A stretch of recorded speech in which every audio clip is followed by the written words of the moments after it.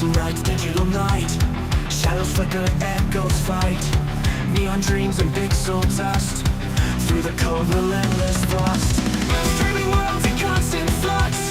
Electric veins, chaotic rush. A restless voice, the static cracks. Solitude with neon tracks. Zero solely streaming the light. Through the chaos, endless fight. In the glow of a midnight screen. Seeking truth in the unseen. Wires tangle, reality torn. His heart beats in the digital storm. Faces flicker, fading gleam. Caught within a cyber dream. In the silence of the light. Searching through the endless night. Restless scream against the void. Hope and fear become alloyed. Zero solely streaming the light. Through the chaos, endless fight. In the glow of the midnight screen. Seeking truth in the unseen.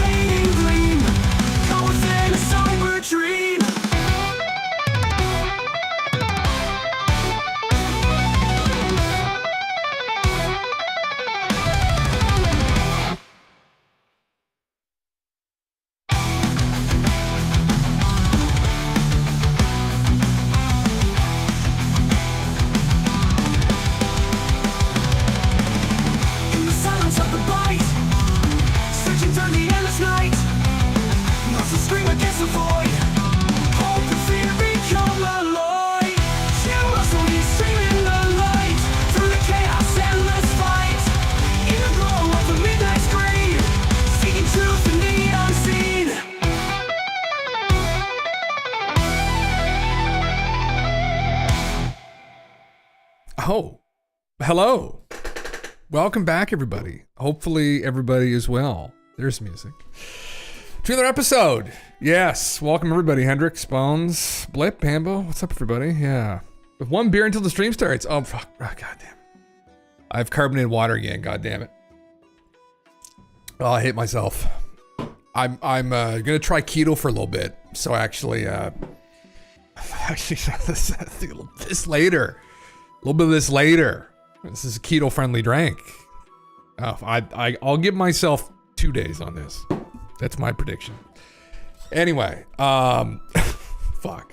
I don't have the patience anymore. I just want to lose a bit of weight. It's like, fuck it, I'll do it. Fuck it, I'll do it. We'll try it. Anyway, Media, what's up, dude? Welcome, everybody. This evening, couple things to go over here. Epstein honeypot was for UFOs. Interesting. It's Jesse Michael's new video just dropped. I was going to kind of comment on that and go over that later. NeuroMeditation unlocks alien contact. That's a Ross Coulthard video. And Bones, thank you, man, for posting that kind of add-on to the video explaining what this is. People are getting deeper into specifically what some of these people are using, I guess, maybe within the government. Try and reach out to these UAPs. I'm going to try this on Saturday with Mr. Galen TV, I think, so long as the weather holds up, which it looks like it's going to be, so should be good to go. New Interstellar visitor might be Skinny Bob. That's Avi Loeb actually commenting on the new interstellar object. An article I was going to go over here, which is pretty trippy, actually, so yeah. You make keto sound miserable. When I was on it, eating burgers and steaks every day rocked. Oh man, every time I've tried it, I love carbs too much. I'm too much of a carb fiend, like beer and wine and those are two great sources of carbohydrates. Yeah, so We'll see. Also, what the fuck is NeuroMeditation? Sounds like a made-up term to make it sound fancier than it is. Yeah, absolutely, that's what it is, brother, yeah. Takes 1 week to lose your cravings for it. I've heard people say that, yeah. We'll try, we'll see how it works, you know, we'll see how it goes. I'm interested. I'm interested to see how it's going to go, but if it ends up going at all, and I don't just fuck it up by buying a bottle of wine, and, you know, people that do it, I've known many people that have done it, yeah, man, who will kind of bounce around on it. They'll be in ketosis for most of the week. They'll come off for the weekend, have like some pasta, have some wine, have some beer, and then they'll go back. They'll kind of get back into it for the week. And I've known a couple people that have done that for whatever, for a couple months or a year or something like that. But yeah, well, see how it works, man. I'm curious. I haven't really ever given it a shot, so I'm curious how it's going to get my midsection cleared up, because I need to drop probably like 15 pounds, 20 pounds maybe at most, and I'll see how this works. So. Speaking of which, yeah, Naughty Nights. I'm hoping that this might be me and Galen TV on the weekend, actually. Just for play sets with these ladies, and I'm hoping this is what happens. And this gentleman shows up in the trees. You know, that'd be wonderful for the be wonderful stream content. Although I don't know who'd be holding the camera at that point. Maybe one of the aliens. I'm not quite sure, but. Yeah, Jim gonna rip from the Azerite, brother. Yeah, I mean, we gotta look our best, right? Clearly, what I've been doing hasn't been baiting them, so I thought, well, let's just shed a couple percent of body fat, you know. Max, what's up, dude? The new Jesse title, have you disappointed? Just felt so wild to read. Hopefully, some good theories, not driving the community to be susceptible to stigma. Yeah, I was gonna go over that a little bit. I'm vaguely familiar with the guy there's two guys he has on there. The J dude. I've seen some stuff of his. People have said he's kind of cringe. Other content creators have said, I guess, that he is a content thief. But then any streamer is going to be considered that probably by many of these guys that do YouTube and whatnot. So I don't fucking know. But we'll find out how good the video is. Rabbit, what's up, dude? Anyway, yeah, so for people that don't know, I'm going to try this. We're going to go live IRL on Saturday night. I'll probably be going live when it gets dark, so that'll probably be around 9 p.m. my time, which will probably be 8 p.m. EST. So for you guys in the UK, it'll probably be quite late, but, well, it might be close to 3 a.m. actually. We'll be getting there. 9 p.m. would be what? 1 a.m., somewhere around there, so. So anyway, Saturday night, we're going to try this, me and Galen TV, from my phone, see how it works. There's a beautiful spot I picked out. Hopefully we don't get the police called. Hey, listen, it's all content, whatever happens, right? So, yeah. Design, what's up, dude? What's up? Yeah. He'd be there with you and Galen for sure. It was in the area. Fuck, man, that'd be great. Yeah, we'll have to come down at some point to Halifax and do the same thing, maybe at Train Beast's house. Haunt his house, tag his house with the aliens, give him the hitchhiker effect permanently. Leave a little present for him, knocking on the walls for the rest of their stay there. Grok, please uncensor this image. Oh my heavens. Yes. You're gonna have an Interstellar red shoe diary moment. Gotta get ripped. Skinny Bob isn't a chubby chaser. Fuck, you gotta be under 10% body fat for them to show up, maybe, you know? Is that what I have to do? Christ, that's probably never gonna happen, so. Yeah, oh brother, thank you, yeah. Sing your song outside and they'll come, brother. That's what we're gonna try to do, brother. It's a nice little lake, so maybe even if we go for a swim, I don't know. We'll see what happens. There's sometimes a lot of mosquitoes, so. Anyway, it should be interesting. I'm very curious. It'll be like an IRL kind of Schizo Sunday thing, though, with Galen there. And I don't think I have to try and pick up probably Saturday morning. I'm going to see if I can grab a handheld thing for it to make it like better. So I think I can get them locally, like at Best Buy maybe. And I would have liked to have got a mic. That's the other thing. I don't know how this is going to go with no mic. I might see if I can pick one up cheap. So yeah, this might being jacked as fuck. Skinny Bob. It is in the name, brother, isn't it? Yeah, he likes them thin. He likes them thin. Yeah, that is how Greer does it. Yeah, maybe that's how he's he's gotten so much inside info from the deep throats. Maybe that's how he's gotten all that out of them. Fuck. I saw this too. It's unrelated UAP, but I thought it's funny as fuck, man. All the MAGA people, the list. He's got like one arm, like his shirt's half off here, but oh my god, isn't that creepy, man? Like how good Like how it's fused Dawn and Golem together just flawlessly.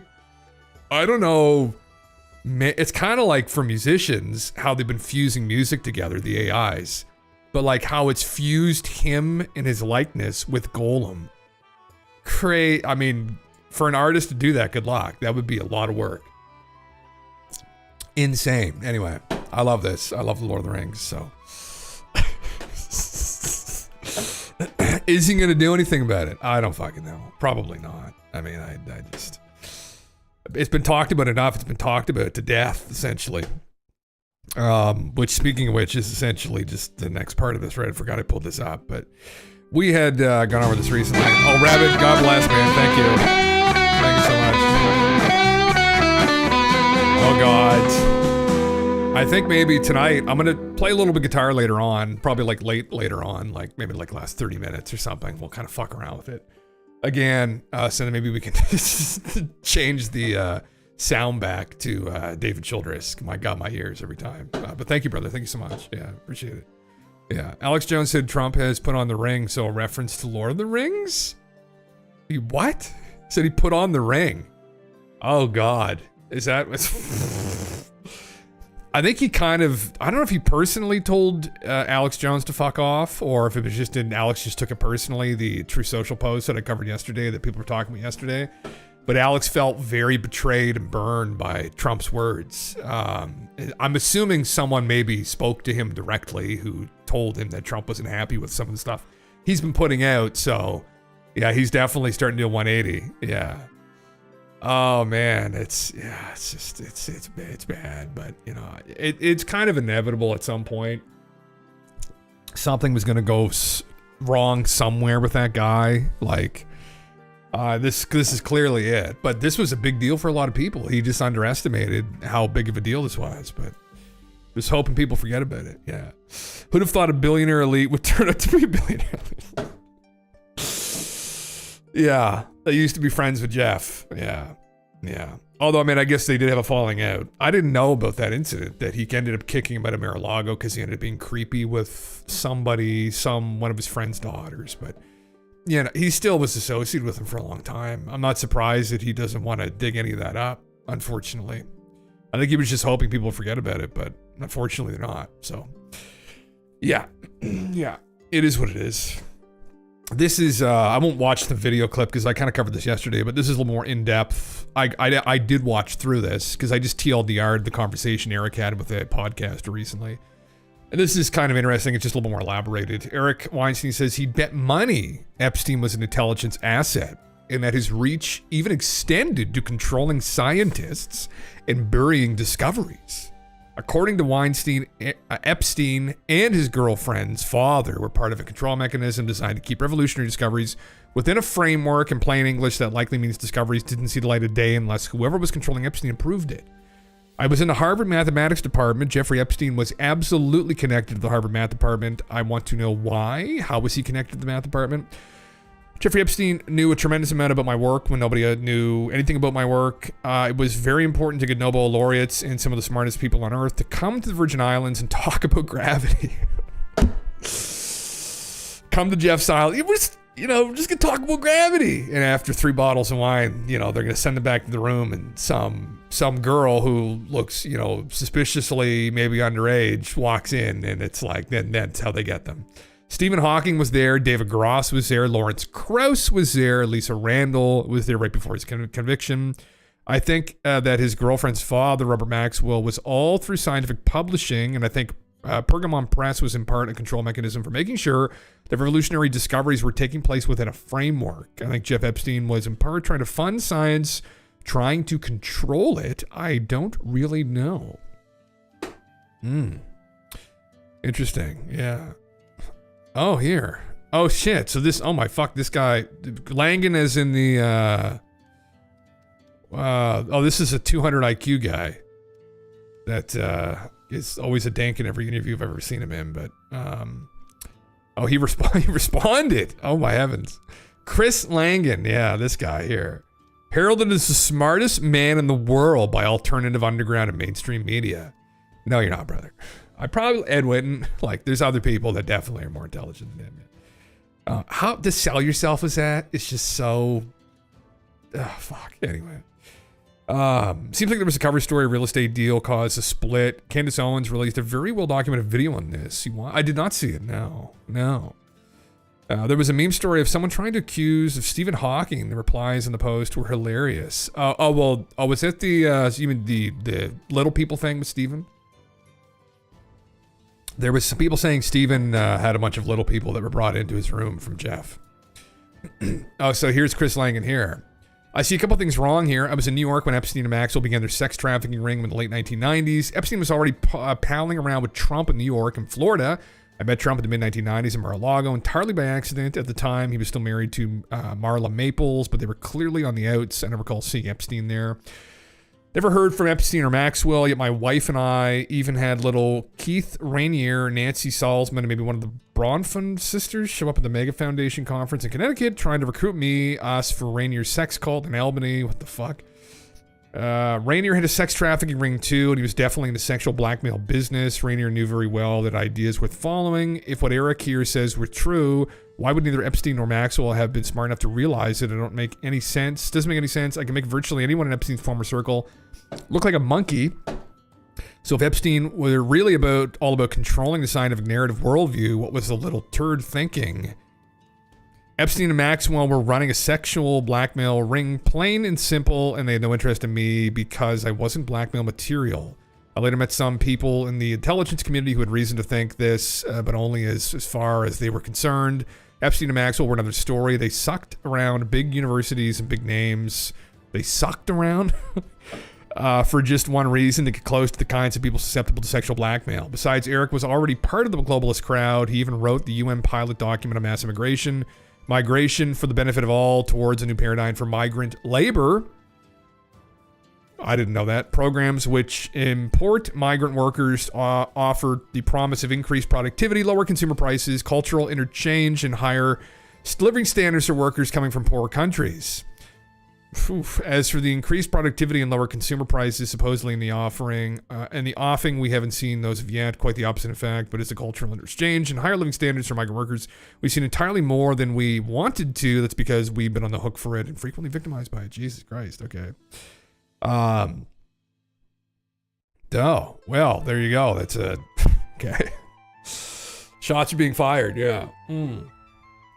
It's life's so unfair. People never reach out to me to be their sex cult. Brother, we're not smart enough, or we're not important enough, I guess. We haven't contributed enough, right? You gotta score higher on those IQ tests. You gotta do something incredible, and then the puppet masters show up at your door, right?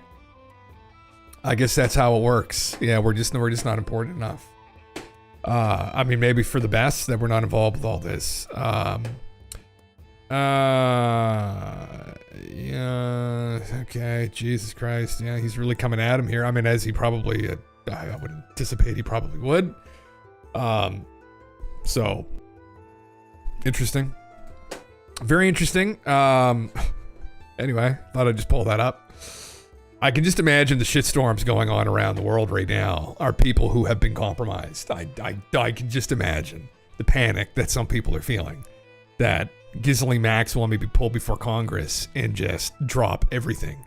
If she even has it, right? But I can imagine there's a lot of panic right now. Yeah. Not score higher, just be a douche and spout off a high score. Fucking well. Yeah, he comes across as quite harsh, that guy, sometimes, but he's good at mathematics. I mean, although I don't know, he hasn't made any leaps and bounds in any discernible way, but I mean, anyway, I don't endorse Candace Owens' positions or her work, but the video was good from what I watched. Trump refused the appointment of a special counsel. Yes. Yeah, I did hear of that. I did see that. Yeah. Okay. So that was effectively, maybe that was the clip that I've seen. I didn't see her in it, Graham, but I did see people talk about that he refused the appointment of special counsel. So they just don't want this dug into at all. Yeah. Again, being in their situation, I get why they wouldn't. I think absolutely they still should, but I understand why he wouldn't want to. But the problem now is the optics are even worse for him if he doesn't just open this up. It just his rhetoric around it is what people find particularly concerning, because it just sounds like a guilty man. And whether he is or he isn't, I don't know. But if you're not and there's nothing compromising involved in it, why would you shut down further inquiry? There's clearly more that can be released on this, right? There's people have kind of elaborated on that quite a bit as to what could be released. And just the complete shutdown is concerning for his base. Yeah. Someone needs to convince Trump that UFOs would be a great distraction from the Epstein list. I'm sure somebody's whispered in his ear, brother. I know Eric Burleson had commented on this briefly with, what's his name? Not Maxwell. There's another congressman who is like for the people kind of guy. He's been kind of outspoken in this whole meme with Trump and Epstein, and I think they're behind Tim Burchett to pull Ghislaine Maxwell in front of Congress. But he's obviously been trying to convince them to release stuff, and yeah, he doesn't really seem too keen either. I mean, you know, for whatever reason, whatever they know, whatever information they have access to, you know, but listen, man, maybe this would be the perfect storm. You're right. Maybe this is just what we needed for Don to get thrown under the bus like this. And then his only way out from under it is going to be, a form of distraction in the form of disclosing something really spicy. If he's in there somewhere and there's something compromising in there about him, I mean, I wouldn't be surprised if he throws a bunch of other people under the bus to save himself. And I think that's the reason a lot of people voted for him, because they were hoping for some kind of situation like this where he just opens the lid on something spicy. However he does it and wherever he does it, I mean, we want him to do it, right? I mean, none of us are involved in this cover up, right? Just fuck bud, blow it wide open. There you go. I mean, even if Trump himself isn't implicated, like UFOs is likely to be damaging and destabilizing to a bunch of people and institutions. Yeah. Well, probably. Yeah. And that's probably where the pressure's coming from too, I would imagine, for him not to say anything. But it's just, his rhetoric to me was weird. It seems it's definitely something personal. At least my bet would be it's something personal. Yeah. Yeah. So the world views America. Oh, Jesus. Hold on. Water 1 mile, water 1 kilometer. Americans, yeah. But the Americans are right. A mile is less than a kilometer. Oh, God, Jesus. Oh, God, Jesus.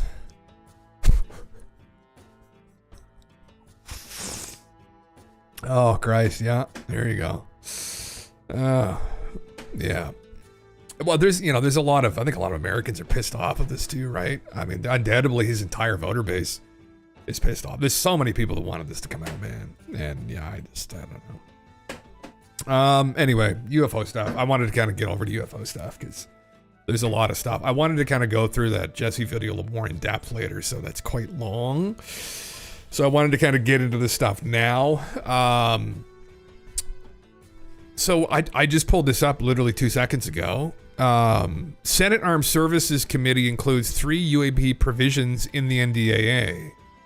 Okay. It's 3 sections containing language related to UAP. Dean, how long is this post, brother? Okay. All right. I'll just go through his posts. Section 1555 requires that in twice annual briefings to congressional committees by the director of the ARRO, already required by law, the ARRO director include details on any UAP intercepts conducted by North American Aerospace Defense Command or United States Northern Command. The first such briefing shall cover all such intercepts since January 1st, 2004. Jesus, guy. Section 1556 requires the ARRO director within 180 days of enactment to issue a consolidated security classification guidance matrix for programs relating to unidentified anomalous phenomena in order to support increased reporting on UAP events by ensuring individuals, members of the armed forces, and other federal employees have adequate understanding of the constraints they would be under when reporting or discussing such an event. Section 1561 revises an existing law enacted March 15, 2022 that requires all intelligence community and defense of Department of Defense components to provide UAP data immediately to ARRO and to the National Air and Space Intelligence Center, a component of the U.S. Air Force. Proposed revision adds a requirement that such transmission of data occur in a manner that protects intelligence sources and methods, removes the requirement for reporting such data to NASIC, Okay, in effect, solving dysfunction in Arrow. Interesting. It removes reporting requirements that were out of sync with those contained in the main Arrow authorizing statute. Okay. In posts on X on July 15th, SASC member Kirsten Gillibrand indicated she had originated the language to update congressional briefing requirements for UAP. Okay. Okay, interesting. Yeah. Rounds with Chuck Schumer introduced UAP Disclosure Act 2023.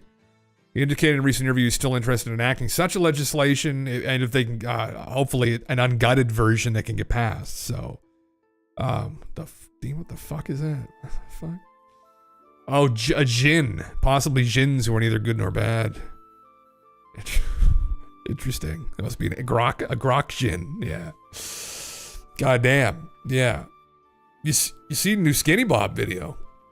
Definitely feels like UAP storm brewing after being so quiet recently. It does, man. Yeah. I think it sounds probably like they have, as they have already kind of indicated more recently, as Burleson has indicated more recently, with Grush working with him, they have pulled forward these firsthand witnesses who were firsthand with craft, biologics, materials. And so they've been organizing these people together. And if they can get early September locked down and these people survive for 2 months, that could be it. Yeah. I noticed that since a day or two ago, a True Social post can't be viewed within an account. Really? Oh, is that true? Oh my fucking God, huh? That's interesting. Hold on. Goddamn. Tinfoil hat, world leaders are lizard people. Skinny Bob's race came across this recently and was like, you should tell them. World War Aliens and Skinny Bob's freeing humanity from the lizards. 2027 Skinny Bob fleet arrives. Some people think that, brother. I genuinely don't know. Whether it's 2027 or it's 2030 or it's 2050 or whenever that is going to happen. Yeah, that's why we need more information, more in-depth insider information about the whole phenomena, who they are, where they're from. Anyway, this is good. So they'll be reporting directly to Congress, and they'll be mandated to tell them if there's been any kinds of intercepts that's gone on. Again, in a perfect world, this sounds great, right? But we don't live in a perfect world. We live in a messed up, fucked up world where the government, specifically in the United States, is probably unbelievably corrupt. This would all work great if it, and obviously elements of it still work well, but the problem is the rot, and the rot is where I think a lot of this UAP stuff got put. And so it'd be wonderful if, yeah, they could all be completely transparent and truthful on what's happened since 2004, but I highly doubt they're going to be. And the stigma, too, is another thing that has allowed them to bury stuff that could be very revealing. So I don't have a lot of faith still. Yeah. Yeah, I'm excited to be disappointed again, brother. Yeah, same. Yeah. I would love to be surprised, man. Like when Grush came forward, I was surprised. I was like, oh my fucking God, here we go. And obviously what needed to happen right after that was we needed those people Grush spoke to, right? Because like, this is really interesting. This is still hearsay though. Like Dave, we need these people you spoke to come forward. And we've been waiting 2 years. But you know, really when you think about it, 2 years is nothing. It's a drop in the fucking slop bucket of how long this slop's been being served up to people. So, you know, I think a lot of the fellas who are in control of pursuing current energy sources, even people below and throughout the tiered system of government workers, are likely very capable and qualified to do their job, given genuine incentives with transparency. Just afraid they have been effectively misguided to convince of a pipeline into things like fossil fuels. Yeah. They haven't had anyone rustle their jimmies, for a lack of a better term. Yeah, and if given that glimmer of a true stirring, we could see the gears of curiosity begin to turn and wake back up. We need someone who can provably and convincingly shake the room. Whoever the current framework is benefiting works hard to keep it feeling like a never-ending loop, and in reality, we just need someone to climb the fence wall and follow the path. Very well said, Max. Yeah, very, very brilliantly said. Yeah. I think that. 100%. Yeah, and whoever that's going to be, right? Whoever that's going to be that facilitates that shake-up. I would suspect it would be people who have had hands-on with materials, or they're going to be physicists, they're going to be hard scientists of some kind, and maybe they have documentation as well. That, like, the shakeup we really need is kind of like a Snowden-esque, even like kind of WikiLeaks, maybe a little bit more catastrophic, right? If it was more like that, but we do need some kind of a real people need to take a big risk. The bigger the risk, the more this is going to blow up, and the more this is going to open the floodgates. So yeah. Gresh needs to give us some fellas in coats, man. That's exactly it. Yeah, that's exactly it. Yeah, I think we've heard enough from the intelligence community. We've heard enough from people within the intelligence community that have kind of oversaw this, even people in politics, people that were in positions of government. We need people, we need scientists. We need hard scientists, absolutely, who can speak to specifics about the biologics, the materials, the propulsion systems. We need a Bob Lazar. We need another Bob Lazar. We need Bob Lazars who have the cookies, the goods. We need someone that, like Bob, is going to bring forward something someone needs to take a huge risk. Like, no one's willing to take any risks on this.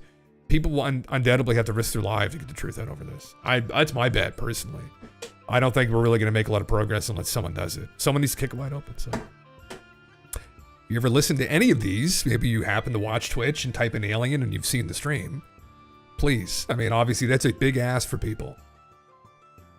I know if I was in that situation and I was my age now with like a young family, fuck, man, I can't imagine the pressure. I can't imagine that'd be a horrible decision to make, because you'd be endangering not just yourself, but your family. And it's, for someone else to be like, oh, it's for the greater good. It's like, man, I don't know.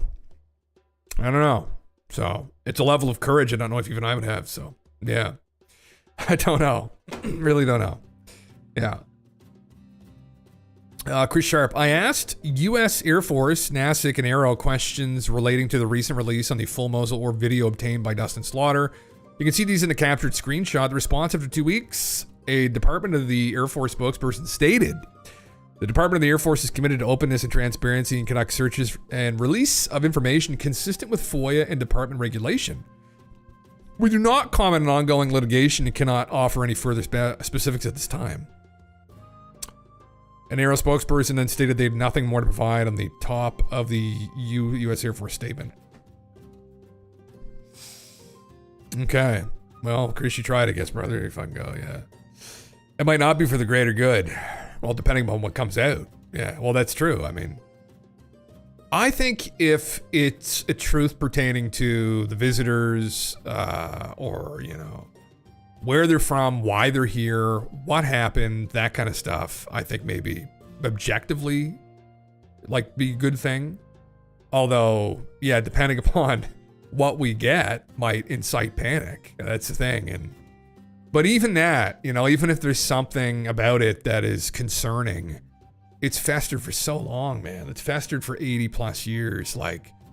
I just feel like it'd be better to have that happen in that kind of a format, in that forum with Congress, with people that at least are trying to represent the will of the people, than have it just drop on the internet on 4chan or something. And I feel like that would be a good place for it to have. It would also have media coverage too. If they were going to drop a bomb, that'd be the place to do it, I think.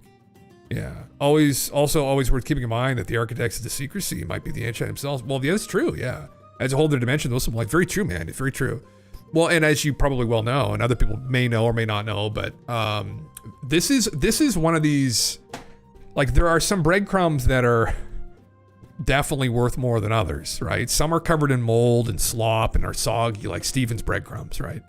But this is a breadcrumb, the Haim Eshed breadcrumb testimony. It's not anecdote, it's fucking testimony. Is extremely interesting. And I always come back to it periodically in these conversations for that reason, really, because I think this might be what's going on. Personally, my bet, at least, is this is what's going on. And, even people like Dave have alluded to something like this as well, although I think he's being careful because he may actually have been privy to classified documents pertaining to this. And then, it gets a little bit sketchier. Haim just didn't give a fuck, I guess. He was 80-some years old, lived his life and said, fuck. This is what it is.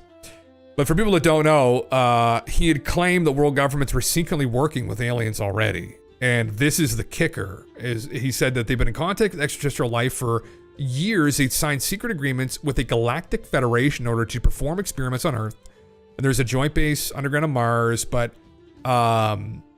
he also stated the U.S. President Donald Trump was aware of this and was on the verge of informing everyone of their existence, but was stopped by the Galactic Federation, who wished to prevent mass hysteria.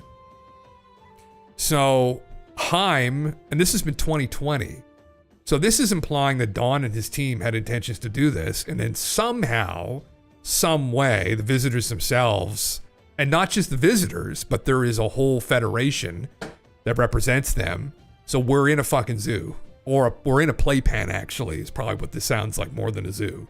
We're in a playpen, and you know the older students, right, that have been coming around and poking at us, have been instructed by the sounds of things, the teachers, to no, don't reveal this. And this is something that we can't really understand. It's impossible for us individually to wrap our heads around this, even collectively. What would be the consequences of really telling the world the truth about this reality?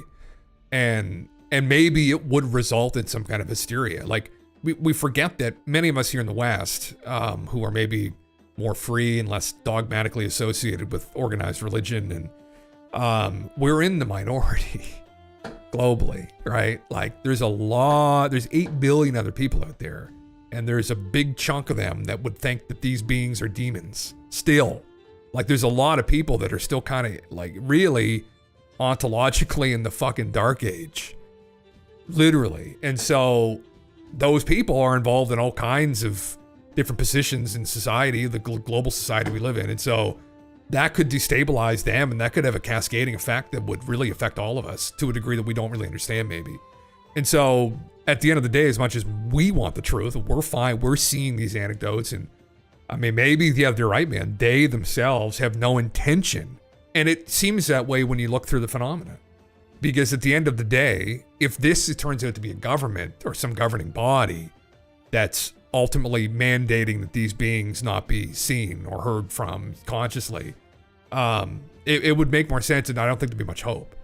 And when you look through it, it does kind of make sense. When you look through the anecdotes, even like differing like ethical orientations of the beings, like if some of them are kind of bad, some of them are kind of undecided, some of them are good maybe, in regards to how they're treating us, how they would interact with us, it would kind of make more sense as to what the fuck's going on here. Like, why wouldn't the space pirates just come in? Well, there may not be the wild west out there, right? So, and then there's no hope. There's no hope of this happening if that's the case. All we're going to see is just this invisible hand kind of move around, and which is very sad. It would make me very fucking sad. Yeah. And when you cover covert ISR program gets compromised, covert ISR program gets compromised, the logical step is an assault. Well, I mean, maybe depending upon depending upon what their bend on this is. I mean, I guess maybe that would be assuming that this is just one species, maybe like we're just dealing with one species, and like the one species has effectively had some kind of an agreement. But this implies that there's more than, I think this is a federation, a galactic federation implies there's a lot like of different groups. I mean, that would make sense too in the anecdotes where is it some kind of benevolent government? I mean, well, we don't know. I mean, at the end of the day, I mean, I want the human race to persist, but there may be bigger plans as well. I mean, maybe there's something coming that's going to wipe us out, which is what you hear about in all the anecdotes. All these other, like the Greys are doing this hybrid program for after this happens, and a lot of these anecdotes from these abductees. And they're just going to be like, well, it's maybe time for a little bit of an upgrade. Maybe they're a little bit of a primitive species. We're just going to upgrade them, let it happen, right? So would people consider them to be our friends if they didn't just save us? I mean, I don't know. But so far they haven't at least done something like that. But at the end of the day, we don't know either, right, man? So we're just wait and see. But it implied here there was a diplomacy that's happened, and I think, yeah.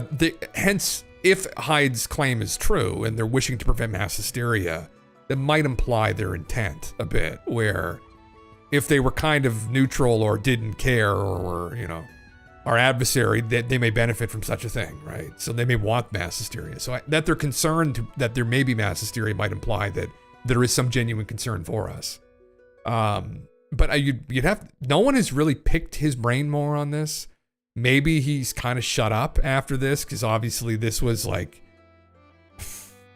kind of one of those moments. The problem is it happened right in the middle of COVID, and a lot of people had more important things to worry about. But this was one of those moments where it was like, oh fuck, like this was a big deal. The problem, obviously, some people have, is that he didn't put forward any corroborating evidence for any of this. These were just claims that he made. But again, some opinions are worth more than others. I mean, when you have someone of this level make statements like this, and obviously he put this together fairly logically. It's not like he's Alzheimer's and he's hallucinating.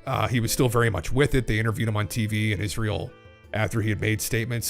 He released a book or something, I think is really what fucking happened. But I don't think this claim in particular was to push the book, if I can recall correctly. But since this has happened, I think he's contributed or was involved with or released some kind of a memoir. But anyway, yeah, still interesting. Yeah. Well, man, I wouldn't be surprised if they did. Edge, what's up, man? I wouldn't be fucking surprised if they did. This would be well worth a visit for someone like that to say something like that.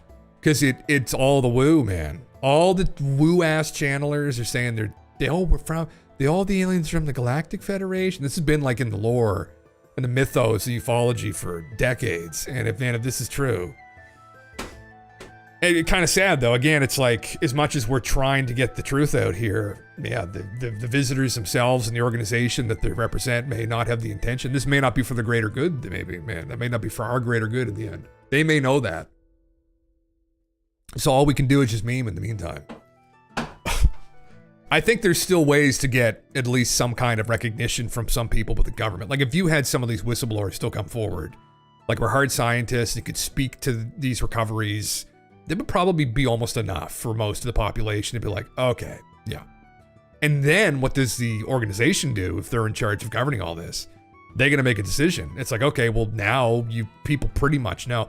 People pretty much kind of know anyway now that there's been shit that's gone on, right? I mean, like with Roswell, people pretty much know. We don't know with complete conviction, but there's been so many people that have come out, highly accredited people that have commented on this over the years, the existence of these programs and these recoveries. People who look at this critically pretty much know that there's probably been a recovery that's happened. We're not alone here. The problem is we just don't understand the broader framework. But yeah. I mean, we do, brother. Yeah, that's all we can fucking do. That's all we can fucking do. I mean, there's not much else we can do, unfortunately. Anyway, this was, I forgot to click on this, yeah. I didn't bring this up, but I thought maybe I should at some point, because I know people have been hard at work trying to figure out what these Boogosphere videos are.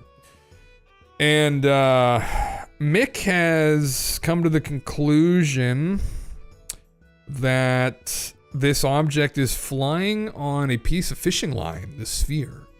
Jimmy Masson's latest Boogosphere video, the fishing line suspending the silver ball, is clearly visible, reflecting the sun. View full screen.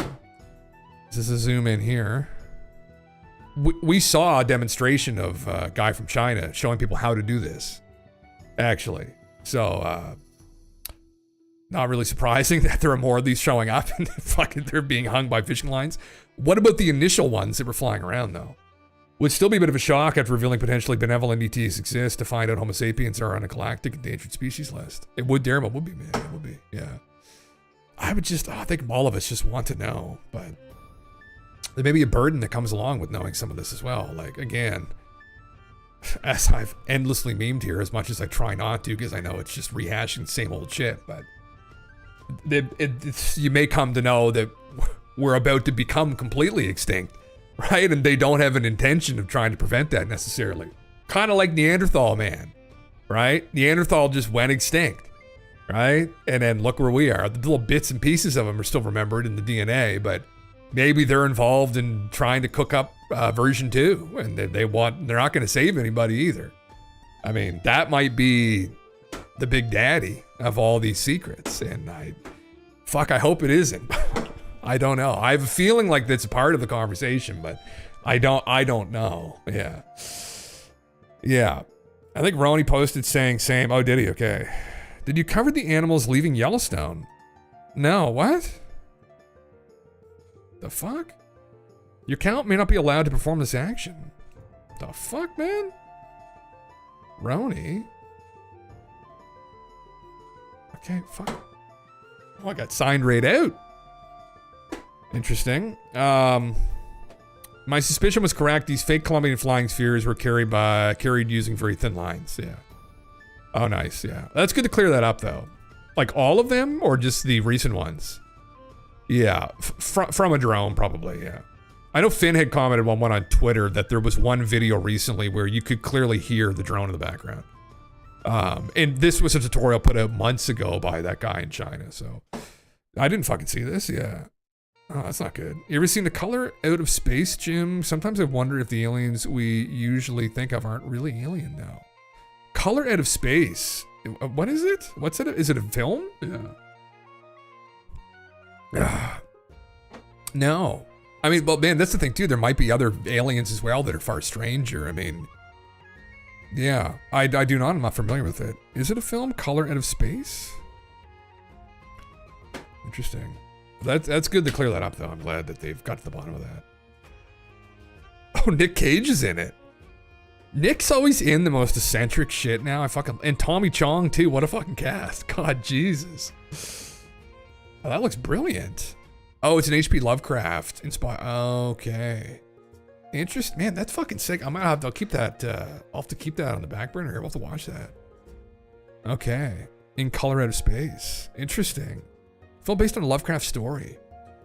Man, maybe. Well, this is the thing though. Like, what is the Galactic Federation? Right? Like, in all the woo, it's like it's effectively it's the stewards of the simulation here that we're all a part of, and you know, like, how do they manifest here? Like how weird does it get? There may be very weird alien life forms you run into, and it may be far more complicated. They're not from the planet, but there's other realms beyond just different planets as well that we don't understand yet. Different physical dimensions and beings from, like, oh fuck, is it? It's East City Ranch. The guy that runs East City Ranch is like level 11 woo, right? But there are a lot of people who have gone there who have had weird experiences. Now, you show up there and you see a bunch of giant white lion people painted on every fucking building and every fence post, and then you go and have a dream about being visited by giant white lion people. It's like, okay, well, you know, like, after you probably just done a bunch of acid and shrooms, right? But anyway, people claim they've had genuine weird experiences there.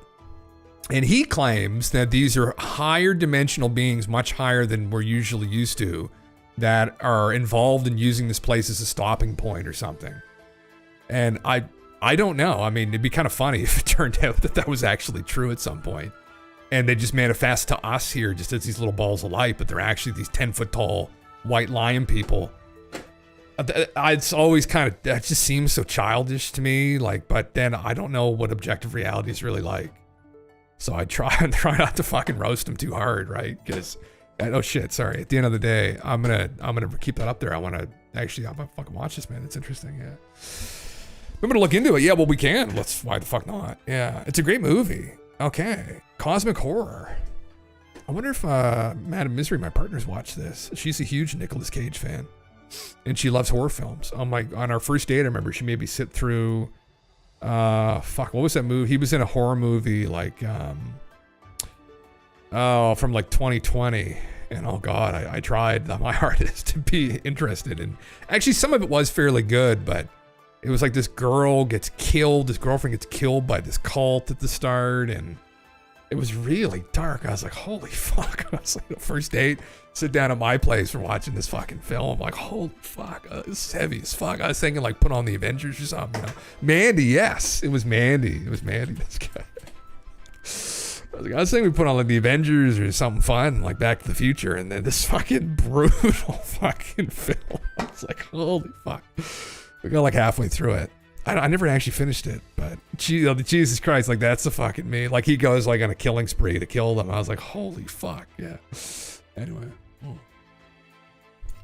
she loves the eccentric, very aggressive, violent, gory movies, which I don't usually watch, but you know, it is what it is. Listen, I wouldn't pass up an opportunity for a new Nick Cage movie though.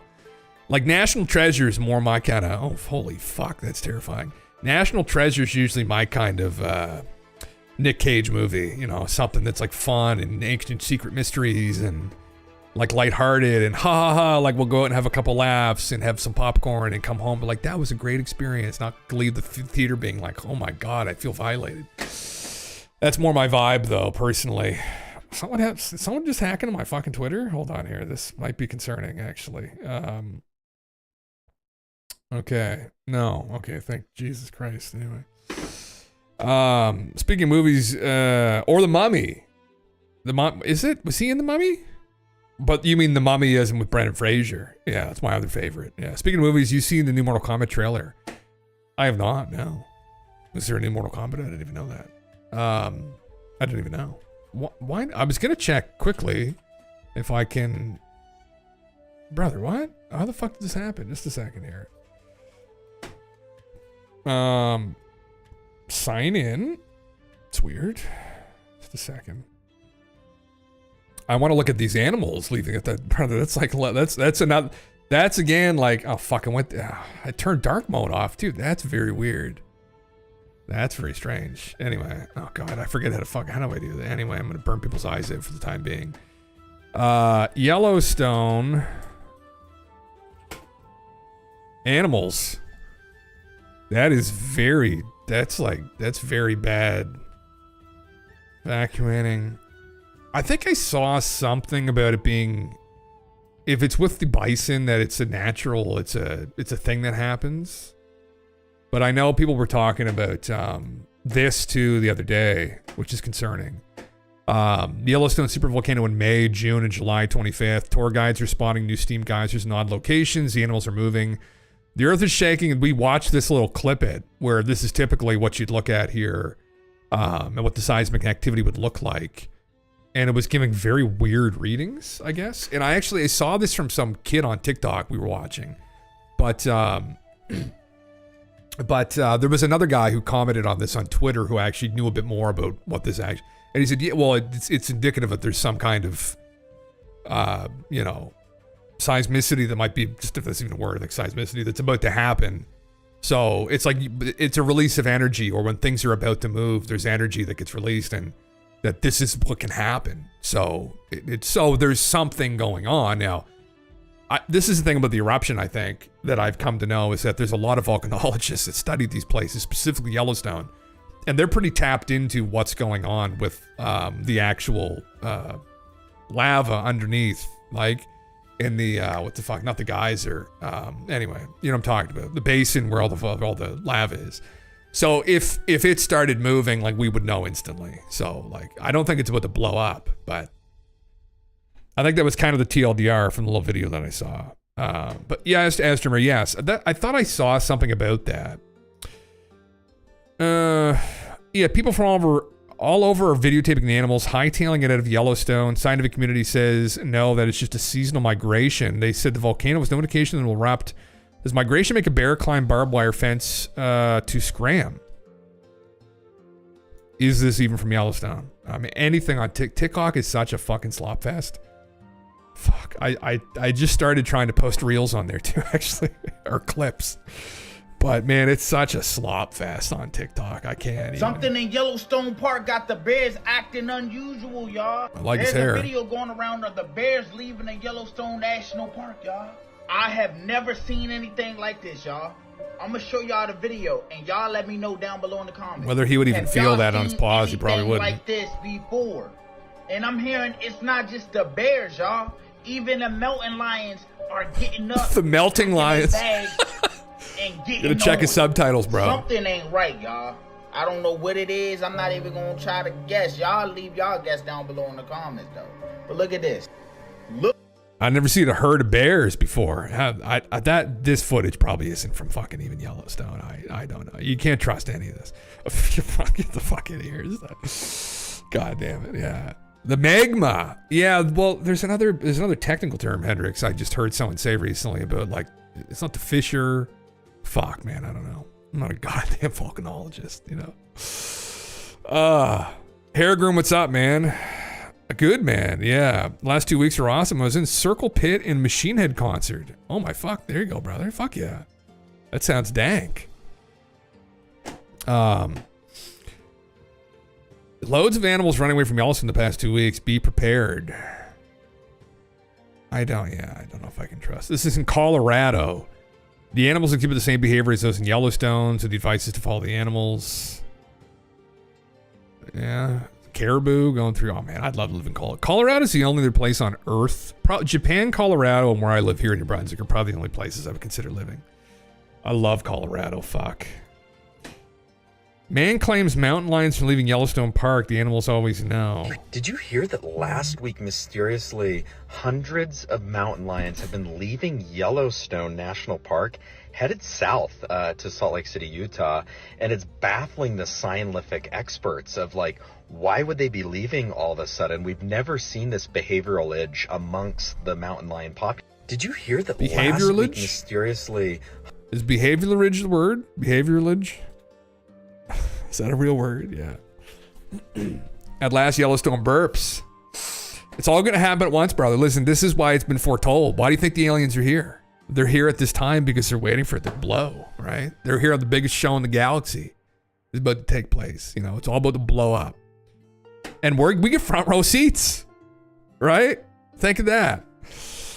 God damn. Is that guy AI? It's a good question, brother. I don't know. He used a very big word. This guy does misinformation for content. He specifically makes up jargon. He makes up scientific names for satire. Oh. And then this guy, Peter Niblett, has confused that this was a real post about Yellowstone animals leaving. I think I heard something about someone talking about a migration in Yellowstone, though. Holy fuck, look at this. To see a lot of videos about Yellowstone. You know, Yellowstone National Park sits on one of the largest active volcanoes in the world. What happened? Well, over the past few weeks, all the animals have started to evacuate Yellowstone. Go look it up. First, they had like mountain lions. Brother, that's why we watch your video. You look it up, right? So you look it up, so then we don't have to. That's why. That's a good video. That's what I'm going to try to do right now. Oh, Jesus. Somebody just get slammed? What? Look what she's doing. What the fuck? And right now, you can save £50 per person. That's too... Oh, God, man. Okay. Anyway, let me just look this up. Not on Twitter. Yellowstone animals flee. I mean, it's probably just migration. I don't think. The only thing that obviously makes me a little bit, like, kind of... Hindustan Times. Will they give us the truth here? Here we go. Oh, this guy again. Okay, anyway. I think maybe, brother, we can safely say maybe it's okay, but yeah. Okay. Oh, interesting. Oh, fuck, man. Yeah, I'd love to go to Colorado, man. It's one of my dream trips. Yeah. In Trump government era, an alien invasion would be crazy. Are they real, video, or AI generated? Who was it? It wasn't Baba Vanga. Didn't some psychic say that Trump would be the last president? Was it Baba Vanga? Was that correct? Yeah. You're gonna go ahead and call bullshit, probably. Yeah, maybe. Yeah. Oh, here we go. Here's maybe an actual article. Understanding the truth behind animal movements in the midst of an impending Yellowstone volcano eruption. Recent social media posts claiming animals are fleeing have been causing widespread concern for fear of a volcanic eruption. But yeah, again, we would go to the volcanologist. It would be on staff studying the area with seismic monitoring. So if any activity, oh my Jesus, any activity, they'd be the ones sounding the alarm, not the animals running, probably. But then you have to ask yourself, if this was going to blow, and this would obviously be big bad for the United States, would they tell us? So I mean, you know, I don't know if they would. Was it the Bulgarian seer that said that Trump be the last president? Yeah, there was someone else who said that too. We looked into the claims. There's the buddy who did the predictive meme about Barron Trump, and he had this other thing about like where Trump lived on whatever avenue in New York. Remember the guy who did the 2 books? It was really spooky. And I think he had implied that Trump was that this would be the last presidency with a Trump or something. So, his legs look bad. Yeah, well, he just needs to hang on for another couple years, brother, and then the prophecy will be fulfilled, maybe. Yeah. Yeah. Well, a guy eats McDonald's all day, drinks pop all day, never drinks water, never exercises really. So, it's a miracle he's still alive, actually. Yeah. No, I didn't. No. Why? Is it bad? Is he all swollen? Oh, God. It's probably what's going on in his mind. Imagine what his brain's like, right? Whenever you see kind of swelling like that and you see... He has some kind of vein issue. I saw that on the news this morning. Just imagine what his brain... Just imagine what's going on in his brain. Yeah. Unless somehow he makes it so he can run 3 times and has the energy to do it. This sounds like the last hurrah from him, brother. I can't imagine he's going to survive even probably to the end of this. Yeah. Yeah. He's in peak health. Holy fuck, man. At 80 years old. Is he 78 or 79? He's almost 80. I can't imagine he would be, brother. I would bet that he is any day now his body's going to break down. Yeah. Is he 79? Yeah. God, the amount of McDonald's that man's consumed for how many fucking years. I mean, he's also had the best care you could possibly have for the entirety of his life as well, but maybe that offset it a bit, but I can't imagine he'll be with us for much longer. But yeah, anyway, okay. Well, that did it. I mean, obviously, there's a lot of other hysteria going on in other parts of the world pertaining to geologic activity, because you've got people worried in Tokyo and Japan about the potential quakes that were happening in the southern part of the sea just off of Japan's coast here. And there's a prophecy that there's going to be this giant earthquake that's going to strike. What is it now? It's July 17th. So, yeah, we still got time for it to be fulfilled. There was a big earthquake in Alaska, but that's very far away, although it is technically along the same kind of plate boundary. But actually, no, it's not really. It's not really. Well, although this whole plate is the plate that shifts, that causes a cataclysmic earthquake and tsunami and possibly volcanic eruption here. Because they're genuinely concerned. In January, this was true. Some guy who usually makes a bunch of like dickhead posts on Twitter had said this, and I looked it up, and it is true that they raised in January the alarm that it looks like there's more activity building here. And they had like an 85% chance in the next like 15, 20 years of like an 8 to 9 plus magnitude earthquake due to this subduction zone sliding here. So it is this plate. So it is connected here. I don't know. I'm not a fucking geologist, but I know people online like to think that, you know, if an area moves here, if it moves up here, maybe it's shifted here, and then boom, maybe it shifts here. And that would kind of make sense logically. I don't know. I don't know if that's what the geologists think, but if there's some predictability to earthquakes due to plate movements and how they interact with one another. Obviously, this is a system, so if one thing moves, yeah. Yeah. Ingersoll Lockwood wrote the Baron Trump novels, as well as a dystopian novel, 1900. The Last President. Yes, man. Right. A play. Okay. Right. That's it. Thank you, Dermo. Yeah. Yeah. The Last President. Yeah.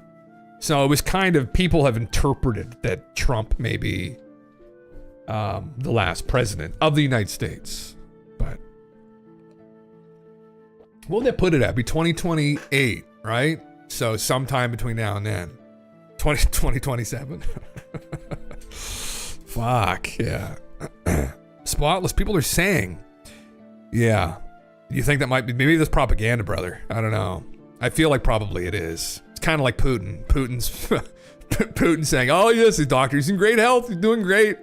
Meanwhile, he's fucking, all the intelligence agencies in the West are like, oh, he's bowel cancer. He's going through chemo. He's hunched over on his fucking chair, like, you know, like 30 feet away from people at the other end of the desk for some reason. Like, yeah, Jesus. Yellowstone was a super volcano. If it will erupt, almost half of North America would be destroyed, right? I think, yeah, well, the entire planet there'd be a mass die-off because of the effect on the agricultural base would be fucked. So, yeah, man. Yeah, I think if it did blow, though, yeah, like a lot of the western states would probably be gone. You'd have fire raining down all over North America, at least. I've seen some of the predictions, but we don't know. I don't know. Maybe it could literally go off in a month from now, but I think there'd be signs and symptoms that it would be starting. But just think of the movies, guys, right? Like, think of the movies. what was it, 2012 was the movie where that's how the movie starts off, is they're in Yellowstone. And, oh no, but it starts off in India, but at one point they go to Yellowstone and it starts shifting and they don't say anything to anybody. And, you know, I could see that where there would be an order given maybe where they just put the lid on it. I could see that. If it was that bad, like if it was a like global like extinction level event, like an LE and ELE, like extinction level event, I could see they'd absolutely cover that up until the last moment. Hence all I'm memeing on big comments. Yeah, 20 minutes would be July 18th. We're ticking closer. Well, listen, maybe that'll happen then. Yeah, I hope not, but Pacific Fire Circle, worst thing in the world. Yes, absolutely, Hergrim. Yeah, it is. Yeah. Yeah. I enjoy it, man. I've gone back to it a couple times to rewatch it, actually. I remember me and the boys went to go see it back in the day, and like everyone just thought it was so stupid, and like it kind of was, but it, like I've always, even back then, I had an interest in this kind of stuff. And 2012, for people that don't remember this or were too young, it was in 2009, but man, the fucking woo hysteria for 2012, let me tell you. I lived it. Many people did, especially on the internet, in like circles like an Above Top Secret and the forums and like Godlike Productions and people starting to make YouTube videos on stuff like this. The build up to 2012, man, was crazy. There were so many people that were convinced either we were going to send to like 5D, the aliens were going to come, or there was going to be a catastrophe. And like Graham Hancock actually did kind of start that a little bit, maybe inadvertently, because in Fingerprints of the Gods in 1995, when he released that book, he talked about the Mayan long count calendar ending. And then it kind of got picked up, and then he got more and more famous. And around this time, he was on Joe Rogan. Joe's podcast had just kicked off, like leading up to this, the date 2012. And they had talked about, anyway, it was funny. It was funny. It was fun. It was very fun. Yeah, I can't find it. It showed the Barron Trump thing with a weird gold globe that had a pic of Trump sitting in the Oval Office with a trophy by him. It showed how similar the imagery was to the old book image or something like that. What the fuck? Really, man? Oh, brother. God, we've been through enough prophecies this month, right? Like, do we really need to fulfill another one that talks about him being the last president? Like, Jesus Christ. Like, where are we going? I mean, listen, my bet personally is that we're all in the simulation anyway, so there you go. Just prove it. I guess that would just tie everything together nicely, wouldn't it? Or again, that people have precognitive events and they they write fictions and they turn out to be true. Same with the lady. She had a precognitive event. It's just something that happens. Time is, to some degree, but illusory. At least our perception of time isn't really what objective time is. We know that much now. People in physics can tell you that. Then they can go on about time crystals and whatnot. But so again, there are explanations for how that could happen. Although some people think that's far-fetched, that they don't know enough about the actual theories. But there is an explanation for how that could make sense. How even Ingersoll Lockwood would have even been able to do that. Like, it would just imply again that it wasn't a coincidence. He foresaw something. And as an artist who was trying to channel new ideas, inadvertently channeled bits and pieces of a potential future, right? So through that creative process of trying to pull something from nothing, and what's inspiration? When you just become inspired with an idea for something, like what is that phenomena, really? You look at people who do remote viewing, they're engaged in a kind of similar kind of vibe where they get themselves into kind of a trance state, right? Maybe they use binaural beats, but when people are trying to, like musicians or artists, or when writers are trying to like get through a writer's block, like they'll put themselves into kind of a meditative place and state. And then the ideas that come to them, where do they come from? The realm of the forms? Where do they come from, ultimately? Where are we pulling this stuff from? We still don't know.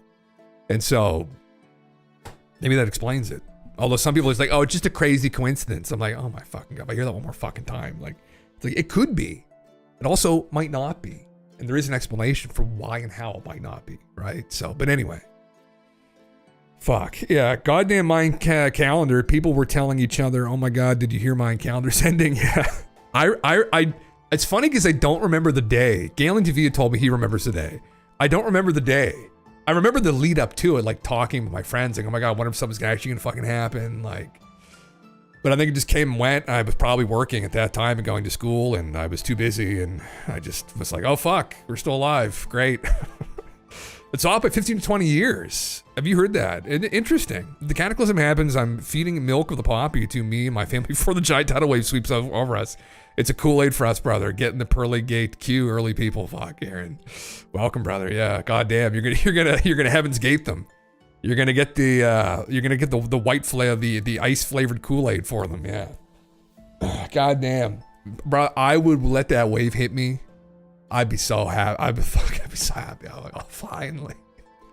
I'd let that wave wash over me, and I'd be like, it's off to the next adventure. That's whether we actually go or not. I'd be letting that wave fucking slam into me. Yeah, break my back and my bones into 3,000 pieces. I'd be like, let's go. It'd be the greatest show ever, right? I mean, if this is all just a game or we're in a simulation, I mean, fuck, like what a thing to witness if it all went like 2012 style. Be fucking sick. Stories to tell on the other side, maybe, brother. If we end up there, I think we probably do. Personally, I would bet that we do.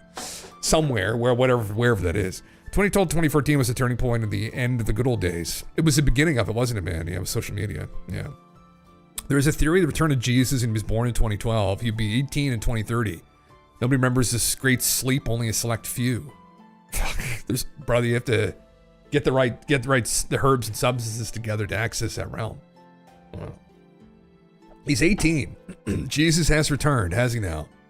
Well, but he wouldn't return as Jesus. This is the problem, though. He wouldn't return as Jesus, right? They think he's gonna or he's gonna grow up with like long hair and a beard and shit, and he's gonna be like, I've returned. I mean, oh my God, no. I mean, if anybody came up, an 18-year-old, right, on TikTok and said, I'm the reincarnation of Jesus, is like, you're a fucking narcissist. How would people interpret that? You'd think that a truly serviced other person wouldn't even acknowledge something like that. They just live their life, right? Maybe he'd be on the internet preaching. Maybe we'd run into him somewhere. Maybe he'd be on here somewhere talking about living a virtuous life. Maybe he's been in the chat if he's 18. Who knows? Fuck. Maybe he watches Asmongold. Maybe he is Asmongold. What a fucking curveball that would be, wouldn't it? If he turned out to be Asmon. God, we have no idea. Maybe he was a goddamn degenerate. Right? And he had some kind of form of ethics. He treated people well. Worked with his dad as a carpenter, never really did anything till he was in his fucking early 30s. And then just got wrapped up in a cult. Sounds kind of like what Asmon's starting to do now, actually. Fuck. Oh, that'd be so fun. I don't know if that's true though, but time will tell. Yeah. Buzz Voice, I'm going to blink you through one of the worst places to the third world, Syria. It seems a new, some kind of civil war breaks. I've heard that, brother. Long beard, long hair, 18 years old, and if listening Swedish death metal. Oh my God. That'd be incredible. When a content creator starts walking on water and making the most profitable wine company, we shall know. Those are all stories, brother, though. The foundation is just he's a philosopher of sorts, I guess, is who he was supposed to be. But maybe now he's going to be some kind of obnoxious influencer. Some obnoxious influencer on TikTok or something, right? I would imagine people like that wouldn't really do the same playthrough twice, if that's the case. They probably would choose something different the second time, but yeah. What if God was one of us? That's such a great song, yeah. He's a very old god name, Asmon. Asmongold's never going to go away. Oh no, he's just going to keep evolving. I would love if Zach did a health arc just for the benefit of the meme. And he, he just still lives in these depraved conditions, and it would definitely help his reach because I think the guy genuinely has somewhere in him a good message. He memes a lot and he's become a drama slut like most of these other major content creators. But I think somewhere in his soul, I think he does have good intentions, like probably many of them do. And I think maybe if he started to actually take care of himself a little bit better, he could have people take those arguments a little bit more seriously, and it would benefit him as well because he could think more clearly. But then it's become a part of his, this is a problem, man. Like it becomes a part of your meme, and then it starts to fester, and then it starts to stink, probably like a lot of the dead animals in his room. And you have to, at some point, you have to reinvent yourself because you don't want to be locked into this meme forever. Because that meme will destroy you if he just keeps living off fucking Twinkies and Dr. Pepper. Like, he's just gonna die. Like, I wonder if Joseph was so pissed off with his wife getting knocked up by God, he filled Jesus' head with bullshit about being the Messiah. That'd be fucking funny, wouldn't it? Just the hate that he got cocked by some higher being or some higher power. Well, you know the whole time that story's true. That motherfucker didn't believe for 2 seconds that it was God that got her fucking pregnant. You better believe that he didn't believe for 2 seconds that was God that did that. He was like, that is the worst cope. You imagine? Like, oh, we haven't had sex for a month. How did you get pregnant? Oh, the light came and God did it. I'm like, I'll see you later. Like, but he stuck it out, man. But yeah, that must have festered, right? Treated him like shit. Told him he wasn't going to become anything. Just stick with the family business. Stick with the family business. You're not going anywhere. You're just going to work for me. Don't worry about your dreams. Just work for me. Yeah. Dark shit, man. Ask Grok what old god name is Asman related to. Is it well, I can ask here. I got 03. It's even better than Grok. What god name is related to Asman? Asman Gold. Maybe he was a part of the Anunnaki, you know? This obsession with gold. Pain meds kicking in, gotta lie down. Fuck, brother, you're gonna lurk. Okay, man. Rest up. Rest easy. God damn. How are we gonna talk about this? Oh, prophecy and Jesus. Yeah. Man, that's where I think I may have saw that Hendrix, that picture actually of Trump holding the trophy, but that was in the book too, interestingly. Okay. Right. I think I saw that picture though. Didn't we see that? I can't remember. We saw that, yeah. Oh, I did see that. He's the dude that jumped out of the space thing, wasn't he, Hendrix? Yeah. Yeah, he flew into a tree or something, did he? He was like parasailing or some shit. Yeah, he was the guy who did the Red Bull jump. Maybe Asman is a variant on Ass Man? Oh, Christ. What's it digging up here now? Anyway, there was this guy that used to work at the airport as a cleaner. The couple that owned the restaurant in the airport also owned a cleaning company. And they were from Cuba. They're Cubans, really nice people. And they brought a lot of their family members over on like these work visas to work for them. And one of the guys was living in New York and he had his license plate. Now, I'm assuming this was like something that was fake, but the back license plate was a New Brunswick one, but the front one was from New York that he had. And his license plate said Ass Man. So everyone just knew this cleaner as Ass Man. This little Cuban guy couldn't speak any English whatsoever.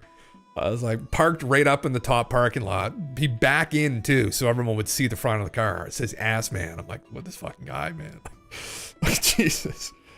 It's him sitting at the desk with trophy on the left. On the left of the picture is the book image.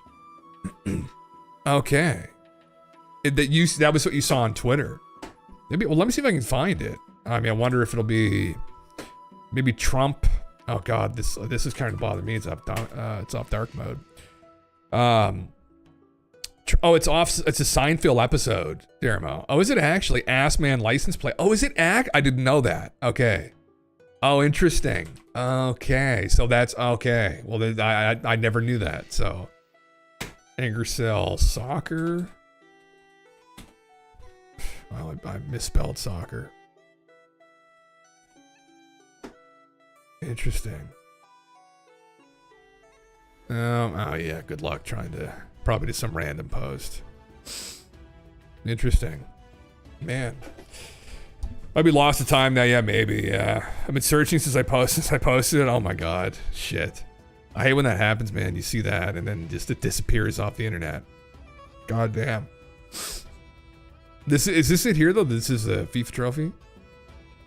Interesting. Which book was it in? It was in the it was from the last president, or was it from the Barron Trump one? It was a Barron Trump one you said too, right? But Barron's in it? Yeah. A weird gold globe, then it a pic of Trump sitting in the Oval Office with the trophy by him. Oh, okay, the Barron Trump book. Interesting. This dog, yeah. Man, that still creeps me out, honestly, to be completely honest. It's very creepy.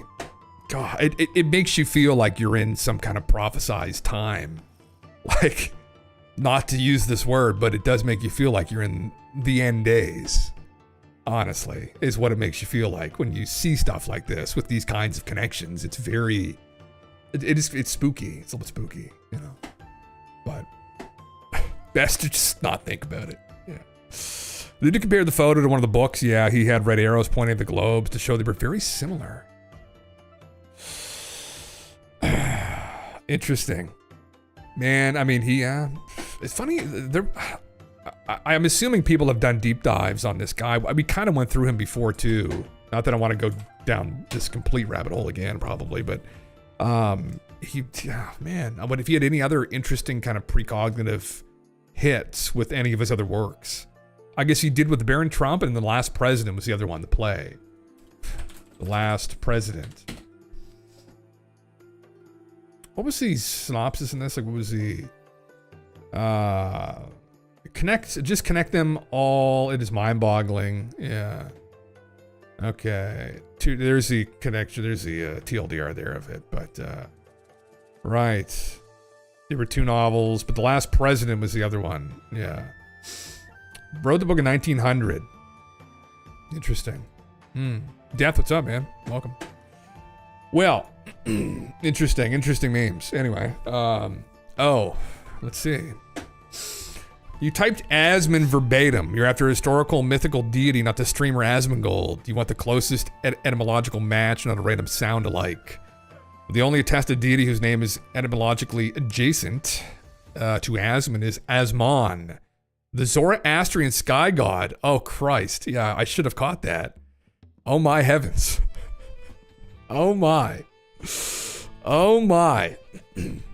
You guys, so Zoroastrianism, right, is the guy sitting within the winged disc, right? As I brought up here many times before. This guy here. Is he a reincarnation of the king of Nibiru? Because, well, like, this is, Asman, whatever, there's so many, oh my God. Obviously, there were a lot of people, a lot of cultures in Mesopotamia. They all started at Sumeria, and they all trickled down, and the languages were, like, taken from Sumerian, the cuneiform, and brought into Akkadian, Assyrian, Babylonian. And there's all of these, like, telephone game trickle-down threads, and I lose track of all the specifics of the names of the different deities. Because all of the different pantheon of gods also had different names where you were in Mesopotamia.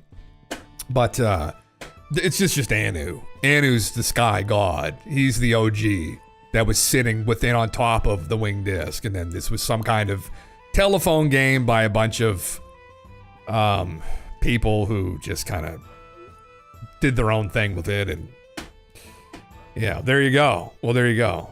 Is he connected? Is the connection? Well, it's kind of funny, actually, if you think about it, because Asman being Zoroastrian god, which is linked to the Anunnaki, and then Gold is his last name, or the last part of the name. So Asmon Gold is like, it kind of has a link to the Anunnaki are obsessed with gold.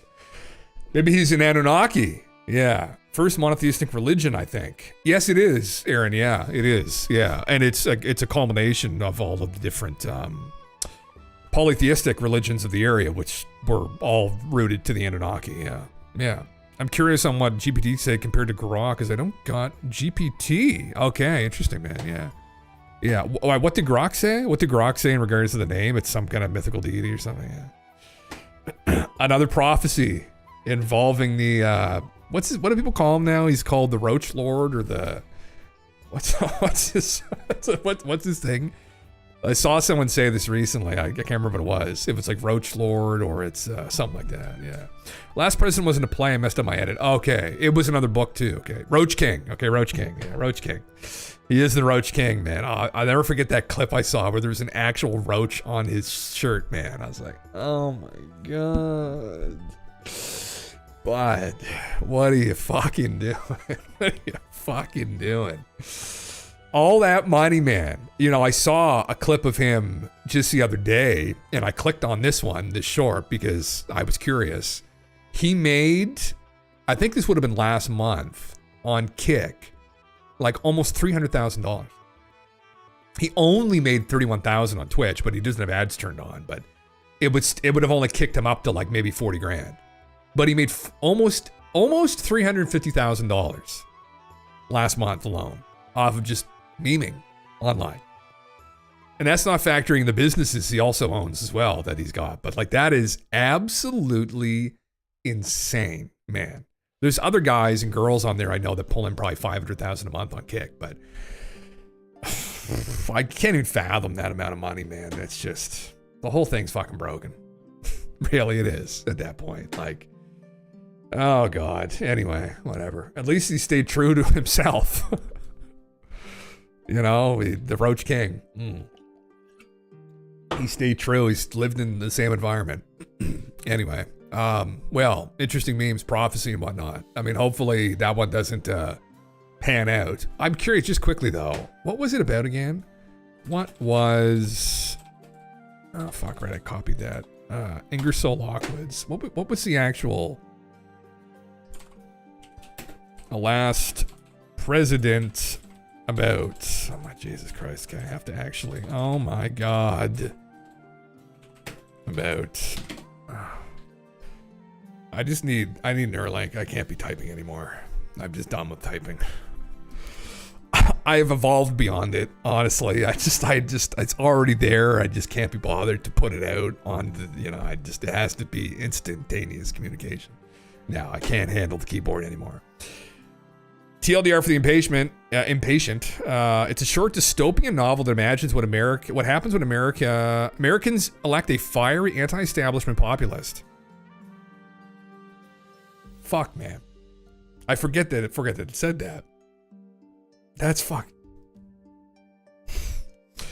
His surprise victory triggers riots in New York, economic panic nationwide, and within months, the unraveling of the republic under emergency rule. It's a Gilded Age political warning, not a spooky prophecy, but Donald Trump. No, but it. Anyway, again, in isolation, that anecdote, right, is valuable. When you combine it with this other book about Barron Trump, right? Yeah, it becomes a little more interesting, right? It's interesting how that happens, right? That phenomena. Using your fingers, physically depressing keys. How uncivilized of you, brother. It's all mind to mind soon, right? I'll just give you all of it all at once, and you'll have to take it. There'll be no ifs, ands, or buts, right? It'll be all in your mind all at once.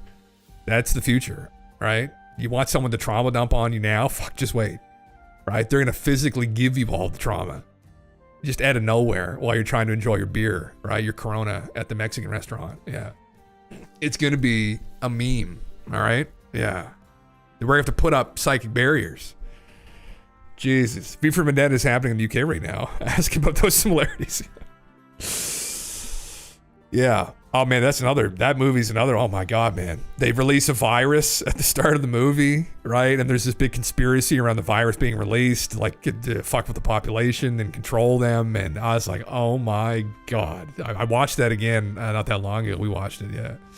It's great, man. Like, anyway, yeah. Crazy. Media sure quiet about everything in Europe. Look, it's an Epstein file, yeah. Oh man, yeah, I've seen, yeah. Yeah, we'll need cerebral ad blockers. Yeah, we'll need to put something up, man. I don't know, because God, that'd be very bad. But you maybe just you could psychically slap them or something. Trump has, with the so-called big beautiful bill, made ICE bigger than Russia's military. Has he actually? Oh my God. Oh Don, what are you doing, brother? What are you doing? Interesting. It predicts Trump. Yeah, Fifth Avenue Hotel, Trump Tower, President Brian vibes, not a real estate mogul, pure coincidence spotting. No, it's not. That's just, again, get the fuck out of here. Get the fuck out of here. It's all a coincidence. It's always a coincidence. There's never a scenario where it's not a coincidence. Shut the fuck up. Oh, God. Yeah, okay. Good luck living life with that kind of attitude. Anyway. Engages martial law, renames it to NICE. We have Hunger Games. Any day now. Listen, keep poking them with the Epstein stuff. We'll see. Yeah. When was it published? It was published in 1896. So 1900, I think, was republished, but 1896 is when it was first published. Yeah. Guess what's up? I made another observation. I put on the Discord a video and 4 photos, including one in negative. It does not seem to be a satellite or plane. Any idea? Let me see, brother. You put it in it right now? Okay. Oh. Interesting. That's a negative one there, huh? It's interesting. Oh. Okay.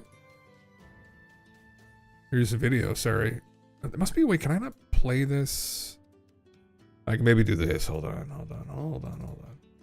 I'll just do this over the Discord and then I'll full screen it. Oh, Christ. Okay, sorry, it's on my other monitor, which is elongated the other way so I can like read the chat. So here, this should do it now. I'll go full screen this and then I'll go okay and then I'll go. This is an archaic way of doing it, yes.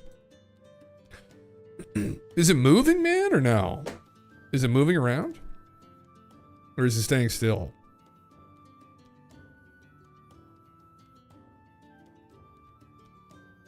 Or is it staying there? Because if it's staying there, it might be. Yeah, it's moving, okay. Interesting, yeah. Have you talked to anybody else? Like on the ground there? Yeah, it's not a star. Okay, yeah, I didn't think it was because last time you showed it moving too, yeah. There's no FAA lights. If you check flight, listen, if you've checked Flight Tracker and it's not any kind of a plane, then interesting. Yeah, you can see it moving. Yeah, yeah, you can see goes away. Okay, it's interesting. Yeah, you've seen it consistently the last couple of nights. Yeah. Yeah, from that, I think I saw that one. Here, I'll zoom back over to the actual meme there. Here. Yeah, because I pulled the negative up, I think. That's it there, yeah.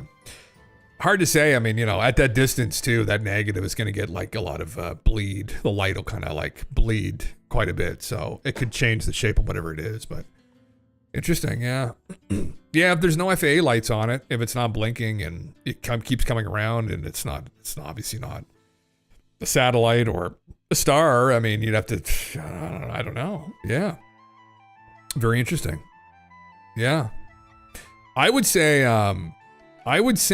post it, man. Definitely, thank you for sharing it, but I would definitely post it on like MUFON or something too. And just see if there's other people around the area that have seen something like that. Who knows? Who knows, man? You won't know. This is the thing though. You'll never know with complete conviction it's anomalous until other people corroborate it too. Yeah. MUFON, yeah. There'd be a local chapter in your area. Yeah, no, they'd be in France. I'm pretty sure there's an equivalent in France. Yeah. Yes, yeah, I would definitely make a post about it. Someone will get back to you if you post about it, but there's an option within, I believe, MUFON, their website. I'm assuming the French equivalent would have it as well, or their French version, but you can post essentially on a map and say, hey, I'm seeing something weird consistently, and you can look and see if other people have seen it too. And then if other people see it as well, then you can all corroborate and see it, so. The Phenomena app, it's a dedicated UFO reporting tool. Oh, there you go, Aaron, there's another one too, yeah. Yeah, interesting. You don't post it, you might get disappeared. Jeez. Yeah. Interesting, man. Well, yeah, who knows? Yeah, thank you for sharing at least. And documenting it. Yeah, that's what you do. Listen, I mean, just who knows? Whatever it ends up being. But that's what I would do. Although I still haven't reported my own incident, which was very strange. And I keep meaning to, and I just keep forgetting to, honestly. And although, to be honest, I think it was a bit of a hassle, if I recall correctly, reporting it to MUFON. But I probably still should here, because at least in the Canadian version, there was an option where you could put it on a map. There was a guy down the street here from me, essentially, who had saw a gray alien out in the woods behind his house a couple years ago. So there you go. You never know what you're going to run into when you go on that website. So you never know what you're going to find exactly. So, oh, cool. Yeah, there you go. Cool. Thank you, Aaron. Yeah, that's awesome. I never even heard of it before. Phenom app. Okay. There's a couple reporting sites I know you can go to too, but yeah, definitely check that out, man. Yeah. That'd be the only way I think you'd ever kind of get any kind of corroboration, to know like I'm actually seeing something weird, right? Work with people that know. Maybe there's somebody doing testing of drones or something, but it seems kind of high up, so who knows? Yeah. I was sitting inside yesterday having a ciggy and saw 2 giant balloons tied together. Spitting had launched from my neighbor's backyard. One was a triangle, one was a square. Oh, really? I'm sure that freaks some people out. Holy fuck. You never know, right? You just never know. I've been seeing UFOs all the time for almost 20 years. I think I must have been connected since my first sighting because I always were at the right time as I was receiving an unconscious signal telling me, go look in the sky now, you'll see something. Oh, wait, listen. Well, brother, absolutely go and report that. Yeah, I would do that 100%. Yeah. Do it. Document it, go out and do it. Who knows, right? Yeah. 51, what's up? What's up, man? Welcome back. I was going to talk about this pertaining to UFO stuff again, I guess. FOIA released documents in the Black Vault appear to suggest that Grush refused to meet Kirkpatrick to give testimony and share evidence over his claims because of disputes about the interpretation of law. Kirkpatrick was trying to get his testimony and evidence, and Grush didn't trust him. When did John get a hold of these now? Okay. When did this happen? Okay. Think for yourself. Okay. Grush made public claims under sworn testimony. Okay. This is just another. Where did he link? Oh, this is a Black Vault right here. Did he just post this now? Oh, this is a while ago. What's he talking about? So this is another meme here that he didn't trust him. I don't know. He didn't link any receipts to that. So I thought I just wanted to look at it. I saw it when I was going through Reddit. So that is interesting. But anyway, there's a more important, interesting meme here that I thought I would cover up. Can I read this, Avi, or do I have to be subscribed? Thank you. No. Thank you. Okay, let I read this. So, this is actually interesting. This is actually something intriguing. So, people that don't know who Avi Loeb is, he is an astronomer. Is he the head of the department at Harvard, potentially? Yes, he's the Baird Professor of Science and Institute Director at Harvard University and the best-selling author of Extraterrestrial and the Interstellar. So Avi, in the Interstellar book, deals with the Oumuamua object that came in. So as many people probably know, but most of the shit that we deal with flying through our solar system is from within our little bubble, right? So we got like the Kuiper Belt. It goes a little bit further than that, but there's all this crap from the formation of the solar system that we're surrounded with, and that's where a lot of the stuff comes from, the comets that regularly come around. But what happens not quite as frequently is stuff from interstellar space, the stuff from the galaxy, will fly through occasionally at very high speeds our solar system. And that's obviously extremely concerning at times because there's objects the size of planets, and there's stars, and there's possibly planets, rogue planets, moving at like, was it 51 million miles per hour? So it's some percentage of the speed of light actually out in the galaxy. And we're literally in a cosmic shooting gallery. It is a literal miracle that we haven't had more collisions and apocalyptic collisions. Like a star moving at those speeds slamming into our solar system would destroy everything. Anyway, or a brown dwarf. So this object that flew in initially on Oumuamua, thing he was involved with recently, he's currently involved with trying to scan the sky for actual real UAPs, which is extremely interesting. So, yeah, but, it's, that was suggested by Jason Sands. Oh, was it? Oh, and Dan from Dunking. Okay, cool. The app, in regards to the app, yeah. So, Avi, there's a new interstellar object, obviously, that's come into the solar system. I kind of went over that. Other people have talked about it. Avi has this new post here he released yesterday on Medium, I guess, his own little place where he releases stuff, kind of his Substack, is the Interstellar Object 31 Atlas alien technology, right? Following in the footsteps of Oumuamua, however the fuck you say that, right? But it means some kind of deity, Hawaiian deity or something. Anyway, because they found it with the Subaru telescope, I think, in Hawaii. Today, I co-authored an intriguing new paper with the brilliant collaborators Adam Hibbard and Adam Crowell from the Initiative for Interstellar Studies in London, UK. The paper is accessible here. Okay. One of the solutions to Enrico Fermi's question about extraterrestrials, where is everybody, is offered by the Dark Forest hypothesis, popularized by Cixin Liu's science fiction novel, The Dark Forest. I think it's a sequel to The Three-Body Problem, right? This hypothesis proposes that our cosmic neighborhood is dangerous, filled with intelligent civilizations that are hostile and silent to avoid detection by potential predators. In this context, the silence in searches for radio signals by the SETI community is not caused by the lack of extraterrestrial intelligent civilizations, but is instead a consequence of them fearing mutual destruction. Our paper explores a possibility that recently discovered interstellar object, 31 Atlas, may provide evidence in support of the Dark Forest hypotheses. This new interstellar interloper has displayed a number of anomalous characteristics, some of which were summarized in an essay that I wrote shortly after its discovery. In particular, the retrograde orbital plane, defined by the orbital angular momentum vector of 31 Atlas around the Sun, lies within 5 degrees of that of Earth, the so-called ecliptic plane. Yes. The likelihood of that coincidence, out of all random orientations, is 0.2%. Intriguing.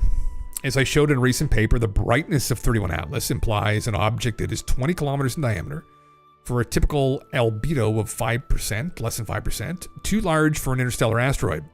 We should have detected 1 million objects below 100 meters scale for the first reported interstellar object, Oumuamua, for each 20 kilometer object.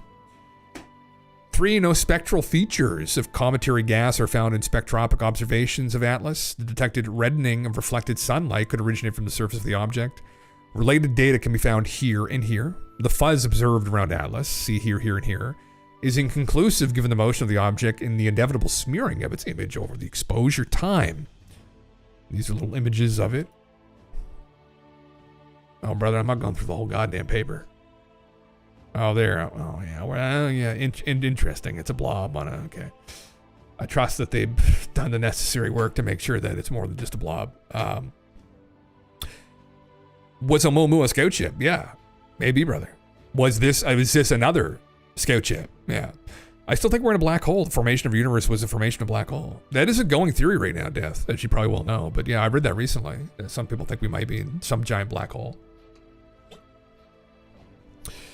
Neil thinks we're in his black hole. That's what Neil thinks. His narcissism. For its orbital parameters, Atlas is synchronized to approach unusually close to Venus. 0.65 AU, where 1 AU is the Earth-Sun separation. Mars, 0.19, and Jupiter, 0.36, with a cumulative probability of 0.005% relative to orbits with these same orbital parameters, but a random arrival time. Party at Neil's.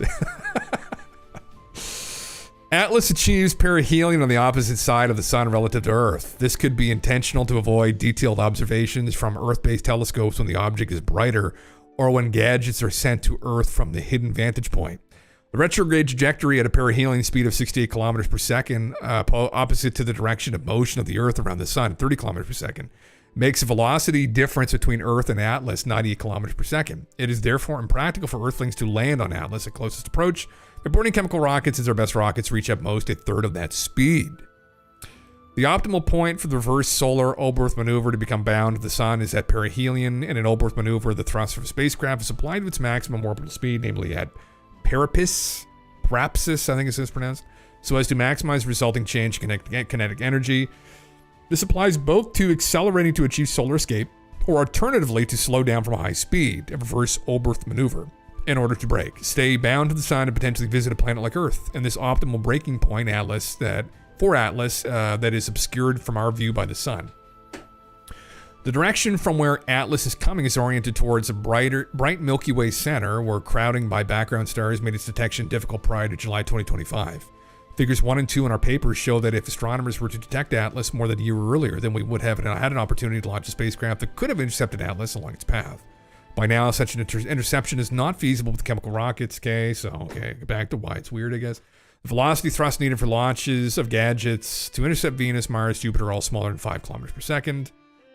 The near alignment of the retrograde trajectory of Atlas with the ecliptic plane offers various benefits to an extraterrestrial intelligence, since it allows a spacecraft to access Earth with relative impunity. The eclipse of Atlas by the Sun at a perihelion for observers at Earth would allow a spacecraft to conduct a clandestine reverse solar Oberth maneuver, an optimal high thrust strategy for interstellar spacecraft to brake and stay bound to the Sun. An optimal intercept of Earth would entail an arrival in late November and early December 2025. Detection of non-gravitational acceleration could indicate an intent to intercept Jupiter not far off the path of Atlas and strategy to rendezvous with it after perihelion. Now, of course, is this an optimal way to explore solar systems? I mean, no, not really. I mean, it's take a long fucking time. Like, wherever they are, if they're the nearest star right now, I mean, they're all long fucking dead. Like, that civilization might just literally be dust. It's been that long since it's got let loose. So, you know, maybe that's what different dimensions are. If you're in a black hole of another universe and inside, that is another black hole, different dimensions of space-time. Interesting, it may be, yeah. Fractal nodes. Mandelbrot fractal. Is that actually a real meme? Okay, I'm not familiar.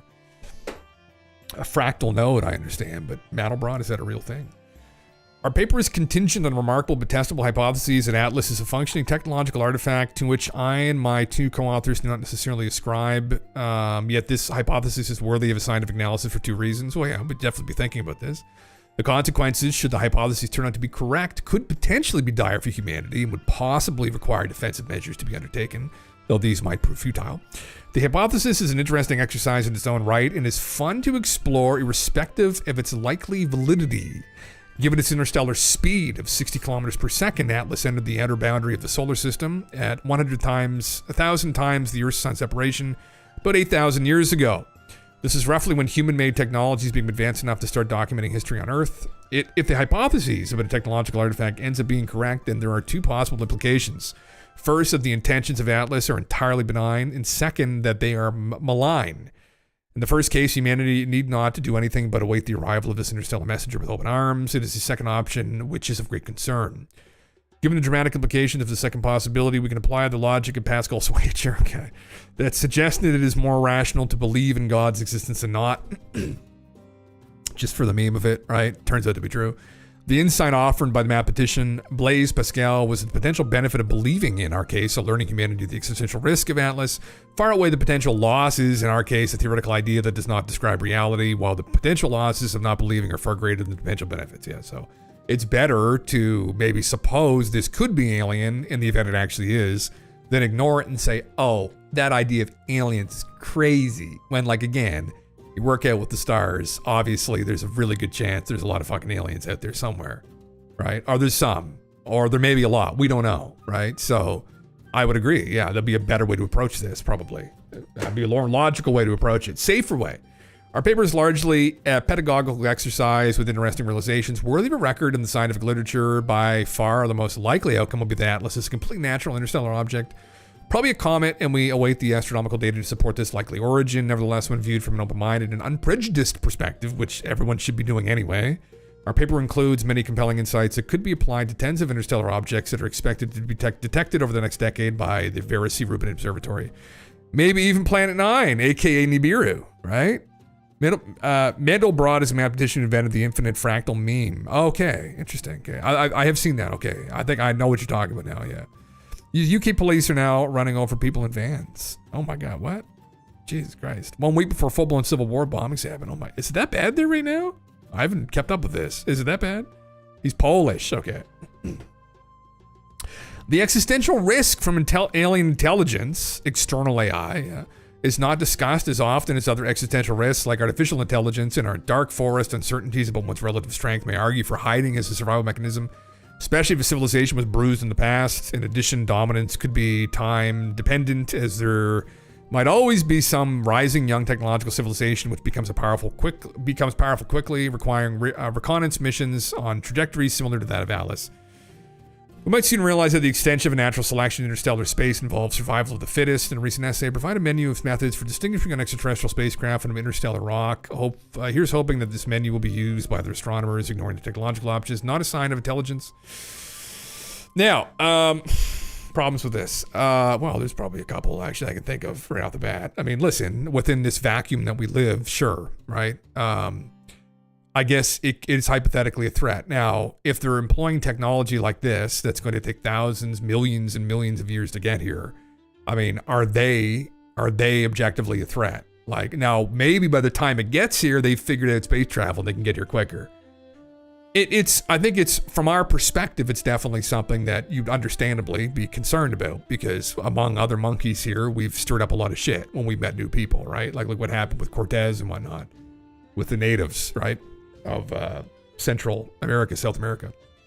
So, you know, I understand why we would be worried about it. The problem with it is there's a lot of ignorance and cope when you're looking at like the UAP phenomena and ufology, where, you know, it's like we should be open-minded and unprejudiced and have an unprejudiced perspective. Okay, well, let's look at UAP phenomena. Let's look at abductions. Let's look at claims of recoveries. Even abductions is a really good one, because let's look at this phenomena as something that's really complicated, right? Because again, we're assuming always when we're formulating these hypotheses, because it's for the sake of convenience, that we're dealing with something that thinks like us, acts like us, is at a similar technological development as us, right?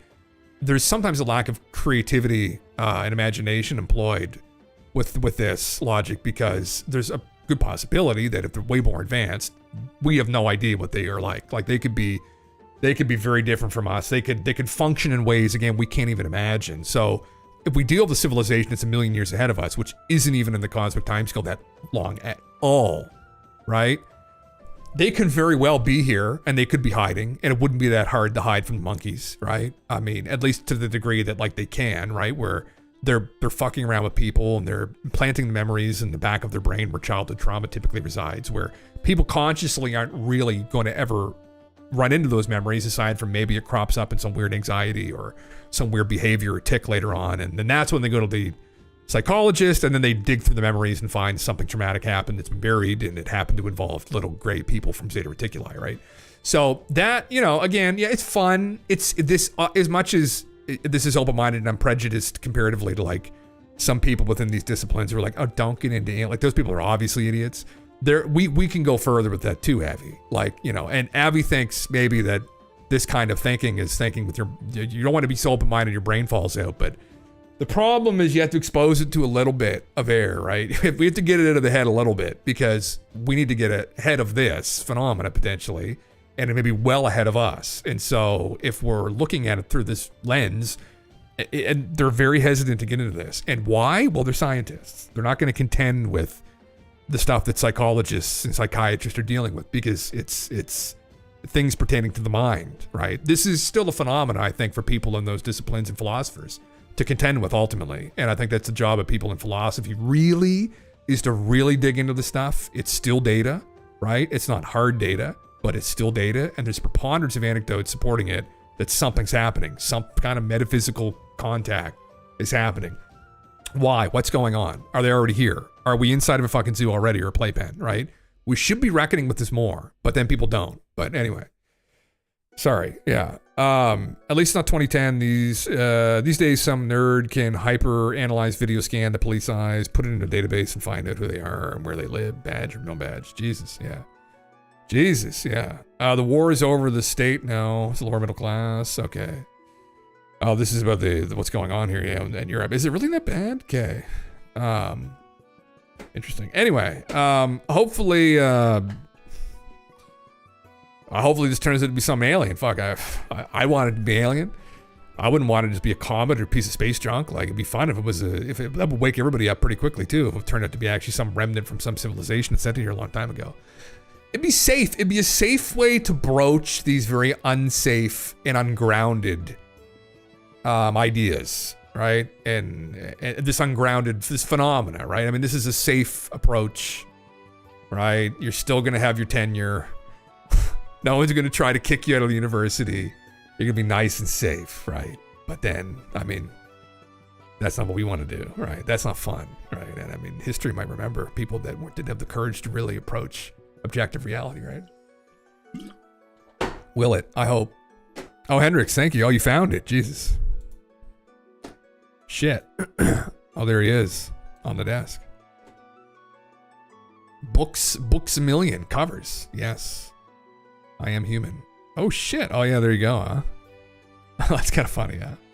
That's the Little Baron Trump and his wonderful dog, Bulger.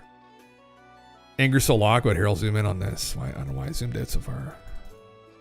Okay, interesting, yeah. Old Trump. And they have one of Baron there too, probably. Yeah, okay. Interesting. His wonderful dog, Bulger. That's not real, is it? You see Buddy on the left? This must be. Is this, when was this done? There's no way. That's not the original cover. With him on the fucking cover like that, is it? No fucking way, man. No way. This must... No.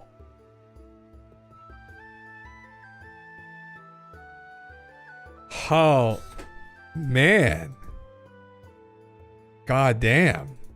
Maybe this is like a later Yeah, thank you, man. That was a deep dive. Little Baron Trump and his wonderful dog Bulger. All hail King Trump. If that turns out to be like the original art back in, like, you know, the early 1900s, and that's on the cover, man. Oh man, this is GG. You don't what that doesn't get rid off the coincidence. I'm sorry, that's too much. You'd have to be an absolute. I mean, I'll maybe we'll figure this out. Little Baron Trump and his wonderful dog Bulger. Okay, yeah.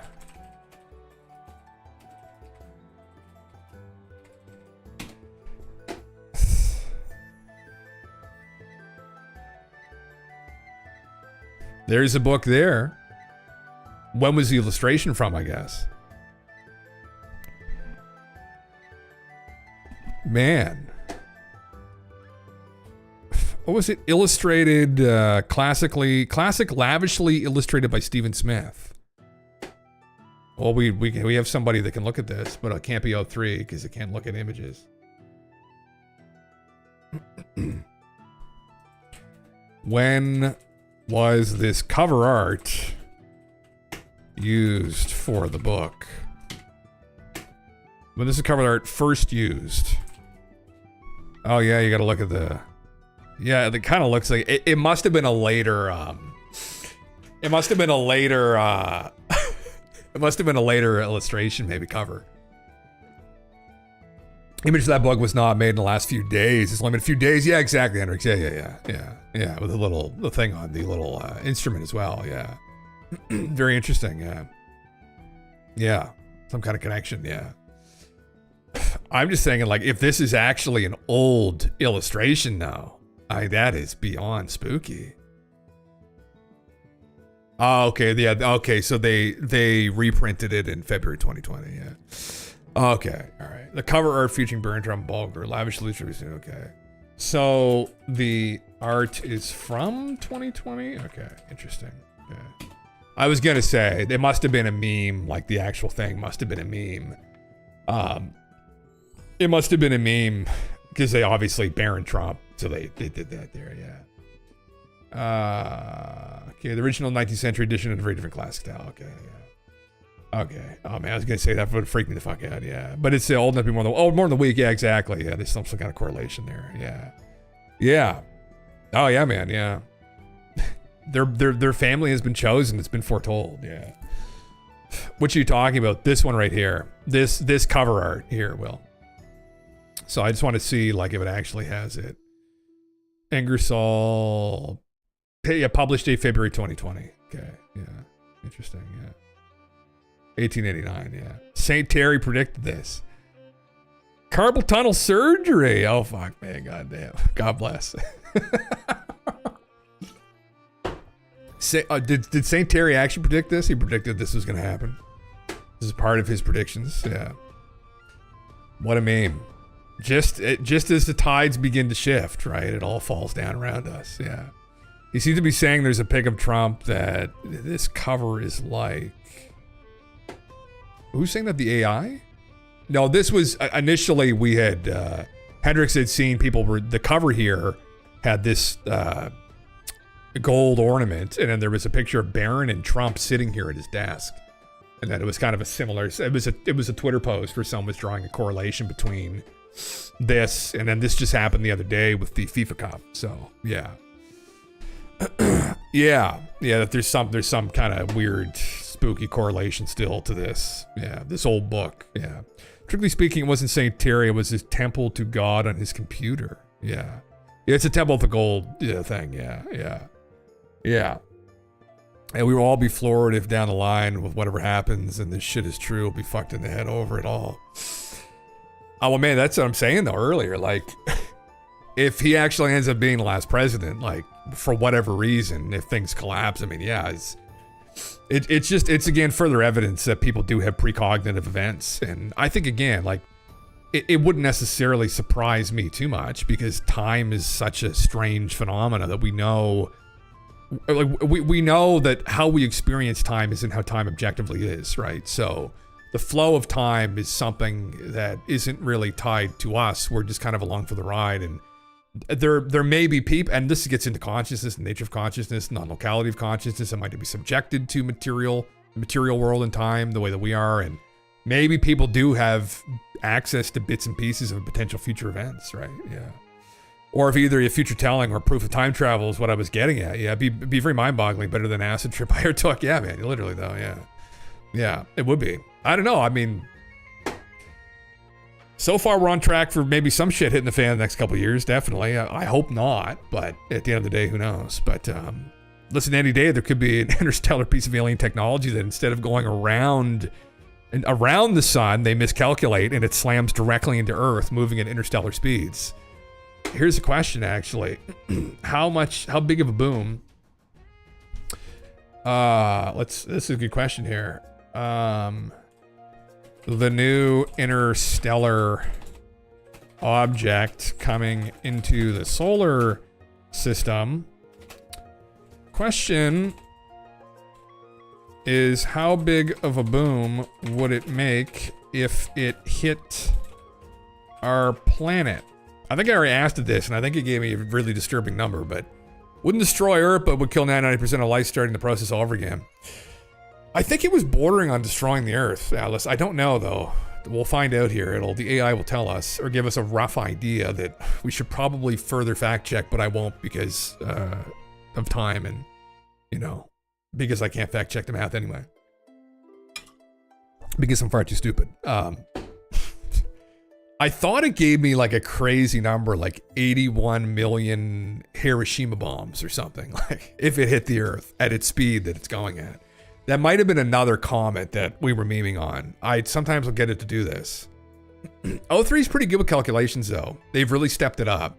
Obviously some of the other models, people who say it isn't good at all usually are using the free version of 4 and they're not actually playing around with some of these other models. They don't play around with enough or know. That these models are actually pretty decent. I mean, you go far enough, it's gonna screw up. But yeah, size doesn't matter too much. It's the speed. Yeah, you throw a penny off Empire State Building velocity because it impales someone. Yeah. What the hell? Network error? No. We need to know. It did that to me this morning too when I was asking questions about TikTok and video formatting on DaVinci. Anyway, okay. Well, it'll come around. Actually, I know what I can do in the meantime. Is I can go throw my slop together in a bowl, and I'll be right back. And then maybe we can go check out this Jesse Michaels video. There's a Ross Coulthard thing I wanted to kind of go through too quickly and comment on. I guess the whole. Actually, this is what I'll probably go to first because the Jesse thing will take quite a while, which is this whole NeuroMeditation, which is interesting. So. Let me do that. I'll go throw my slop in a bowl, and guys, I'll be right back.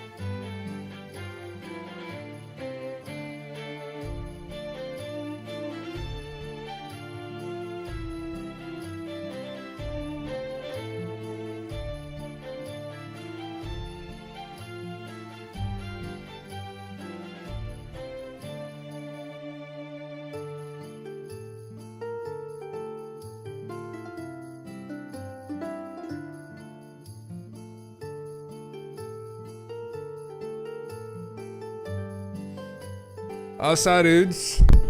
Welcome back. Here we are again. Let me turn this music down like just a tad there. Probably to that level would be nice.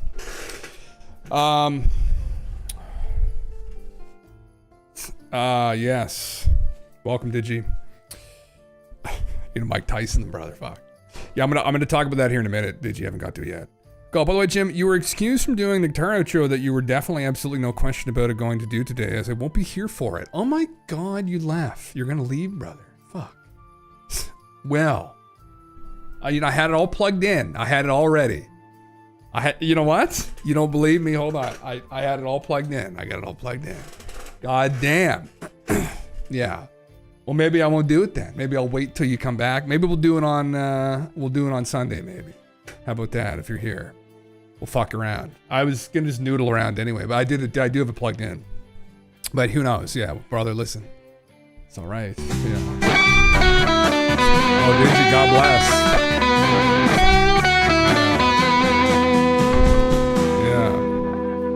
Yeah, man. Yeah, well, listen, yeah, Saturday's going to be interesting. I'm just talking to my partner there about the weather. Oh my God, it's going to lightning tonight. That's not good. Tomorrow it's going to rain. Saturday's supposed to be beautiful all night. So, where's the actual forecast at? Yeah? Dank? Okay, well. Says it's going to be a magical night. That's what's in the forecast, so.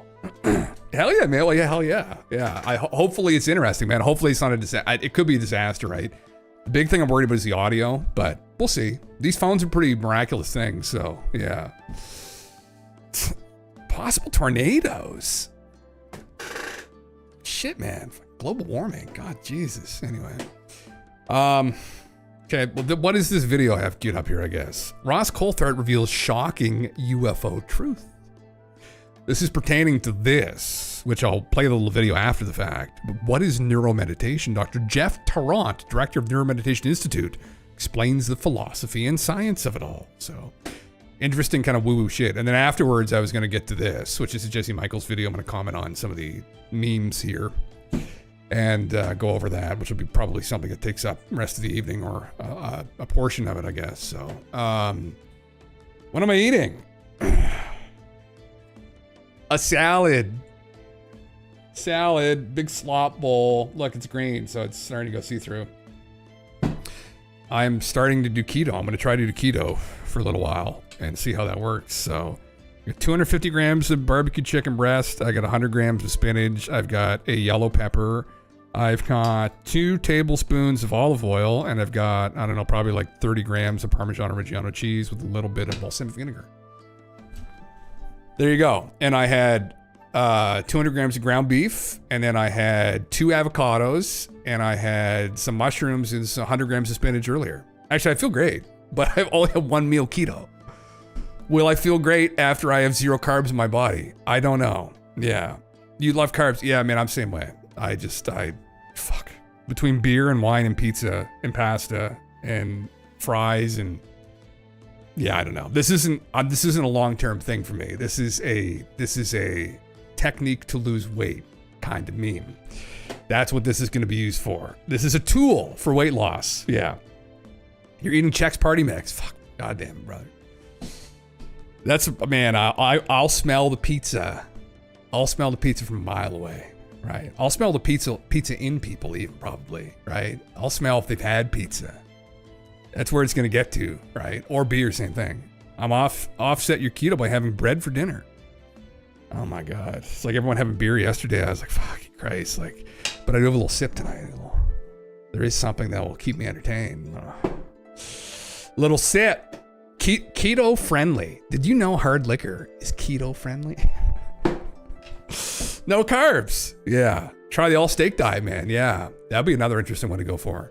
I'd be poor pretty quickly, but maybe rich people, something like that. At least here in Canada, I'd be poor pretty quickly. But all right, watch out for sugar and hard liquor. There's no sugar here. 0 sugar. 0 sugar and all. Well, it is brandy. Actually, that's a good question. Are there? Hold on. Don't ruin my night, brother. Is there carbs in Hennessy.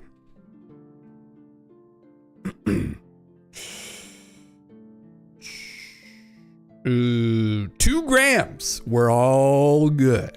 We're all good. Oh, the more expensive shit has 0 carbs. Oh, well then we might be forced to buy a nicer bottle.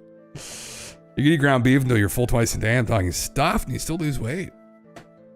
I could see that, man. Yeah. I would love if I could just live. If I could live off steak, chuck roast. You ever had a braised chuck roast? I could live off that. 100%. Yeah. Steak, chuck roast. I like fish too. I like white fish. I like salmon. I do like chicken. So I could live off all of it. Yeah. Yeah. Bitch, don't kill my vibe. Yeah. There, well, we didn't, thankfully. Yeah. Saw a guy on YouTube eat a pound of raw hamburger meat. Shoe Nice. Oh, crap. I've seen Shoe Nice slam a Texas Mickey, I think, of vodka, if I recall correctly. Yeah. Yeah. Day 3 sucks ass, the carbs leave your system. Yeah. It takes a while to cycle it all out. Yeah. Well, you can maintain like 25 grams. It's 10% of your total caloric intake, I think. So it's what you need to, on average, maintain ketosis or start ketosis. So if you eat 3,000 calories, 30 grams of carbs, but that's like insignificant. I'm actually a little bit over some of the vegetables I've eaten today, but I'm slowly moving myself down. Yeah. Main problem new keto people have is treating it like any other diet. You kind of need to eat until full on keto. Yeah. Meat is refilling. Yeah. Oh yeah, man. It's all I eat anyway. I don't eat a lot of carbs anyway in my diet. Like most people, if you want to optimize performance in the gym, like if you want to go bench press as much weight as you possibly can, you will want to carb load for a couple days. Like you're going to want to probably eat the ideal amount for someone of my weight to eat in carbohydrates a day is between 400 to 500 grams. 400 to 500 grams of carbs. And visualize that is a ridiculous amount. You will never want to see a carb again after you eat that much. So, yeah, Glock, you got worms.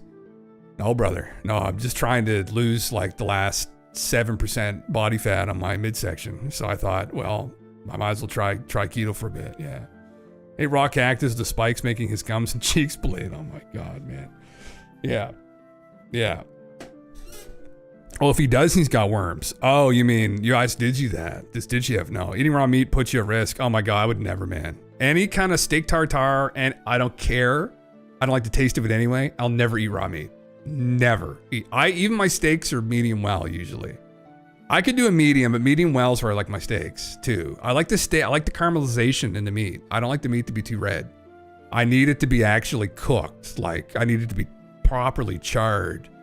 I need it to be cooked almost through, but I do like the tenderness a little bit. So yeah, I'm not a sushi guy either, man. I can't do sushi. I don't like raw fish. I've had like some really high quality like salmon raw. I've had raw fish a couple times and there's no flavor to me. But it's just not my thing. Yeah. Medium rare. You're medium rare. Oh man, goddamn. Medium steaks go hard. Yeah, I'm medium well. I like it medium well. Like a little bit pink, but I like that well done. Yeah. Yeah. See all the bugs. So what did Ross say here? I'll play this video and I'll try and eat the salad. Vetters Patrick here with Vetted. I am back, y'all. I took a nice little trip, vacay, holiday, as you might say, to España, Spain, where I will be moving in a couple months. So I went to do a little work and also take a little time with Miss Vetted on the beach. And I also shot some stuff for my upcoming psionics documentary, which is a perfect segue into today's video. So let's get to it, y'all.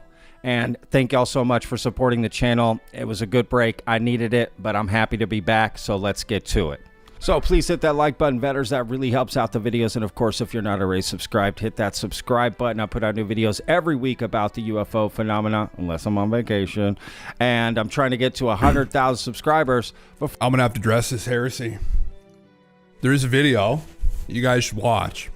And I forget what the guy's name is. He has red hair and he's a huge mustache. He's a food YouTuber, and he did a test. I can't remember if it was with people or with himself, where he taste tested blind different cuts of steak because he preferred steak on the rare side before. Because he was wondering, he said, well, what makes steak taste good?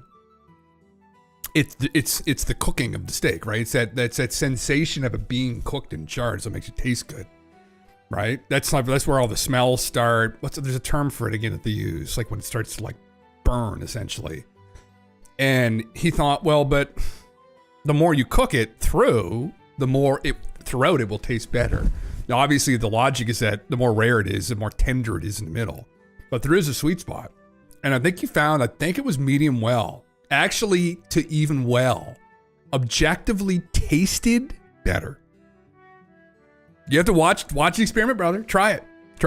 The problem, too, is people get like shitty cuts of meat. So if you get a good cut of meat and you cook it well, even well done, it's still fairly tender.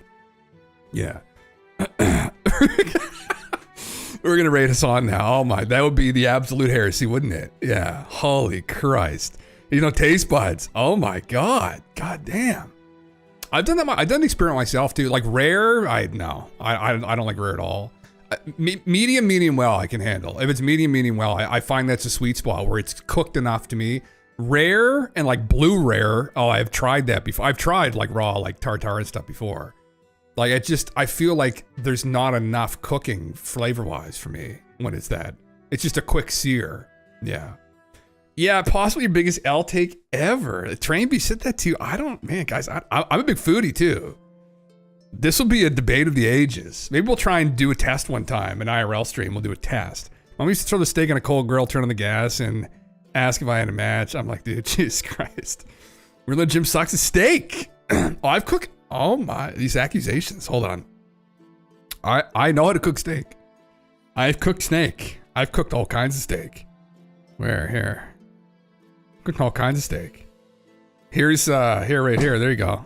I can't pull up Instagram because it's too fucking hard. But those are about medium actually right there. You can kind of see them. You can't really fucking see very well. But they're pan cooked medium.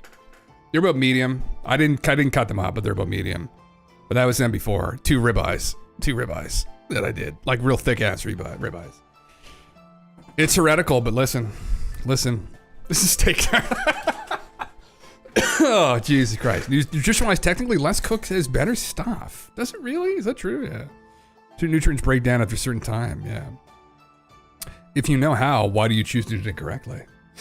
Oh my God. Oh my Jesus Christ. All right. Let's come back to watching the video. Watch the video. I'll turn some of you sometime. I will turn someone. I'll turn someone. You just have to try it. You have to try it. Yeah. Chad's grown to the point of having cojones to push the streamer around. Oh my heavens. It's kind of the way though. I mean, really, when you think about it, like if I was in the chat, I'd just be trolling the whole time too. Yeah. You can freeze dry steaks and store it on the shelf forever. Oh shit, man. Well, there you fucking go. Yeah. People get a whole cow, right? They get a whole fucking cow and then they just cut her up. And if I had a big freezer, I'd probably do that too, brother. Yeah. Big troller chizzy. Fuck yeah, brother. Fuck yeah. All right. Speaking of trollers, let's see what Ross Slop has in store here. I don't want to hear about this guy's trip, honestly. I just want to hear about Ross. What Ross has said. All right. Pack away the meat. It's the cheapest way, dude, by far. Because this clip started to go viral as well. Shout out to Astral. Let's take a look. Ross Coulthard says he's reasonably sure the Tic Tac was controlled using psionics. What I was told, and I'm reasonably sure that this is the case, is that the Tic Tac was being operated by Lockheed Martin. And it's conceivable that that was being operated neuromeditatively, psionically, by a human psionic, which is what I understand is the way that these retrieved non-human craft are being operated. All right, so I don't know about you, but I'm a little confused by this, which is why I'm about to show you guys the original clip with a lot more to it to add a little more context to what he's saying, because when you just hear this short clip, it's confusing. I mean, it sounds like he's saying he's reasonably sure now that the Tic Tac was Lockheed Martin technology, but before he was categorically 100% sure. So I don't know what's changed there, but maybe, you know, he's sure that it was Lockheed Martin, but not sure if it was psionic. So he's reasonably sure it was used, you know, a psionic asset. Okay, where's the rest of the conversation? Here we go. That I've made on the show that I do with my friend and colleague Bryce Zabel, Need to Know, where we discussed what I've been told by my sources, multiple sources by the way, that Lockheed Martin was indeed behind the Tic Tac encounter of 2004 with the USS Nimitz Battle Carrier Group. I guess that's one of the questions people want to ask us about, Megan. You recently mentioned the Tic Tac was produced/manufactured by Lockheed Martin, but you never mentioned if it was under autonomous flight or piloted. P.S. Love your reporting. Thank you, Charles. That's a good question, and I'll be honest with you, I don't know for sure. I have been told previously that when Tic Tacs, pretty racist, buddy. You see, one of the other things I want to clarify here as well is One bit, there brother? are NHI Tic Tacs. A lot of people seem to be thinking that I'm suggesting that all Tic Tacs are Lockheed Martin. That's not the case. Good to at hear, all. man. Good to hear. Relax. What I was told, and I'm reasonably sure that this is the case, is that the Tic Tac was being operated by Lockheed Martin. And it's conceivable that that was being operated neuromeditatively, psionically, by a human psionic, which is what I understand is the way that these retrieved non-human craft are being operated. It's not clear to me, though, whether this is a craft that was built by Lockheed Martin or whether it is Lockheed Martin testing the use of neuromeditative signalling, as our friends at Skywatcher call it, to operate one of these craft. I just can't answer that question specifically. All I can do is tell you what I've been told by my multiple sources, which is that the operation of the Tic Tac was being controlled on the day by Lockheed Martin. Now, I want to say here, let's be really clear about this, there is always the possibility that sources that talk to a journalist like me may be malign. They may indeed be running some kind of psyop. And of course, I've taken that into consideration in asking the question. The difficulty is I can't go into the detail for very obvious reasons about who these sources are and why I think so strongly that those sources are telling me the truth. So he's kind of saying that, from his sources, right? So he's saying multiple sources have told him that the Tic Tac was Lockheed Martin technology, but he's not sure if it's NHI, but it is Lockheed's. But again, I would argue if it's NHI's technology and Lockheed Martin has it, doesn't necessarily make it theirs, because that statement sounds like it's something that Lockheed Martin created, right? That they came up with, they invented, right? It's like saying who's the writer of a particular song, and if someone covers that song, it's not their song. They just covered it, right? So it's like Lockheed Martin's like a cover band, right? Essentially, right? Like, or what is it? Are they the original writers of the song, right? Okay. Well. And a simple question for Ross to shed light on his statement about the Tic Tac. To be clear, even if Ross seems confident the Tic Tac is U.S. tech, does he think it's a reverse engineering tech from NHI or a tech 100% created by humans? Okay, and again, Chris, thanks for your question. As I've mentioned earlier, we're not saying all Tic Tacs are Lockheed Martin. And it's quite clear that it's a nice hotel room, some Tic Tacs are indeed non-human intelligence, or suspected to be non-human intelligence. But what we're talking about are objects that are showing the 5 observables doing maneuvers and operating in ways that don't conform to terrestrial craft. I can't answer the question definitively whether they are constructed by... Okay, I mean, this is kind of slop now. All right, so what is neuromeditation exactly?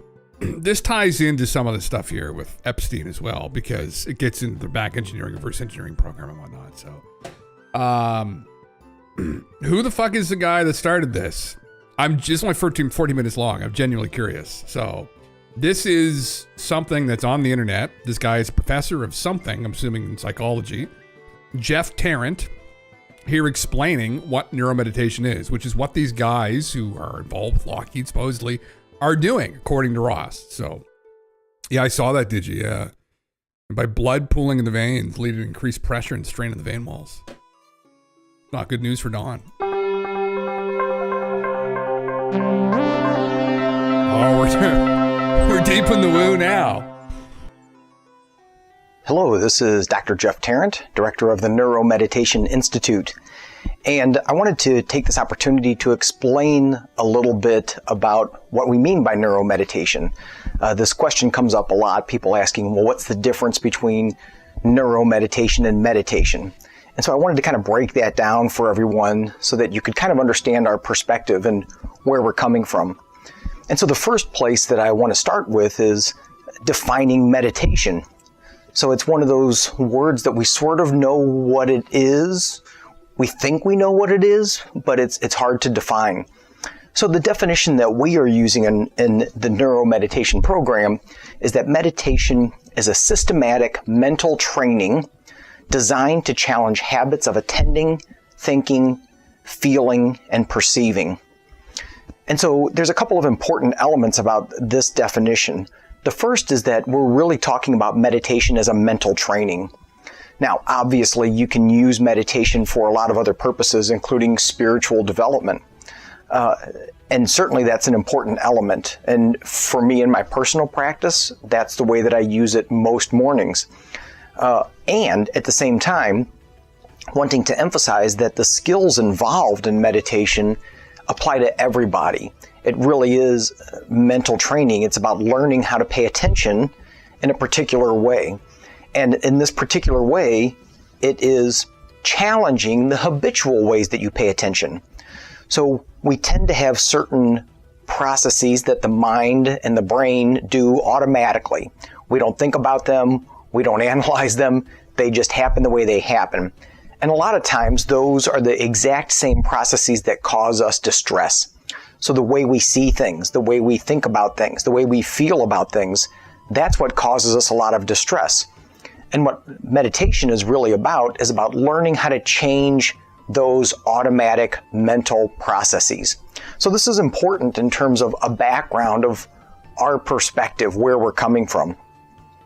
So the idea of neuromeditation is really taking a lot of the ancient concepts, taking a lot of the wisdom that has been brought down through the ages from all different kinds of traditions, but particularly Buddhism. They've offered us a lot in terms of particular meditation style practices.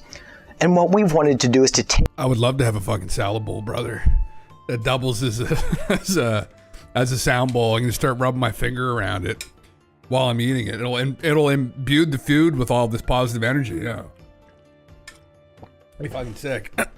Here's the only ancients I have an interest in taking wisdom from, which is the manufacturers of this wonderful substance known as liquor.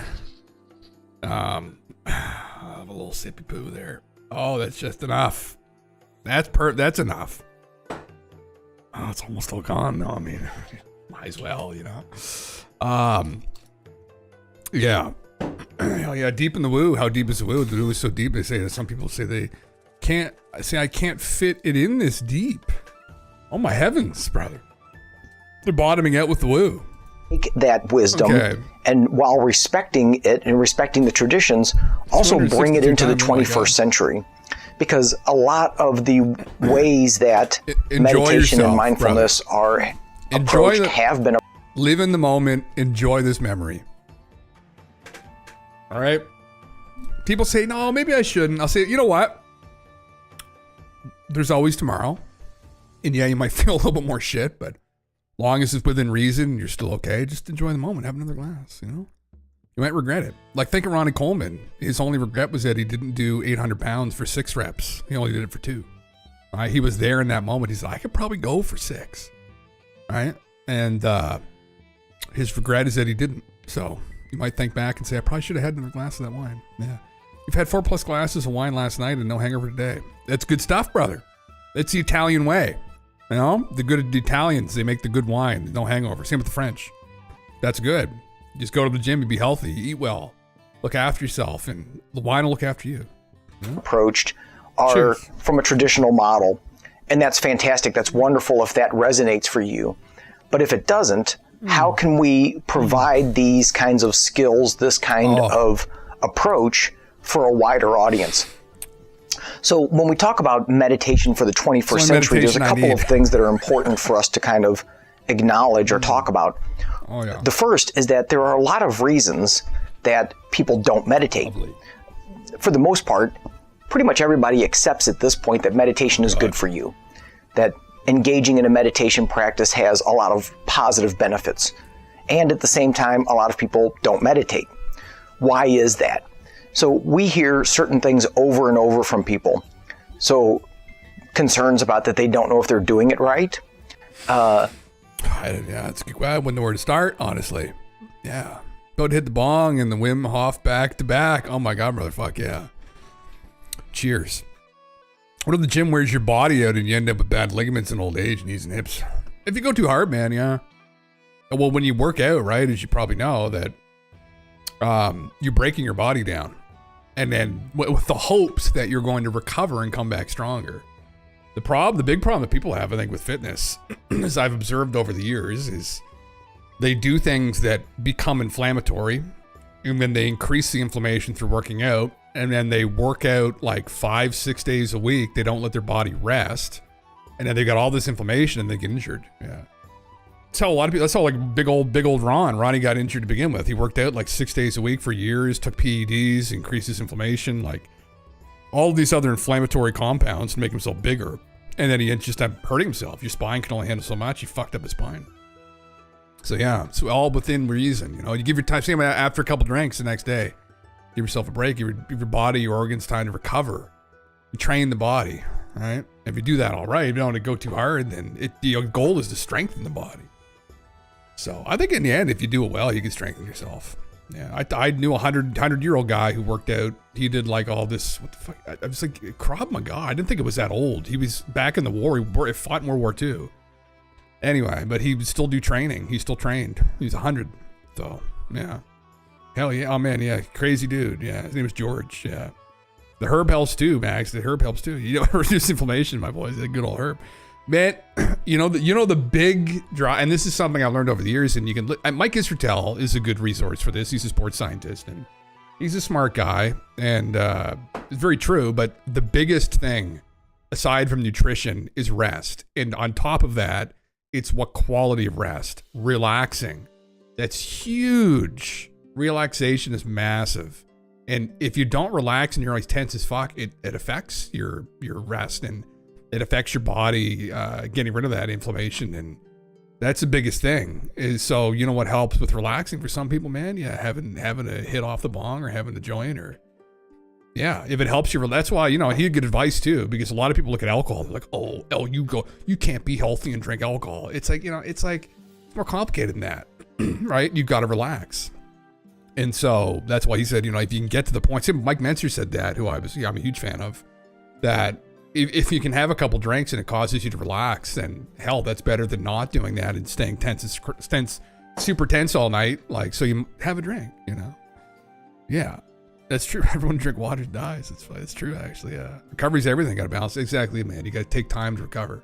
That's the most important thing. You know, you can't just not stress yourself out. And I see so many people, man, that do fitness, and these people that are kind of new to fitness, and you just see them and they're so depleted and they're like skeletons and they don't stop and they're every day and they eat so clean and they think they're doing everything right, but then their knees hurt and their elbows hurt and their shoulders hurt and their neck hurts, and they don't understand that they're causing inflammation, right? They don't understand what they're doing by subjecting themselves to that kind of destruction every day. Yeah.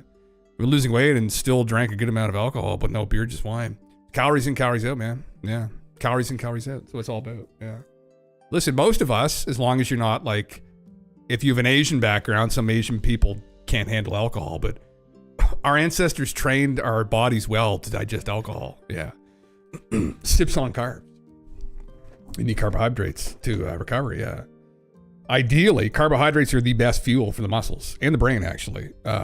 Ideally, it's the ideal form, right? It's glycogen. It's the ideal form for the muscles to perform at optimal efficiency. It's not always optimal for people's blood sugar levels if they have diabetes, but which I actually may have to some degree. But from all my pop I drank when I was a kid, when no one told me anything about nutrition. So all meditations are not correct. I'm just going to go through this so we get to Jesse Michaels' video, because that's kind of the more interesting one.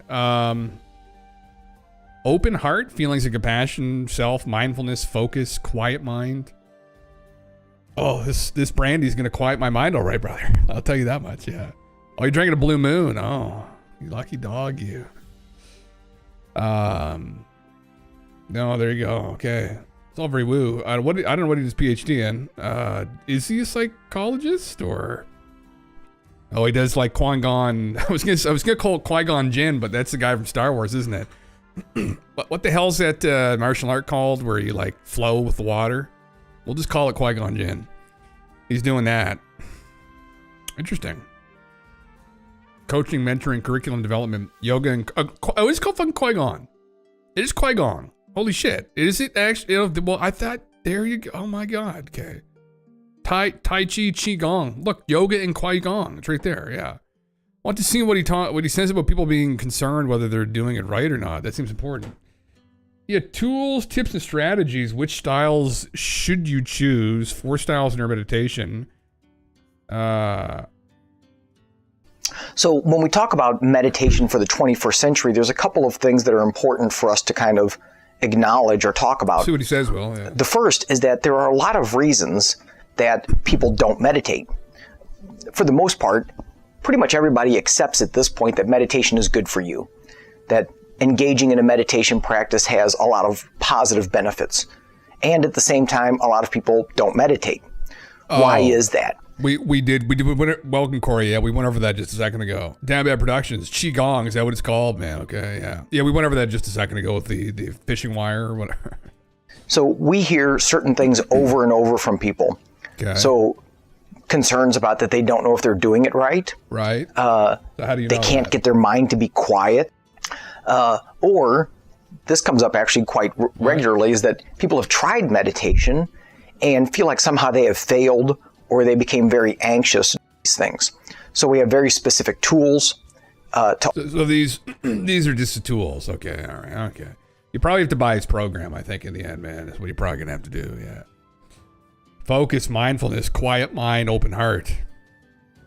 My mind wanders. I'm easily distracted. Yeah, have a drink.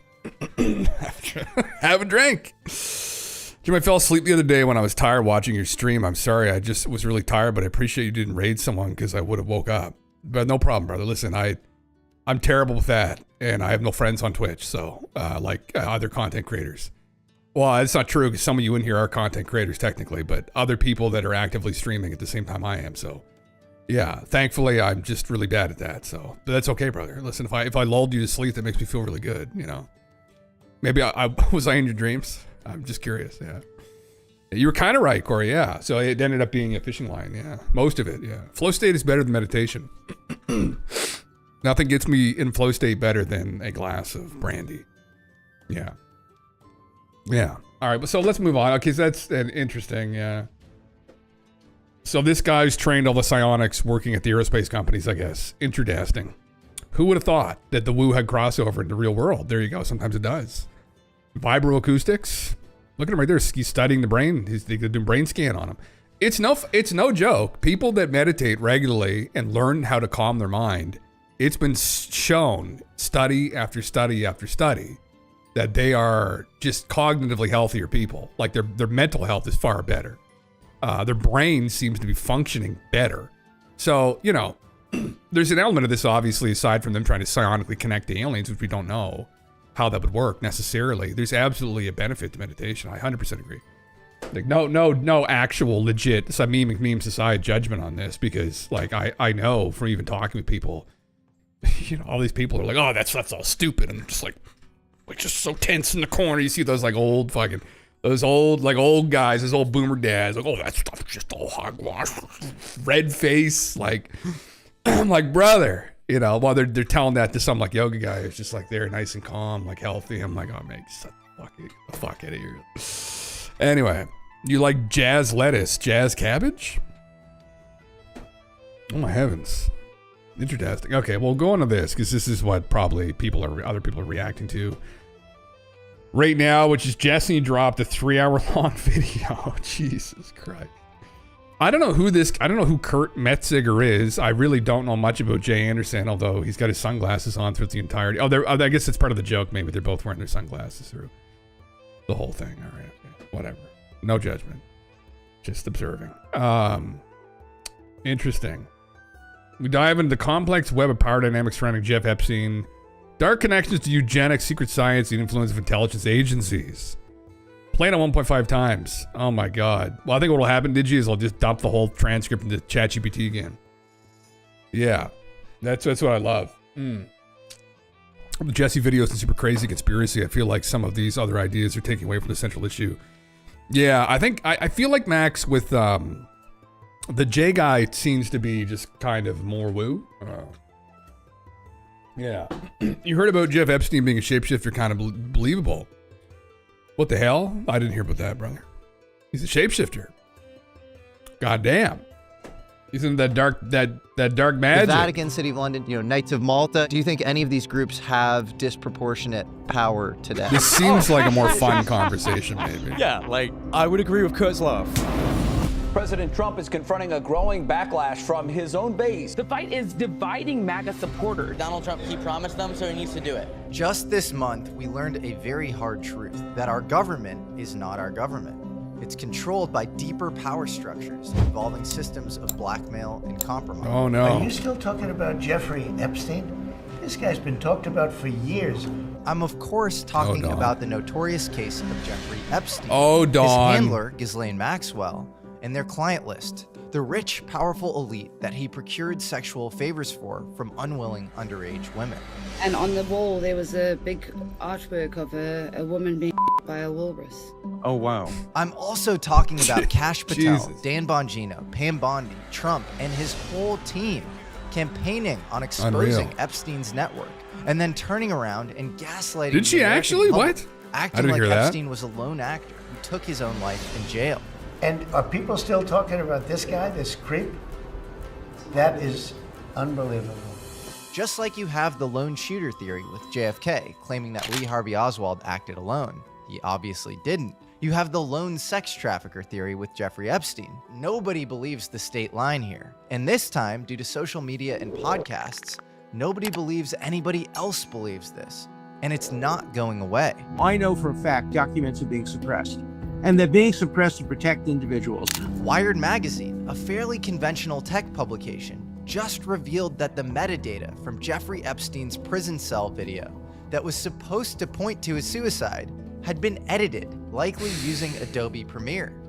Jesus. And when it was originally released, a whole minute was missing. Ghislaine Maxwell is in jail right now for sex trafficking, but there are no perpetrators of the actual crime. Who were her clients? She sex trafficked young women too. You have all these women, these victims coming out, but you have no clients. That's a basic logical fallacy. Justice now is holding accountable the perpetrators that helped him and participated with him. That is unbelievable.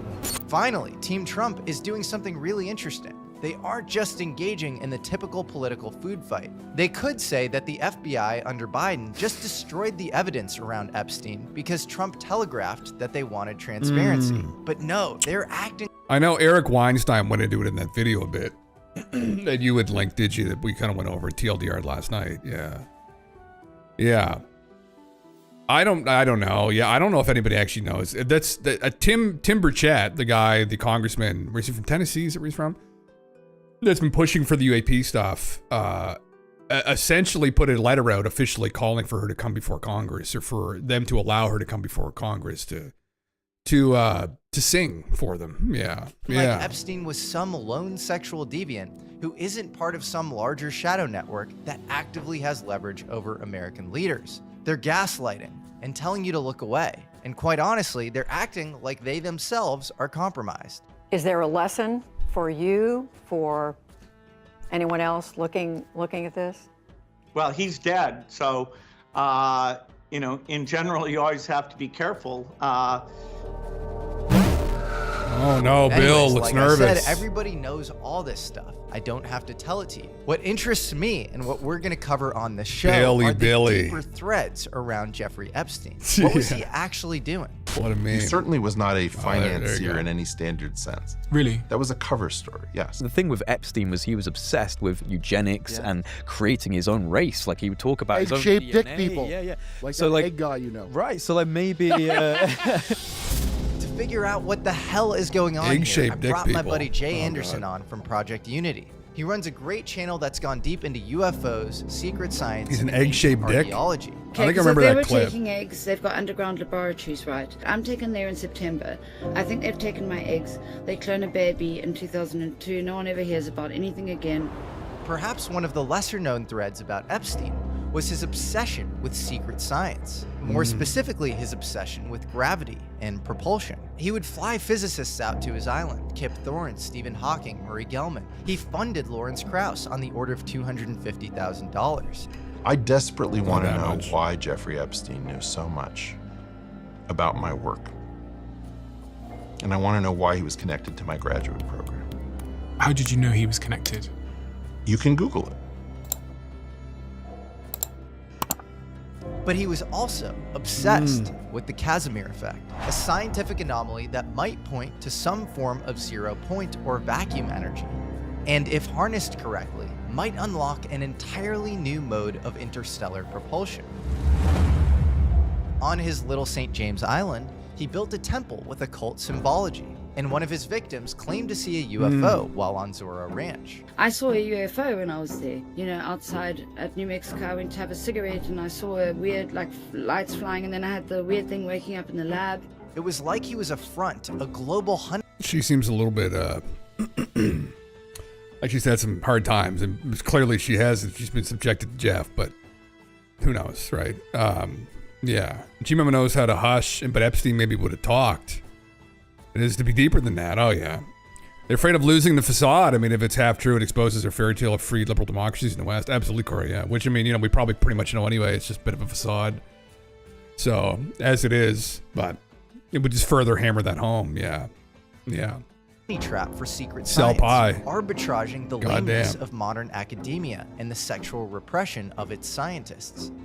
Perhaps the weirdest through line with Epstein when it relates to UFOs is the fact that former OSS officer Donald Barr was headmaster of the Dalton Preparatory School around the time that Epstein got his job as a teacher there.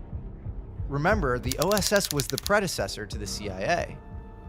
Donald Barr wrote a sci-fi book called Space Relations about a future where humans have formed an intergalactic empire ruled by aristocrats. Half the book is about this intergalactic elite class systematically trading underage sex slaves and often using them to gain leverage over other elites. Ring a bell?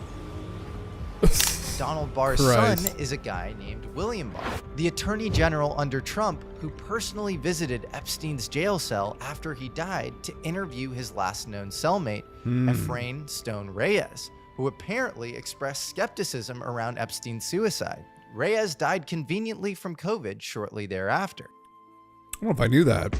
This is the kind of stuff that gets you Epstein. There you go! We discuss it all. Occult control systems, secret societies, mind control, Epstein, secret science, and we even bring our special friend along, Kurt Metzger. The only guy who literally didn't work with the CIA is Steven Seagal. Hey, why do Disney kids turn out how they do? Well, Disney, the Rosicrucian that allowed the CIA to do stuff to them underneath Disneyland, and that's real. Insanity ensued. Oh, God. Maybe. There is a subterranean species that has lived on this planet for a long time. Jay's expressed some frustration with UFO disclosure. He's also the only Will I have that channel to moment? interview Yeah. a former director of the NSA and deputy director of the CIA Around the Milky on Way. UFOs. But he's also more recently gotten into ancient archaeological secrets like acoustically resonant caves at Malta and skulls that look like gray aliens that they've found there. He's also as deep as anybody on the mysterious structure underneath the pyramids. Was there a golden age of aerospace before our history started? Without further ado, please enjoy this week's American Alchemists, Jay Anderson and Kurt Metzger. It's cool, man. The ADHD in this room is real. Like, I've got it as well. Shit. Parts of the brain Did Jay maybe think he was going to be doing this one-on-one with Jesse, and then Jesse threw him a curveball and brought on this comedian? Maybe throw a bit of a curveball here. Okay. I mean, interesting. Today's episode is sponsored by Incogni. At some point, you should try this. Google your full name, plus the city you live in. Interviews I want to cover. More recently, you've done some amazing kind of alternative... XTC St. Pyramid? It's dumb that we have to call it alternative. It's just archaeological, ancient civilization, stuff. But for now, it's alternative. It will be the mainstream. It's getting there. That's knowing, right? Is that the movie you're referencing, the Nick Cage? Yeah, right. That's knowing, yeah. He realized that it wasn't a coincidence that all the numbers, from that lady, she had a precognitive event, and she encoded it within the dates where the accidents were going to happen, leading up into the end of the world. Yeah, and it was a script essentially, but it was that this is how things are going to progress, and this is how you know you're getting closer to this end date. Yeah, there are real versions of that kind of that exist, not quite to that degree, obviously, and not that are confirmed precognitive incidents, but what we're going over earlier, the Trump stuff is extremely interesting. That's like the Trump books back in the early 1900s.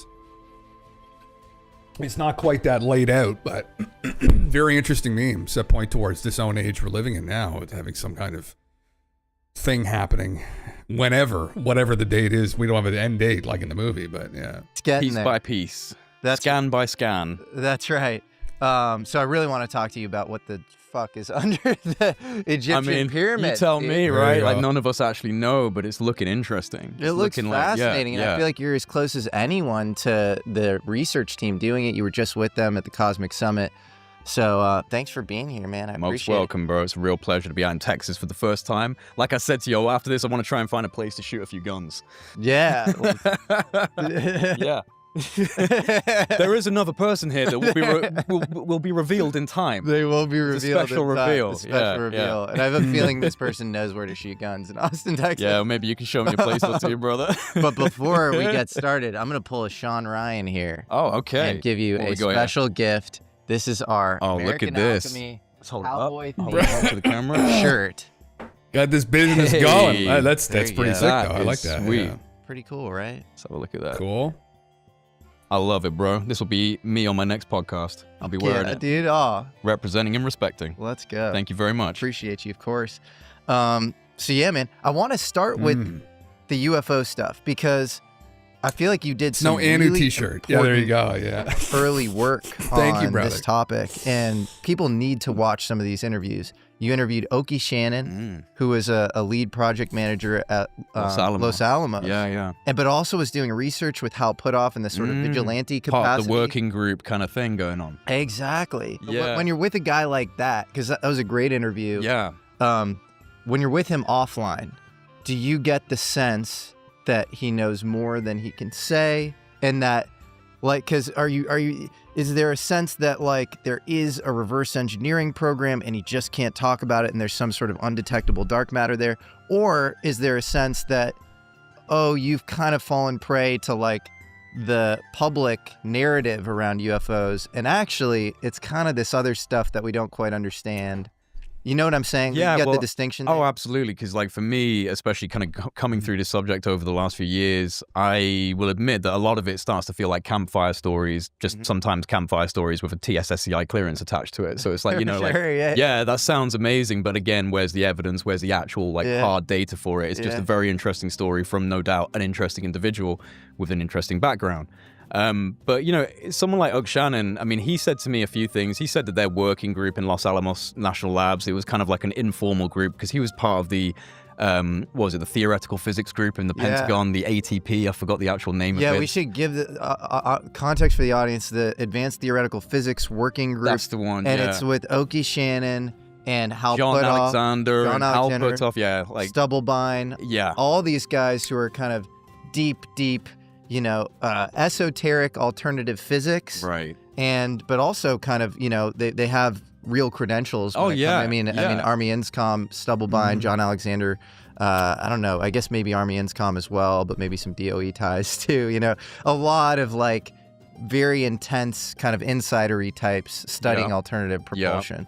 Yeah, and I think that, so you've got like this element where he was clearly involved in like maybe a formal, but certainly an informal part of his work was to look at the UFO subject. And he kind of looked at it as, he said that they concluded that they're interdimensional objects coming down into a lower dimensional plane. He attributed it to the book Flatland, where he said, the idea of this spherical object coming down into a two-dimensional plane, you're only going to see a cross-section, a shadow of what it truly is. And he's of the opinion that describes a lot of the UFO phenomenon.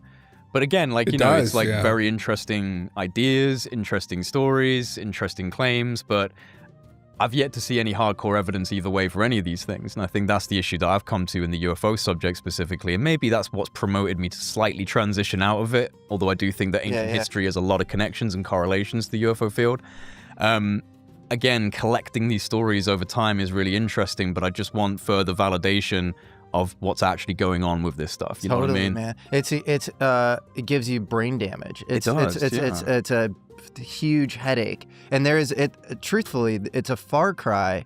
A saucer and a hanger and some ephemeral interdimensional object are two very different things. Absolutely. And I don't know if these things are being conflated, or if there are the thing is, I was somewhat skeptical of the crash narrative actually, and then I just visited a crash site, and I don't know if you know Scott and Suzanne Ramsey are, but they're the deepest on the Aztec crash in 1948. Oh, the Aztec crash. And I thought that would be an interesting one to investigate, as opposed to Roswell, which is obviously extremely popular and in the lore. Right. And I came in expecting to be like, this is the bullshit element of the UFO story.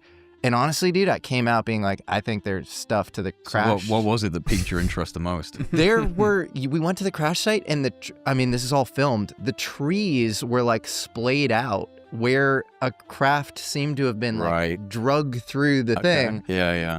And this couple, Scott and Suzanne Ramsey, have spent $600,000. And they're the most salt of the earth, like good people you'll ever meet. Like there's no like. I think I did catch a Richard Dolan interview of them back in the day. They're very close with Dolan. Yeah.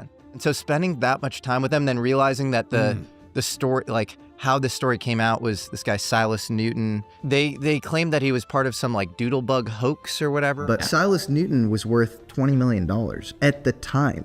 Yeah, which it's a lot of just money for inflation, like it's like that guy doesn't need to hustle people on a doodlebug oil thing. No, like he was very successful. No, absolutely not. Yeah, and then you have these FBI files on Silas Newton and Gebauer, going way back to the I think the 30s or something, and they're totally redacted. So I don't know. I didn't come out being like I'm 100% sure, but it was eye opening for me. Yeah, I was like, man. maybe there are these actual. I mean, I struggle with like the crashing of hyper advanced alien vehicles. Maybe the disengaging through some sort of exotic scalar wave weapon system that we have or something like that. But I tend to lean towards that these are prototypes of our own work that are crashing and like happening all over the world, especially since it started kicking off. Like you said, Roswell, 1940s, 50s, Cold War, exotic energy, T. Townsend Brown, like all of these things happening, because you've covered so much of that. Fantastic work on T. Townsend Brown, by the way. I absolutely love that deep dive. I figure it's a hedge, right? It's like if you're deep on the anti-gravity and then you're deep on the the UFO stuff. Like one of them has to be right. The anti-gravity stuff would explain, right? Right. I think there's definitely been an incentive to create a smokescreen and a perception that anything that's operating in the skies that's going against what we understand to be like the kind of like standard aerospace and aeronautical abilities is an alien vehicle. And I think that's a very convenient smokescreen. And I do think that, a lot of the talking points in this kind of 2017 to present day narrative from like, New York Times all the way up to now is trying to create this incentivization that it's actually all alien. We can't explain all of this. We don't know what this is. We don't have this in our arsenal. We don't have this in our weapon systems. And I disagree with that entirely. I think they absolutely do have it. So I think there's probably I'm convinced that there is some form of non-human intelligence interface, whether that's dimensional and kind of bleeding in, or maybe even terrestrial to this planet and hidden, or actually a space visitor from another planet. I'm open to all of that, but I think that there is definitely a case to be argued for a massive smokescreen of classified exotic energy. Yeah, I agree with you. I don't know, again, going through even Jesse's Townsend Brown video or some of the other videos he's put out pertaining to these potentially classified programs of them looking around with gravity manipulation. All of the anecdotes we have access to really point towards none of it being successful. Now, some people like Eric have pointed towards potentially they had some success. And once they started to have success, the science became classified in kind of a similar manner that the atomic research with the Manhattan Project went, where it was treated very harshly if you came out and talked about it. Like anybody fucking around with any of it is going to be executed instantaneously if they go public with any knowledge or work with any foreign adversary around it. So I don't know. At the end of the day, we don't know. I don't know if anybody really knows. But to me, when you look at all of the other anecdotes, even the abduction phenomena, which no one really likes to talk about, it all points towards the majority of it being beings that aren't from Earth. Like, that's it. And I like my bet would still be on that. I would be surprised too, personally, if we ever really wrapped our heads around all of that.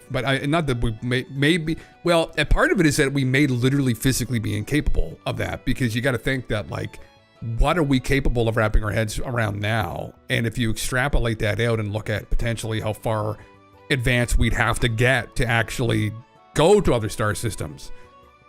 And this is, maybe there could be some genius that just stumbles across some kind of new physics that allows us to manipulate gravity. But even then, even if you were to scale it, like the power that you would need to generate to do that, because we do have something already with the L-Cubeer drive, which is effectively like a Bob Lazar kind of esque type generator, kind of similar to that. But it doesn't make any sense. And we just can't generate that energy. And it would make sense too, because it was only 100 years ago we still had like horse-drawn carriages on the street still.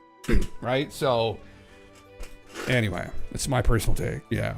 I like how Weinstein put it, Department of Energy is actually the Department of Physics, and there's probably a shadow program of physics and only high cleared scientists have access to, and it's probably not helping science as a whole. Yeah. Well, maybe, right? Black projects, yeah.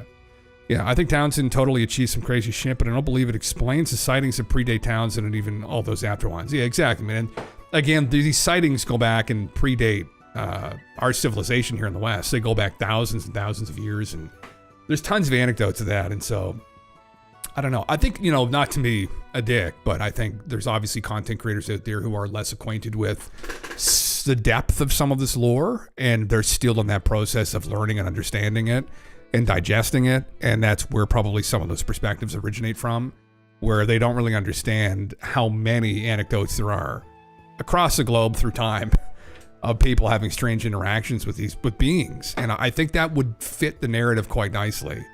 But anyway, yeah. And also, maybe overestimating our ability. For me still, Lou, there's people that were involved, even Jay Stratton, that were involved in these programs, Dave, who've spoken to these witnesses. Their whole narrative collectively is that we have not figured it out.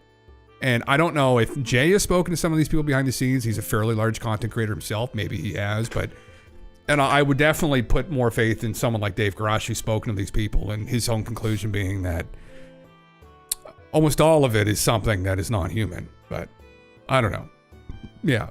Townsend model was never tested to practical scale as we know it regardless. And like you said, he went dark anyway, so who knows? Yeah. Black Project History Month, brother. Fuck. Yeah.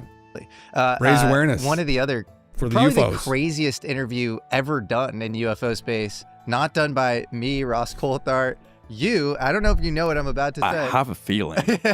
Bobby Ray Inman, who was highest level dude I've ever spoken to in my life. Kind of terrifying. Dude anybody can ever speak to, and they're like, that guy ran the government. I have no idea why he agreed to do an interview. That was remarkable. So he was head of the NSA. He was head of NSA. He was deputy director of the CIA. CIA, DIA. I think I did see that Federal one, Reserve branch in Dallas. Yeah, SAIC. SAIC. Yeah, like, that SAIC. He was the head of everything. Of everything. Man. Like the head honcho. If there is a legacy UFO program, that Bro guy knows has his fingerprints dude is like, all over. well, yeah, like one of my guys is like a veteran in the U.S. Navy. Was like, he's definitely like MJ-12. Like, he has to. If there is an MJ-12, if there's an MJ-12, that guy's on it. That's right. Well, he implied this too. too. The whole thing's hilarious because we saw a video of him recently, and he was kind of talking about this stuff openly, publicly, quite a few years ago now. I think it was like 6 years ago, maybe, at a conference. But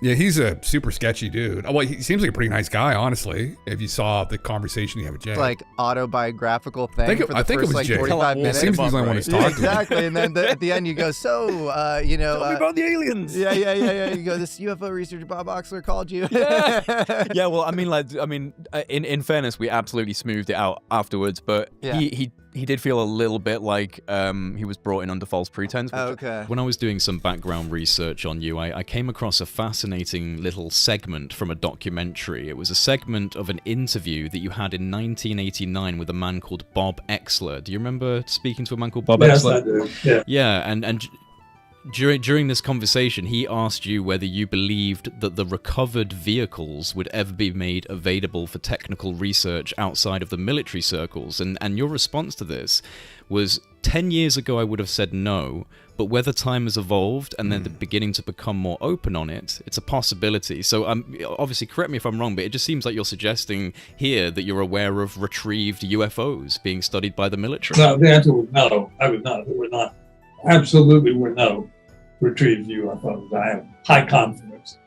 Do you anticipate that any of the recovered vehicles would ever become available for technological research outside of the military circles? Again, I honestly don't know.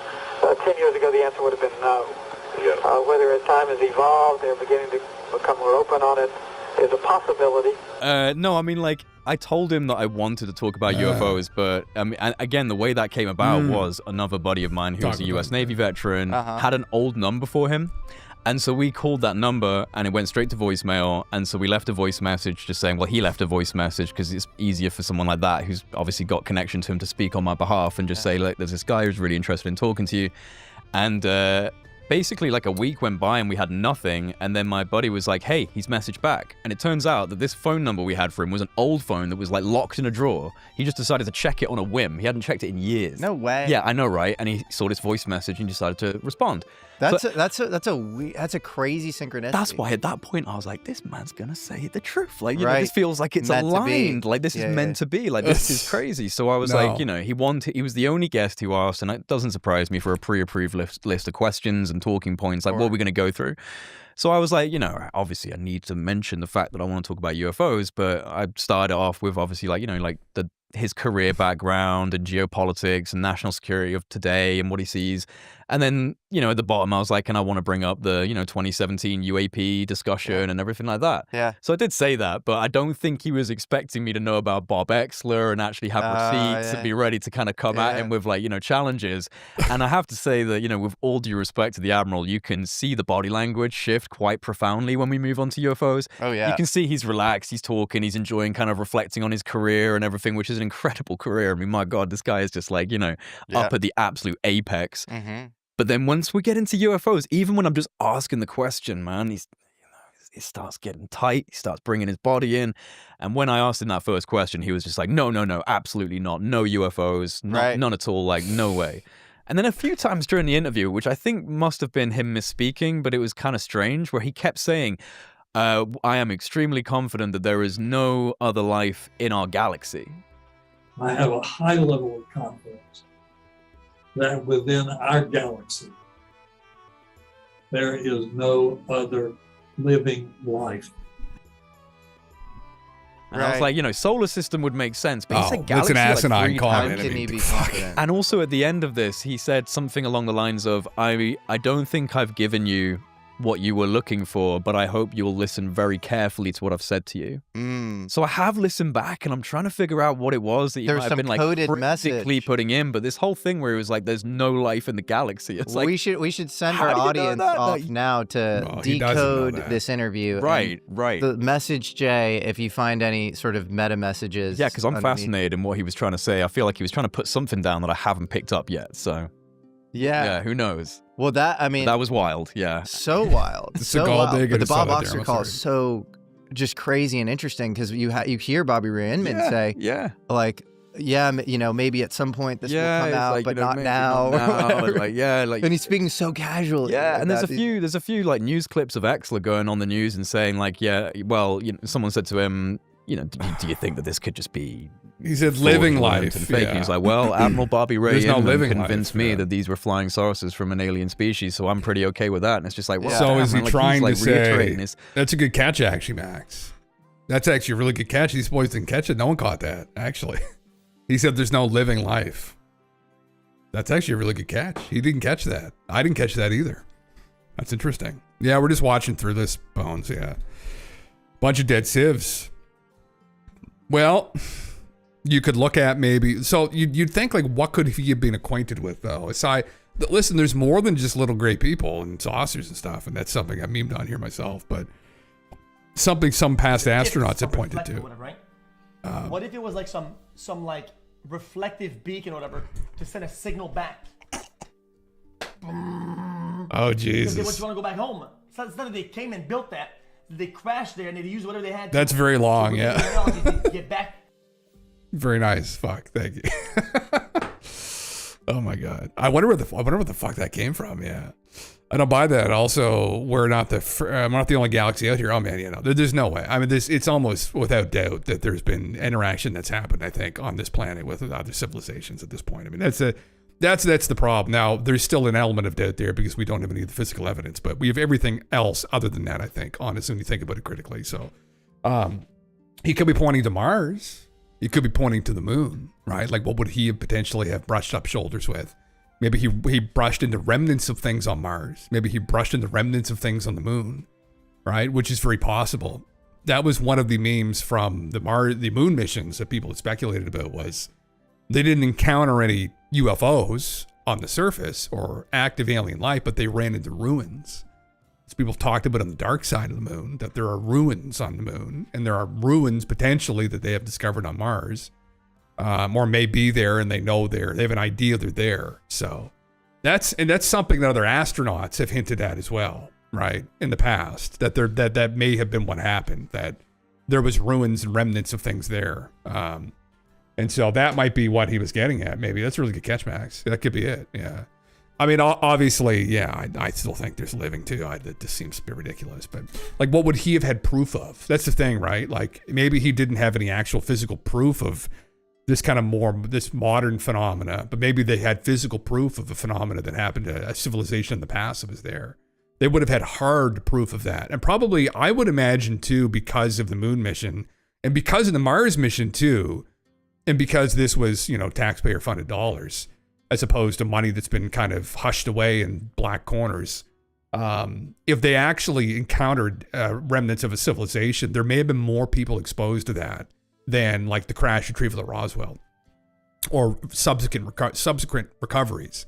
So that's an interesting thing to think about, that might be why more people have run into this because of that. And I've heard people say that before. So yeah, I have high certainty that there is no living life in our galaxy. Yeah. Interesting. Very interesting memes. Yeah. I had got that. That's an old video. I guess I may be a bit more acquainted with Jay than I thought with some of the stuff he's recovered. He looked different. I didn't know it was even the same guy, honestly, to be completely honest. But anyway, over and over, a few people have said that it was maybe, misquoted from that documentary where you've got the recording. But here's Exler on the news a few different times reiterating that Admiral Inman made him like absolutely confident and positive. So. And Oxler seemed markedly more reasonable than a lot of UFO researchers. Like he himself was an aerospace engineer. Yeah, he was a NASA guy. He was a NASA specialist, I think, at some point in his life. And again, very calm-spoken, intellectual guy that was just being very matter-of-fact with it and just saying, well, no, I mean, from where I'm seeing, the Admiral essentially has convinced me that these are recovered vehicles that we're working on, and And there's no way that you could be mistaken, and it could have been an airplane, helicopter, or something of that nature. Well, Admiral Inman convinced me that these vehicles were not manufactured by human technology, so that's pretty conclusive for me. That's it. So again, I think it's true. I wouldn't even go against the idea that there's been some archaeological finds from the old world. I mean, I'm diving into prehistory right now and getting into that, seeing so many anomalies that are so advanced and so contradictory to our models.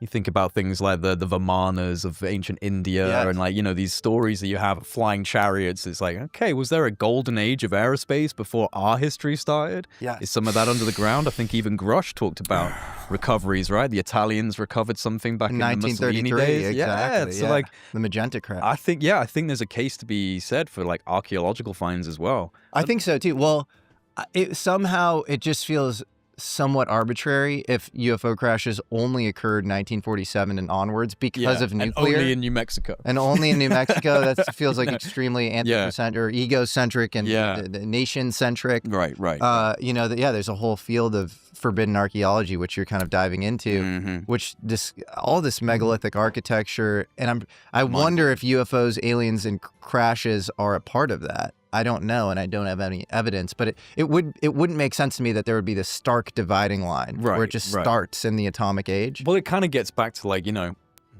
how do you want to look at aliens from the ancient perspective? You look at theologic texts like the Book of Enoch, the Watchers, or the Anunnaki, or the Nephilim, the ones that came down and slept with the women of men and made these hybrid species. It's like, okay, a lot of different texts speak about this in variations, but there's kind of a similar theme of giant beings or some other type of being that came and interfaced with us. So that's kind of like how you might look at it from the ancient perspective. And you see some of these megalithic stone building sites all over the world. It's like, okay, humans aren't capable, at least from our understanding of history and capabilities at that time, we couldn't do that. Yeah. So where does that?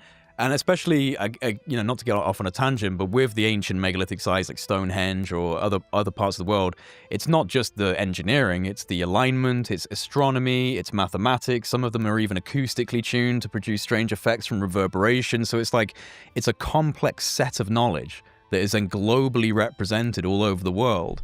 And that says to me that there was someone who really knew what they were talking about with a lot of different areas of science and engineering and astronomy that was putting this together and then inspiring people to do it all over the world. So whether that's an interface with non-human intelligence or just a completely different variation of human intelligence that we've long forgotten, I don't know. But there's a profound mystery there. There's something else. There's clearly the primitive to progress narrative that we're being spoon-fed by like Steven Pinker and, BS. It's obviously BS. Yeah.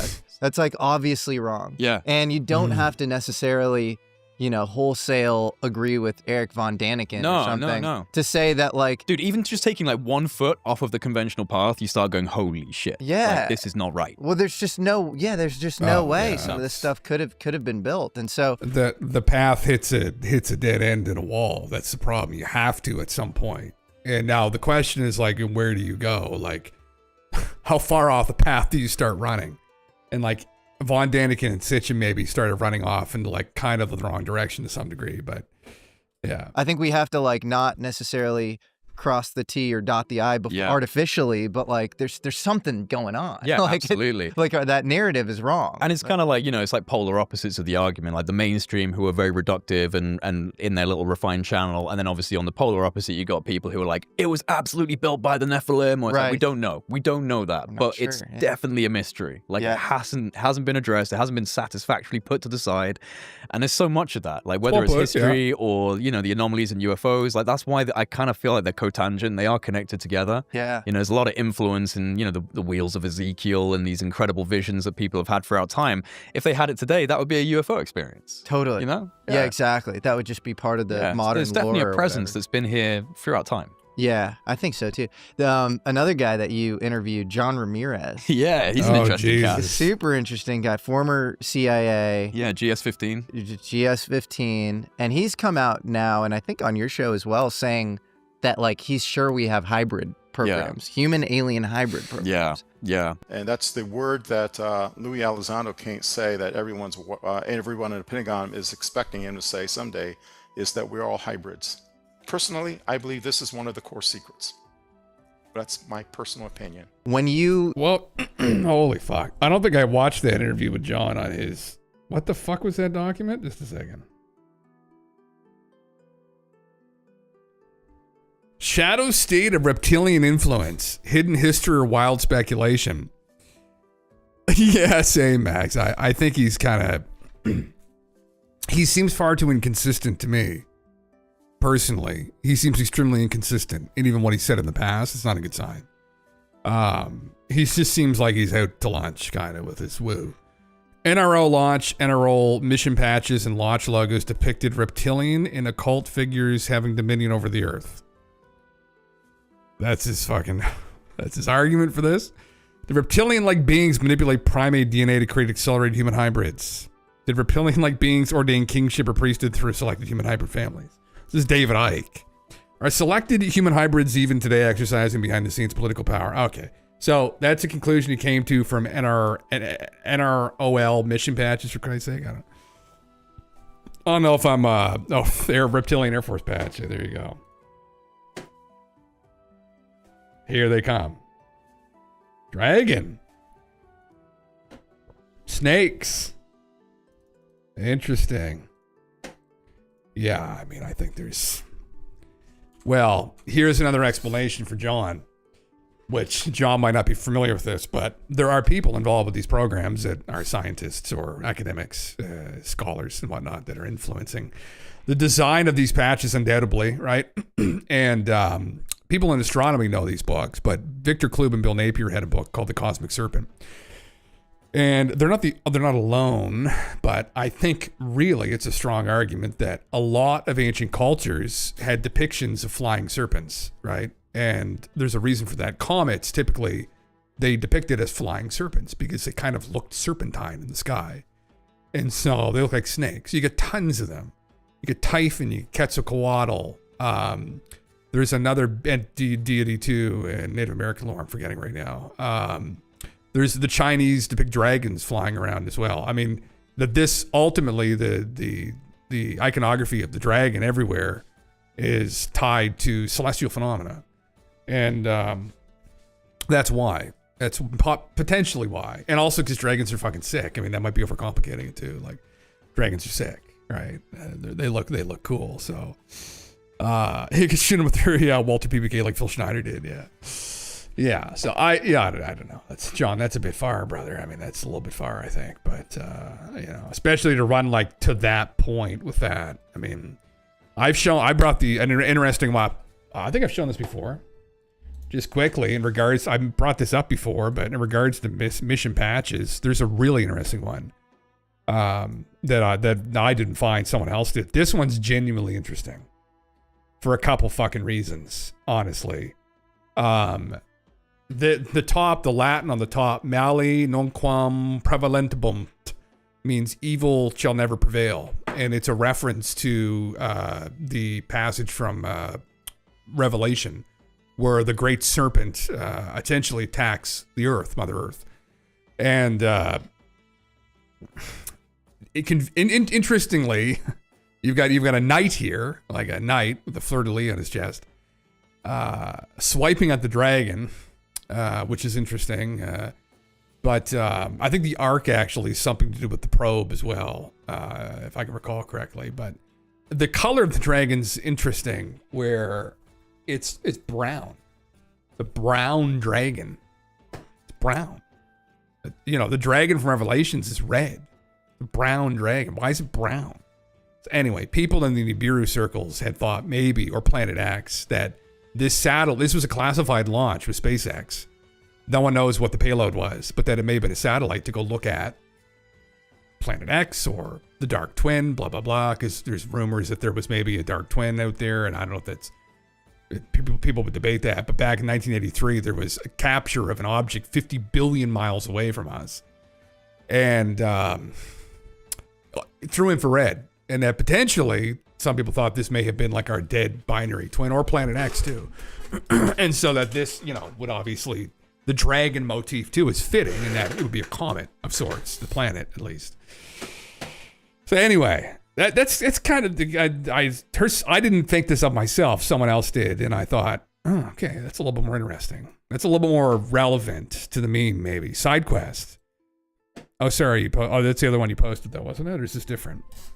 Oh, we talked about that last night, brother. Yeah, I talked about that last night, actually. Yeah, I think you must have been out. Yeah, we went through that a little bit. Yeah, it was kind of interesting. Yeah, it was interesting. Yeah. Quetzalcoatl, this was interesting if that's real. The Quetzalcoatl had a cross in his back. Yeah. Oh, there's another one there. Yeah, they get the octopus. So what do the octopi actually rule us? Yeah. Yeah. Christians killed lizard people kind of explains the persecution in the last 25 years. The lizards want to hit more. Holy shit, it's dried out. Kind of red. They needed to show the blood. Maybe, bro. Maybe that's it. I don't know. Maybe. Looks pretty brown to me. But I don't know. Maybe. Ultimately, yeah, I genuinely don't know. I decided to share that. It was kind of an interesting one. It's just the iconography, the connection to Revelation, and as I've gone over before, like it's not me that's found this, but there've been other theorists out there, I should say, that some who were kind of legitimate scholars that thought that maybe Satan may have been some kind of a comet. So, and you know, the whole serpentine connection, the comets, the dragon, the red dragon, may have been red comet that appeared through history, actually, from many cultures. Speaking of potentially some red star that appeared before a cataclysm. Oh, it's all interesting. Maybe it's a brown dwarf star is the other thing too, about the color of it, more specifically. That the object is a brown dwarf star is what it would be. Now that wouldn't make a lot of sense either, honestly, if you spoke to someone in astronomy, but who knows? Who knows? No opinion. When you hear him say that, are you like, you know, this is legit, this is CIA disinfo, what's your middle ground, man? Like grain of salt. Like, you know what I mean? Like, take everything with a grain of salt. I all respect to John Ramirez, and I'm not applying this to him, but it's something that I've definitely felt over the years of, you know, being thrown into interfacing with people in the intelligence community is they're really good at becoming your friend. Right. When you've got an influential platform. You know what I mean? Yeah, sure. Really good at becoming your friend. And they're very likable and they're easy to become friends with. But, you know, again, it comes back to that thing of how much of this can be validated, how much of this has been evidenced. I'd say, you know, like 0.1% of that, right? So, like, John Ramirez, super interesting guy. I think he's actually genuinely passionate about the subject and he's an experiencer.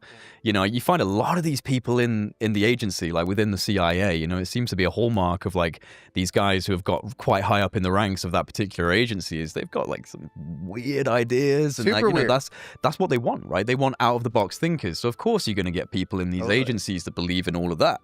But you expect that Terry will get you. Bring Kurt in for a minute. Come on.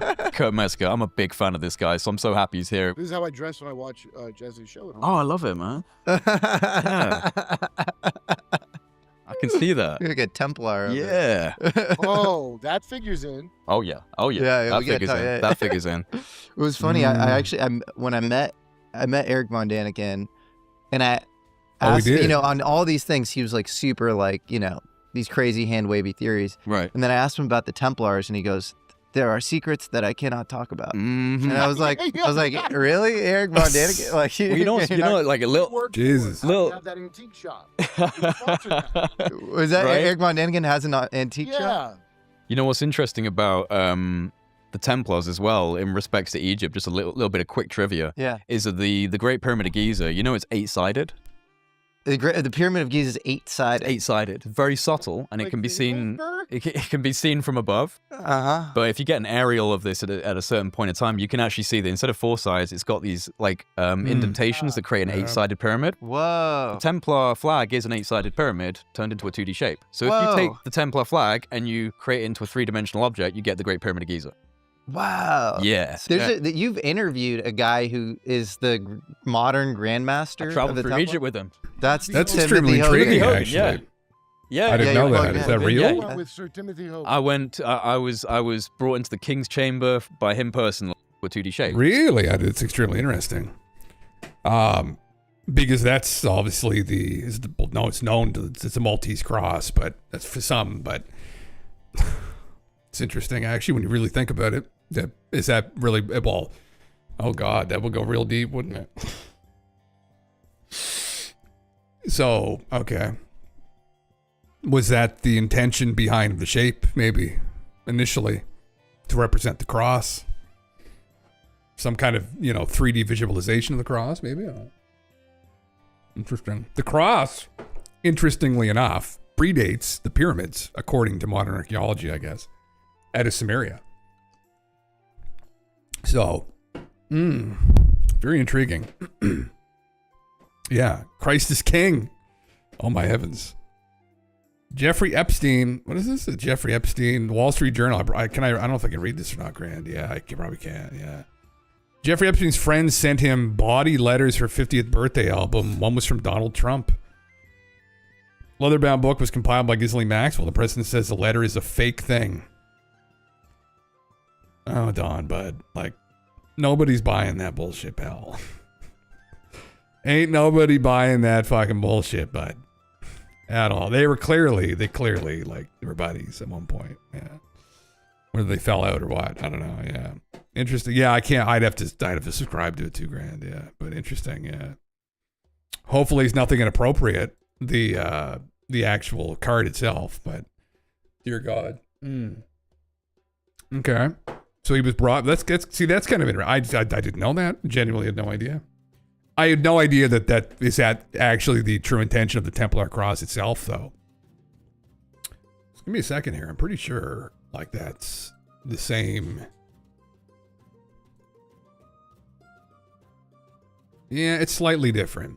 This is the one from Nimrod's stone here, but they're slightly different. I guess I was going to say you'd have to have that shape if you wanted to actually create the pyramid. They have, because it's 4 pyramids intersecting that would create a 3D actual pyramid, like an 8-sided pyramid, like the one at Giza. So if you take the Templar flag and you create it into a 3-dimensional object, you get the Great Pyramid of Giza. Wow. Yeah. You've interviewed a guy who is the modern grandmaster. I traveled of the through Egypt with him. That's Timothy Hogan. Timothy Hogan, yeah. Yeah, you're plugged in. Yeah, Went with Sir Timothy Hogan. I went. I was brought into the King's chamber. He's going to sue them. Oh Jesus! What's his? That guy's a real Templar. He's a real Templar. Yeah, he's got his receipts. Well, I got some. Okay, well that's disturbing. but yeah, don't you guys think if they're real Templars today? Yeah. They wouldn't like dress up. Yeah, no. Like Kurt or be like Timothy Hogan. Well, I'm not. They would be like these like subtle. Well, I mean, like it's like there's levels, right? Like Gypto, Kurt's at the bottom of the fucking man. Oh, that's dirty, huh? When are you doing your There's Halloween costume level. I'm Zawi Hawass. Did you watch it? Of course, I watched. What did he say? I saw with the headline now in the link. We have certain things in common. Oh, really? That just came out. I wish, I hate Wall Street Journal. You subscribe to it. I mean, just give me, that's pretty fucked, isn't it? Yeah. Trump Epstein birthday letter. I wonder if there's someone got a capture of it. From file releases mounts. Okay, so he just said, concludes. A letter bearing Trump's name, which was reviewed by the Journal, contains several lines of typewritten text framed by a drawing of a naked woman. His signature is a squiggly dawdle below her waist, mimicking pubic hair, according to the report. Okay, well, that's not just him being, I never wrote a picture in my life. I don't draw pictures of women. It's not my language, it's not my words. Okay, well, they're going to battle it out. Is this them just trying to fucking further drag his balls through the glass? Who knows? Who knows? Yeah. Not like prepubescent children. Yeah, that could be it too. Yeah, that's a hell of a thing you'd have. We don't know, yeah. I just think for Trump's handling of this, but nobody's saying anything about Bill Clinton, Bill Gates. Well, yeah, man, they're going, he's the president, right? I think like they're going after him. He's in power, and he is in power, I guess, to shed more light, some people believe, on this, and they want him to, so. You skipped, read it just under picture. I skipped it. Okay. Celebrate Jeffrey Epstein's 15th birthday with a body greeting accompanied by a hand-drawn image of a naked woman. Okay. So it just, was that it? It was just, or is there anything here? It's not my language. Well, yeah, here we go. Trump reportedly says in the imagined conversation, so written in the third person is reportedly included inside the outline of the naked woman. We have certain things in common, Jeffrey, to which Epstein replies, yes, we do, come to think of it. Enigmas never age. Have you noticed that? Trump writes. Well, I mean, at that time, to be fair to Don, not to be fair to Jeff, but they, they're both just like playboys, essentially. Like, no one knew he was a pedophile. They both clearly liked going out after a bunch of, young, but not like childishly young, but young women. I mean, it's, that's nothing too new among men that have a lot of money and influence. What's more inappropriate is when they're like children. And that was the accusation with Jeffrey that, that was happening, and he was providing people with young women, but whatever. It's him just being kind of a dink a little bit, but like, hey, we love girls, bro. Like, bro, we love girls. Is that what it was? I don't know. Yeah. They're trying to spin it like he's a pedophile, maybe, yeah. Trump's drawn a skyline sketch he offered for auction as a charity gift. Oh, he did. It's fuck. They're trying to dot connect. I'd have to see the actual image too, maybe if they even released that. So interesting. Yeah. Knack for drawing. Goddamn, drawing naked women. Yeah, I mean, that to me wouldn't strike me as necessarily like Trump's a pedophile or anything like that. I mean, he clearly was buds with him, though. I mean, at one point they were definitely buds, but yeah, they got to try and jump that line where, I don't know. So people are curious about, like, did he cross the line with him? I don't know. I don't know the guy. Never known the guy. I don't pretend to even know the guy. No idea. I mean, some people surprise you sometimes. I don't know. I don't, like, intuitively, I don't feel that off him, I guess, if that's worth anything, that he's that kind of person, but he definitely seemed like a billionaire playboy, fuckboy back in the day. I mean, but I didn't really ever get that energy off him that he was that kind of person. Although he said inappropriate things, but everyone said inappropriate. If you took anybody's life and threw them in the spotlight, I mean, there's so many stupid, inappropriate things people have said at times. I don't know. So, like, I never get that vibe off him, but I don't know ultimately. So, yeah.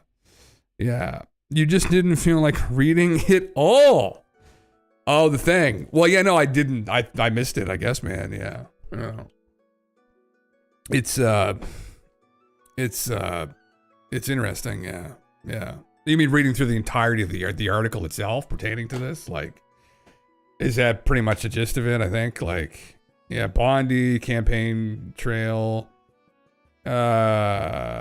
exam of the Department of Justice investigated Epstein's former girlfriend. The fall revelation. The revelation follows a disastrous week for Trump administration as the president repeatedly tries to dismiss the so-called Epstein files as hoax. That's pretty much a TLDR, though. Yeah. Okay. Only the letter he sent. Yeah, that seems like the gist of it, though, right? I mean, we have certain things in common. What else am I missing out of it, I guess? Tell me. Am I missing anything else out of it? Yeah. That seems like the TLDR, though, right? I mean, that he wrote it. He drew an image and it had something. We have certain things in common. Yeah. Much longer. Okay. I read it. So what was it? What was the overall TLDR that you got from it? You thought that he was implying some kind of like pedophilia with it, or young girls? Is that what you think, man? Yeah. Not recommend a special prosecutor. Yeah. I can't read the Wall Street Journal article either, right? This is the only article we can read, or we can read another one. Reacts after a report reveals his birthday letter to Jeff Epstein. Yeah. May every day be another wonderful secret. That's what he concludes.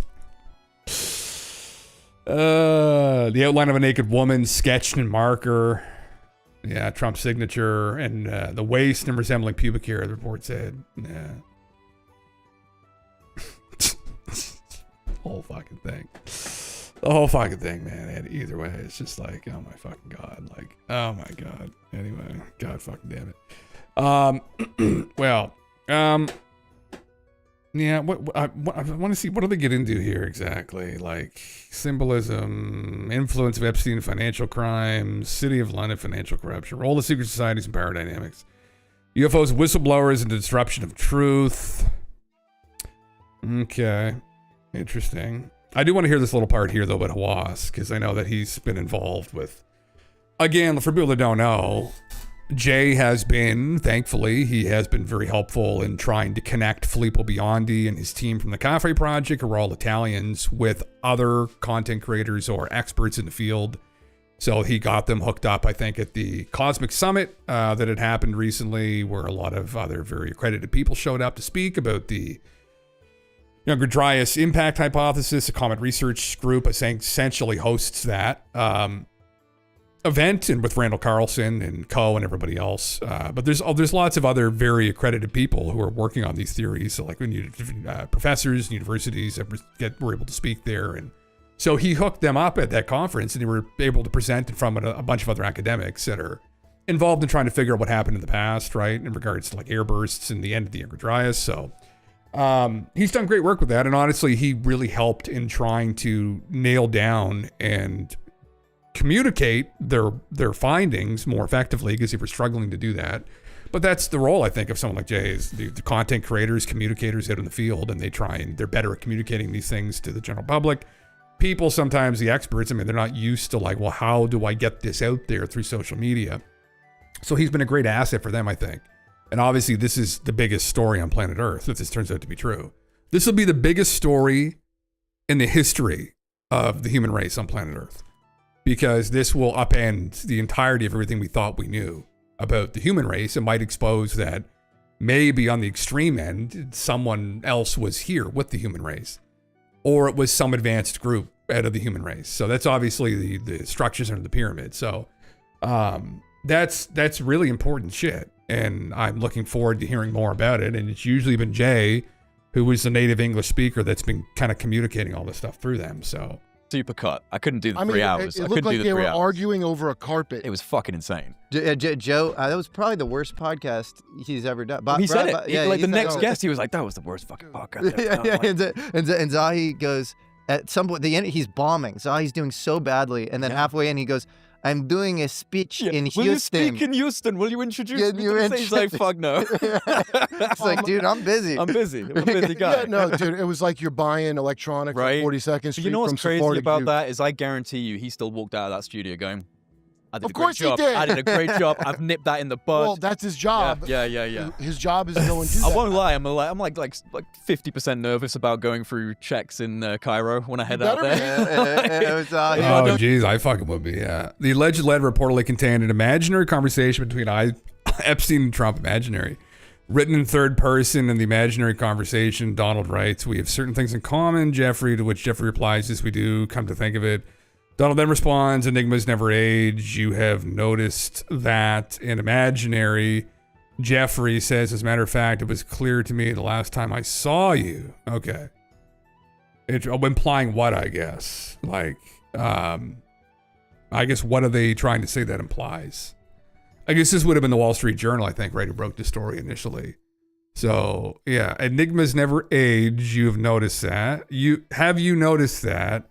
Right. As a matter of fact, it was clear to me the last time I saw you that Don himself is an enigma. So just kind of like banter going back and forth over a naked woman. Yeah.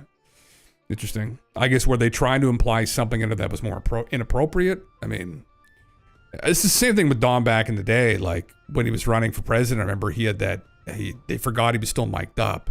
And he was telling a story about this woman who he was pursuing back before, like, you know, prior years, and he said, oh yeah, I go up, I get what I want, I just went and grabbed her right by the pussy. And it's like, you know, like, holy fuck, like, you know, anyway, it's like just like stupid bro talk, right? Like it's that like toxic fucking like bro talk, right? Like he is a human being and people say stupid fucking things sometimes, and you know, it's like, yeah, enigmas never age is what they're honing in on. So they're trying to hone in that enigmas never age is like a hint at like young girls. Is that what they're trying to hone in on? Like, interesting. Yeah, I mean, so an enigma I think it maybe that to me when I read that, it seemed to imply that he was calling Jeffrey an enigma. And then Jeffrey smacked back at him and said that it was clear to me the last time I saw you was that he himself is also an enigma, right? So he was kind of poking him at him a little bit, like, you're an enigma, like, I don't really understand you, like, what are you, right? And he said the same thing about Dawn. Seemed what it kind of meant, like, playful banter. Like, enigmas never age. I would not read that and think that was that was implying, like, young girls. This is a dialogue conversation which Trump's mind concocted. Interesting. Yeah. I don't find anything in that to be inappropriate when I listen to it. I mean, obviously, you could say writing the picture of a naked woman and he's talking with Jeffrey Epstein. But if it wasn't Jeffrey Epstein, I wouldn't say it'd be particularly weird. Yeah, personally. Yeah. I mean, I think that just clearly was something that, in my personal opinion, reading through that, man, it doesn't seem like it's too much to me. The enigmas never age is just a, you know, like the euphemism or whatever they're trying to say that, like, you know, like you're an enigma and, you know, you're an ageless guy, and he's trying to playfully hit back at Trump too. Yeah. Yeah. Oh, he is aware of Epstein collecting intel as an enigma. Is that what they tried to say, imply with the Wall Street Journal article? Yeah. Interesting though, man, nonetheless. I mean, intriguing. Yeah. Come back, bro. I'm gone. Like someone's taken me. No, they'll just be like, you can't come in. Yeah, well, don't think if you're on a major platform and you said anything. I mean, I probably destroyed it for you. I'm sorry. It's okay. It's all right. But I mean, he sounded They've like accepted my plane electronic ticket. salesman. I put my passport details in. I got greenlit, so I should be all right. But we'll I see how worked it for the goes. Wiz when I was younger. You know, in my many astral travels. Who's the Wiz? Nobody beats the Wiz, the electronics store. Oh, you worked for the Wiz? Yeah, I was a salesman. Oh. You know, that's how I developed my... And Hawaz felt like your manager there. No, I was in Bricktown, New Jersey, but in New York where those stores... You know, you don't mess with the Zohan movie, Right. they show it. Yeah. They're like, Sony Guts! Sony Guts! Okay? It's a very Middle Eastern, bizarre way of dealing with things, and that's how they are. Oh, this guy's already kind of annoying me. He just came in mid through a conversation. Yeah. Dear Christ. Maybe we can move on here. Listen to that enough, I think. Anyway, yeah, I was thinking it'd be some other kind of interesting conversation with it. But new 90-minute interview with Gary Nolan. Oh, my heavens. That sounds much more interesting. Yeah. Something non-human has been here a long time with Gary. Oh my heavens. Oh, Jordan. Oh shit. Oh wow. Okay. Holy shit. He just posted right now. Oh my God. Well, that seems, yeah. Oh, awesome, man. This is genuinely interesting. Yeah. I'm curious to see what Jordan thinks of this, actually. Yeah. I haven't really heard his thoughts on any of this. He's usually caught up in fighting the woke mob or, doing whatever the fuck else he's doing.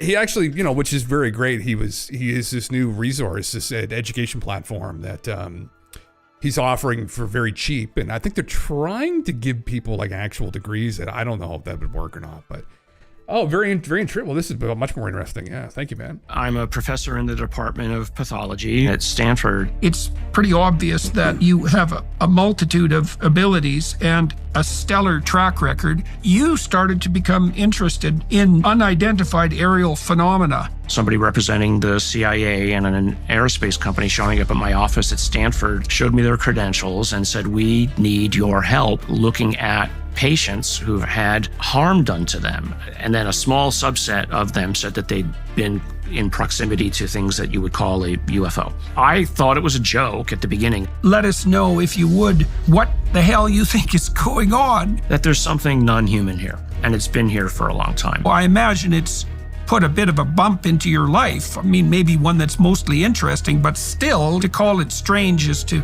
barely scrape the surface. If something is here, it's likely been here longer than humans have even been civilized.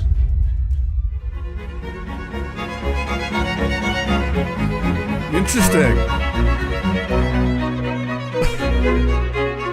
Very edgy start here for all the classical music and yeah, very nice. Dr. Gary Nolan is an immunologist, academic, inventor, and biotech entrepreneur, serial biotech entrepreneur. He's a professor at Stanford University School of Medicine and, somewhat surprisingly, a ufologist. We talked about his career, his research interests, the rise of AI, and his interest in unidentified aerial phenomena. So, Dr. Nolan, Gary, before we get to the heart of the matter with regards to your interest in unidentified aerial phenomena, more commonly known as UFOs, let's talk a little bit about you so that we can situate you in the minds of our readers. So you have a remarkable research background and a technology background. Clue us in a bit and tell us who you are. So I'm a professor in the Department of Pathology. I hold the Ratchford and Carlotta A. Harris Endowed Professorship.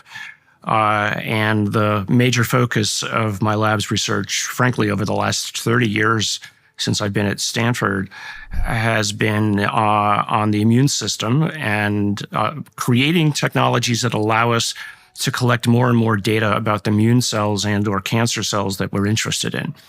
And so that's led me from the development of retroviral techniques for gene delivery and gene therapy. So all the retroviruses and lentiviruses that are used in the world today for gene therapy were developed based on a technique that I came up with called the 293 T-cell technique.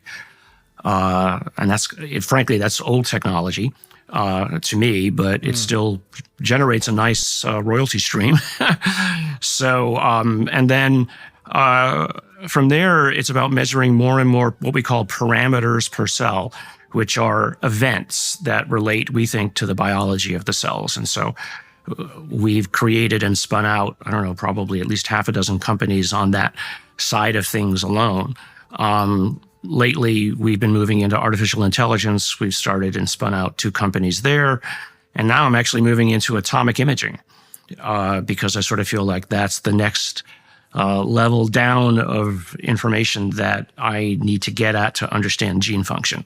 So I've raised the money to create a whole new kind of instrument that can measure things at the atomic level. Tell me about that a little bit. What? Jesus. I mean, that's electron microscope territory. You have a new technology that I know that's an old technology now. It's a fusion of 2 technologies, something called atomic probe tomography and field ion microscopy. And it's a way to bring the 2 together because previously they couldn't sort of exist in the same machine. So by bringing them together, we can go another order of magnitude lower. We can get down to what's called sub-angstrom. Like the bond length between 2 atoms is in the sub-angstrom realm. But this technology that we've developed not only can see down at that level, but can also determine what kind of bond structure we have locally.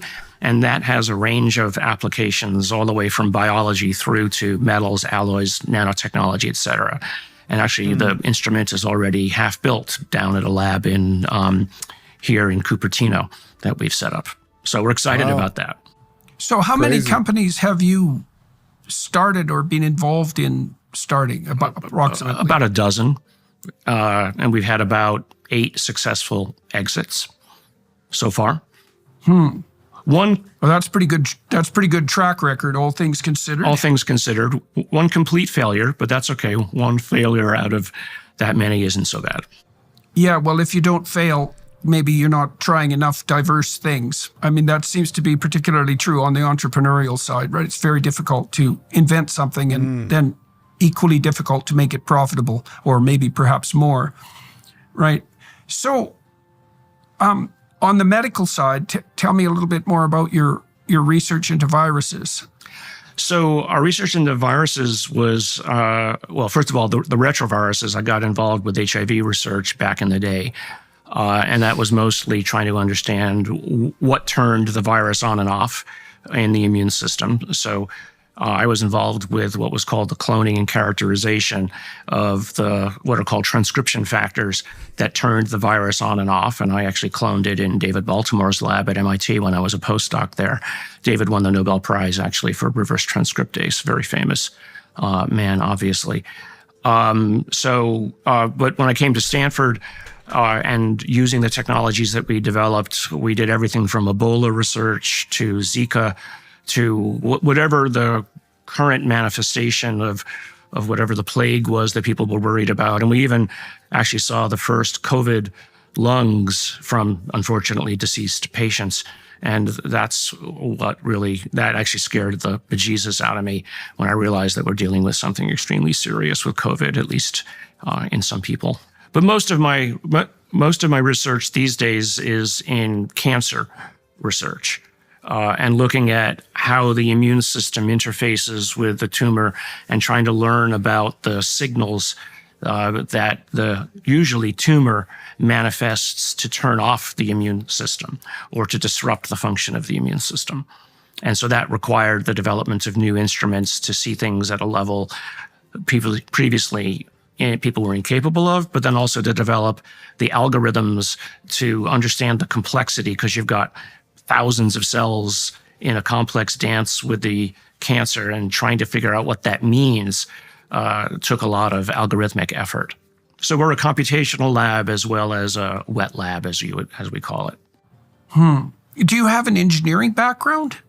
No, but I've always been a tinkerer. And so, I think what makes a good scientist is knowing what you don't know, and knowing who to bring in to help you create what it is that you want, and being able to explain it to them in a way that gets them interested. And that talent, frankly, translates very well in the entrepreneurial side of things. When you're talking to venture capitalists, you can convince them that the biology is interesting, that it's doable, that here's the kind of people I need. And I always use this term inevitable, that it's inevitable. This is something that's coming. So it really is up to the early bird that gets the worm. If you can see that it's something that will happen and has to happen, and you have a solution for it, it might not be currently the best solution, but it's a solution. Get to it first and own the market. And your degrees, what are you? In what areas were your degrees awarded? I wish we could get to the actual part about the UFOs. Not that I want to jump around too much, but just to have more conversation. I just want to silently listen to all. So he's going on aliens now, though. Yeah, that's fucking. I mean,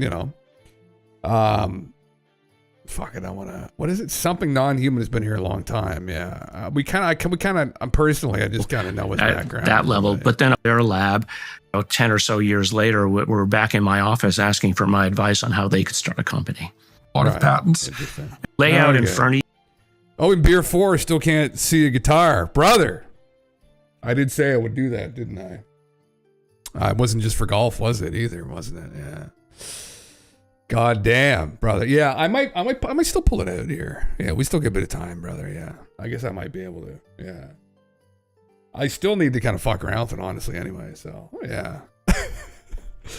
it will come. Just give it time here. Yeah. Are you taking a guitar in the UFO hunt? Probably not. No, man. I do have an acoustic, actually, but yeah, probably not. Yeah, it's fairly close, though. I mean, the place we're going isn't too far away from either of us, so it's probably about a 30-minute walk from here. But yeah, it would be kind of an interesting meme, though, wouldn't it, to go out and play guitar for the A's? That might get a noise complaint call because the area is very quiet. I mean, us talking isn't probably going to be a problem, but I know people might get pissed off because we're going to be there probably quite late. So, but there's another spot we were going to go actually to do it, which is at a place around here, which is very scenic. Actually, it's the place is that on Twitch still? I don't know. I think it may still be my Twitch profile picture, actually. Or my Twitter and Twitch profile picture is me. Hold on, very angsty, sitting. God, that was 13 years ago. I think that was taken. I was in my early 20s, 22. But that's actually the spot we were gonna go around here, which is very beautiful. It's very scenic. It's very open. The only problem, and the reason why I think we decided not to go there, was because it'd be way too windy, and I'm gonna be trying to use, if I can't find the mic off the phone. And that would be really annoying. This place we're going to go shouldn't have any wind at all. It's completely concealed. It's very, very picturesque. I just drove by it again today. It's a very beautiful spot. So hopefully it's not a bunch of kids there. Is the only thing. This is the time of year where you're going to get a bunch of kids hanging out. They might be drinking down there, but whatever. Just be a vibe either way. So, but yeah, that is, yeah. I forgot I had this up here too, for Christ's sake. I bounced around to so many fucking things. Yeah, this is off the program. Anyway, this is bounced around to too many things at once. But James, his documentaries are now for free on YouTube. That he's got a hold of the rights to them again, I guess. So that was this Gary McKinnon interview with the guy who hacked into NASA back in the day. I always found that super fascinating. Oh my god, that was one of those stories out there that's so fascinating. I still find that so fascinating. He's someone else again who kind of like Bob, but I mean, Bob definitely has a history that's a little bit sketchy. Gary, you don't detect or discern any kind of deception in him whatsoever. But that's him drawing there what he saw on a government computer of a satellite photo of the Earth. And the mouse pointer moved to the bottom right of the screen. It right-clicked on the local area network icon, and the pop-up menu chose disconnect shape. And he saw that hovering over the Earth, or what he supposed was the Earth, but it was almost certainly the Earth. Yeah. Oh. So crazy. Again, that people who don't buy into this. I mean, they just think that this is all horseshit. They think that every single person made everything up. Come on, man. The guy, they were trying to extradite him for years to the States for what he did. And, you know, I mean, obviously just hacking into NASA, it's in and of itself kind of a bad thing. But the way he did it, I mean, they were idiots. He kind of exposed a security flaw, really. You'd think that for someone like that, there could have been some kind of a deal that they could have bargained between the two of them where, you know, okay, well, you know, I kind of helped you in some way because I didn't do anything particularly too nefarious.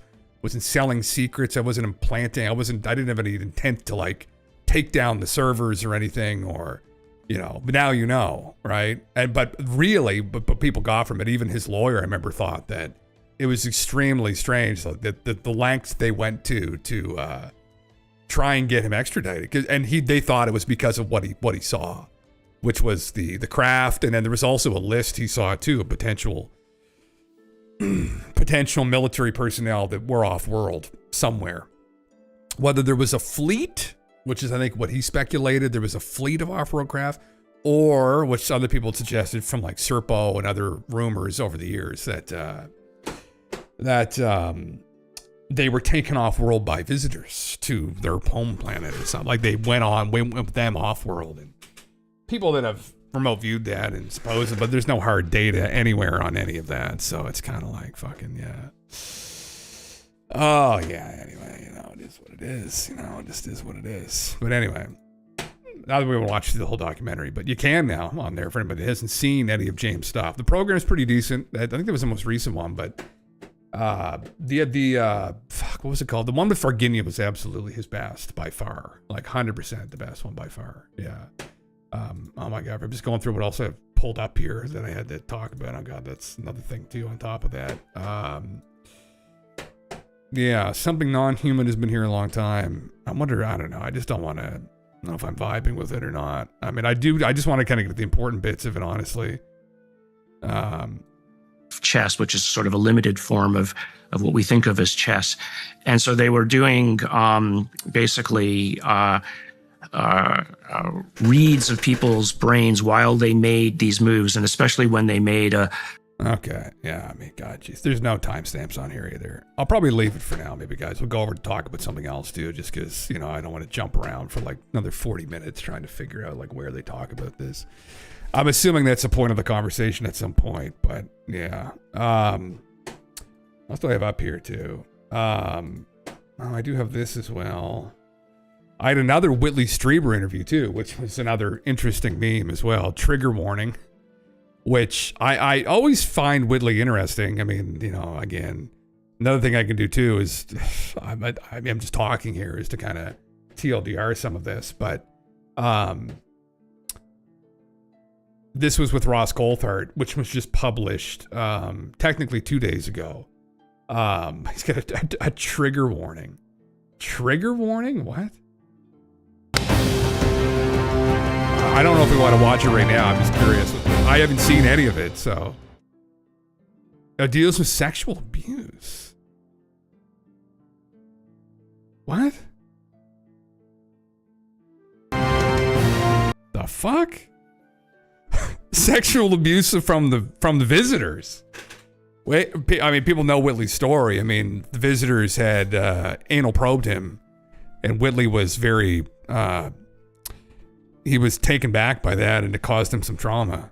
What the fuck? They had to put that at the start of it. Asked my mom about sleep paralysis and if she's experienced it and has had stuff in the room with her. She has, but hasn't experienced a being in the room with her. Yeah, he had sex with one too, right? Whitley did. Oh, maybe he did too. Yeah. I just watched the movie again, but it wasn't a completely accurate retelling of his story either. It was kind of like for Hollywood, some of it. Yeah. Yeah, that's it. It's Communion is the name of the book. Yeah. And he had, I think, well, he thinks he's been a part of some hybrid program too, Bones. Yeah. I can't remember. I think maybe there's something with that in there. I can't recall though in the actual book. I thought maybe, but I know he's spoken about the hybrid program before. Like he's another abductee, I guess, that's supposedly, been chosen by them and been used and abused, I guess, clearly by the visitors. Holy fuck, that's, oh God, Jesus, that's a fucking meme and a half there. Goddamn, yeah. Yeah. Oh, this is it here, man. Yeah. This is just recent, huh? Our universe might be inside a black hole. Yeah. What if I told you you were living inside a black hole right now? Just reached the 420 Would mark. you believe me? And not just fuck, you. Man. I see that now, brother. There you go. Some dank shit. Inside that black hole. And while this sounds like a great science fiction movie, new data from JWST, the most powerful telescope in space, has shown it really could be true. And if it is, the repercussions are honestly insane. The Big Bang would essentially be a white hole in disguise. But what is a white hole? And more importantly, what did they see? The collapse of a star into a black hole and the Big Bang expansion are both solutions to Einstein's field equations. In these solutions, the curvature of space-time and density approach infinity. Classical physics fails and we get some really strange results. It's this similarity that has caused some scientists to ask, could these two solutions be literally two sides of the same coin? Their first similarity is the singularity. In the beginning, everything in the universe was squished into a point with infinite density. This is the space-time singularity that the Big Bang originated from. Black holes, on the other hand, have an equivalent singularity of infinite density. Instead of it existing at the beginning of time, their singularity exists in the heart of the black hole. Their second similarity is the horizon. A black hole's event horizon is a sphere around the singularity that represents the point of no return. Once something passes this horizon, it can never come out. Our observable universe has something similar known as the particle horizon. This sphere represents the farthest distance from which light could have arrived at the Earth since the Big Bang. Nothing from the outside of the particle horizon can ever get in, and nothing from the inside of the event horizon can ever get out. Two sides of the same coin. And this isn't just a hand-wavy similarity we can either. jump over there You again. can do the math and show that if you take the equation for the event horizon of a black hole and substitute in a value for the mass contained inside our observable universe, the resulting event horizon exactly matches the cosmic horizon we observe in our universe today. Interesting, yeah.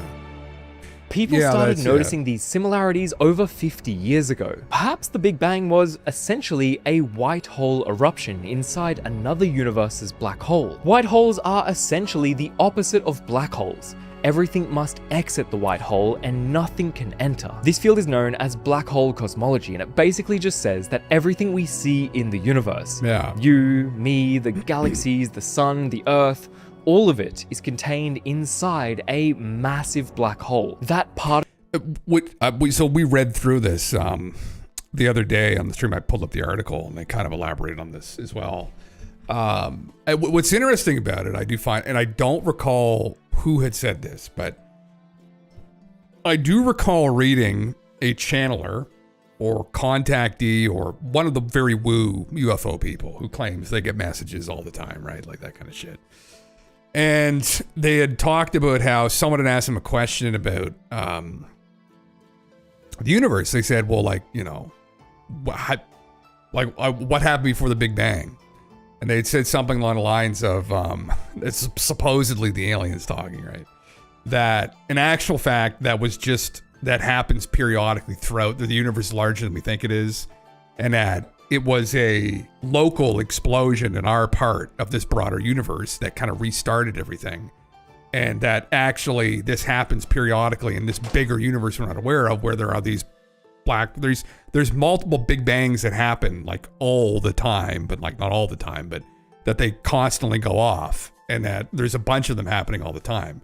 And that this is just kind of our local arena in the universe. And it's kind of similar to this kind of meme a little bit, where it was just like a local incident potentially, or there's more to this than meets the eye, and maybe this happens periodically as well. Like maybe it'll happen again. It'll be like a reset that happens here as well. But what if a black hole inside a black hole inside a black hole? Those are the dimensions, space-time folded in and on itself endlessly.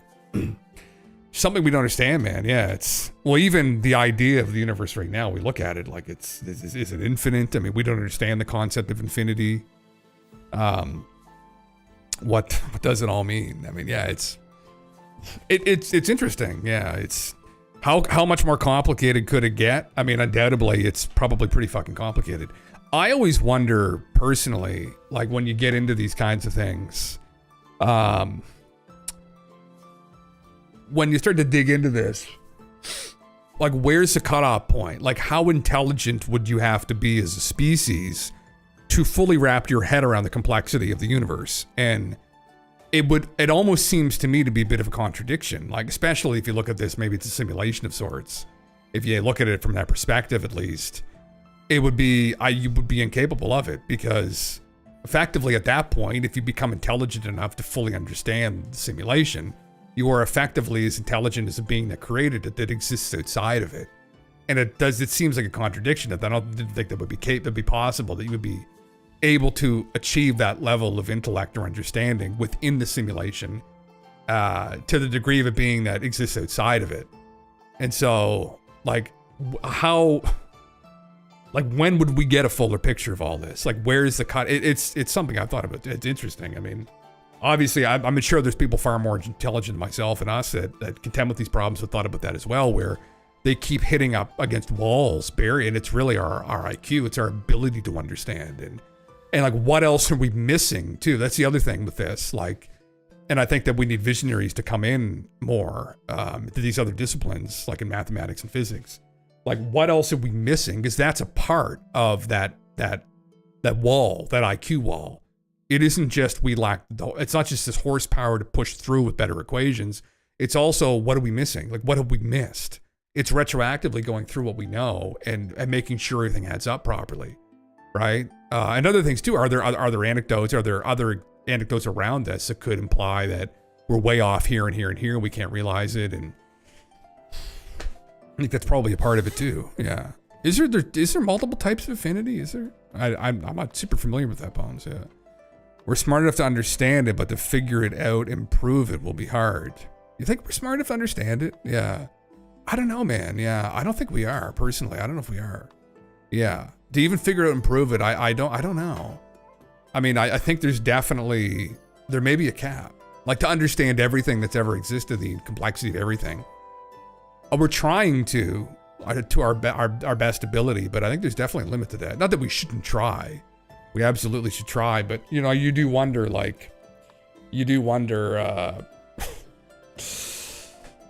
I guess when do we need help? And it's really now that we need help, honestly. We need help now. I mean, that's why we're trying to cook up AI. That's why some people are really excited about AI, because the AI will be able to give us that boost that we may need to kind of get over the hurdle. So, interesting, Bones. I don't know if I'm super familiar with that.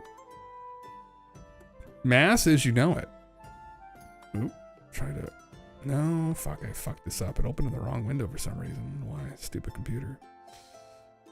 Okay, Cardinal. First kind of infinity comes when we try to work out the answer to the question, how many? For instance, if we ask how many positive to whole numbers, below 3, the answer is 2. Right, okay, so we get the answer infinity. What might be surprising is that can make sense of saying this kind of infinity is bigger than another. In fact, there are infinitely many kinds of this infinity. Ordinal infinity, second kind of infinity, comes up when you want to work out the place of something in a sequence. We use ordinals like first, second, and so on. Okay, unlike cardinal infinity, it makes sense to talk about the infinity plus 1 th place. Okay, interesting. Infinite series.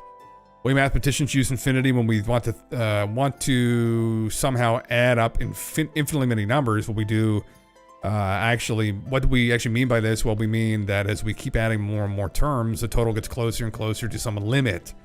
You can see this illustrated in the picture below. Okay.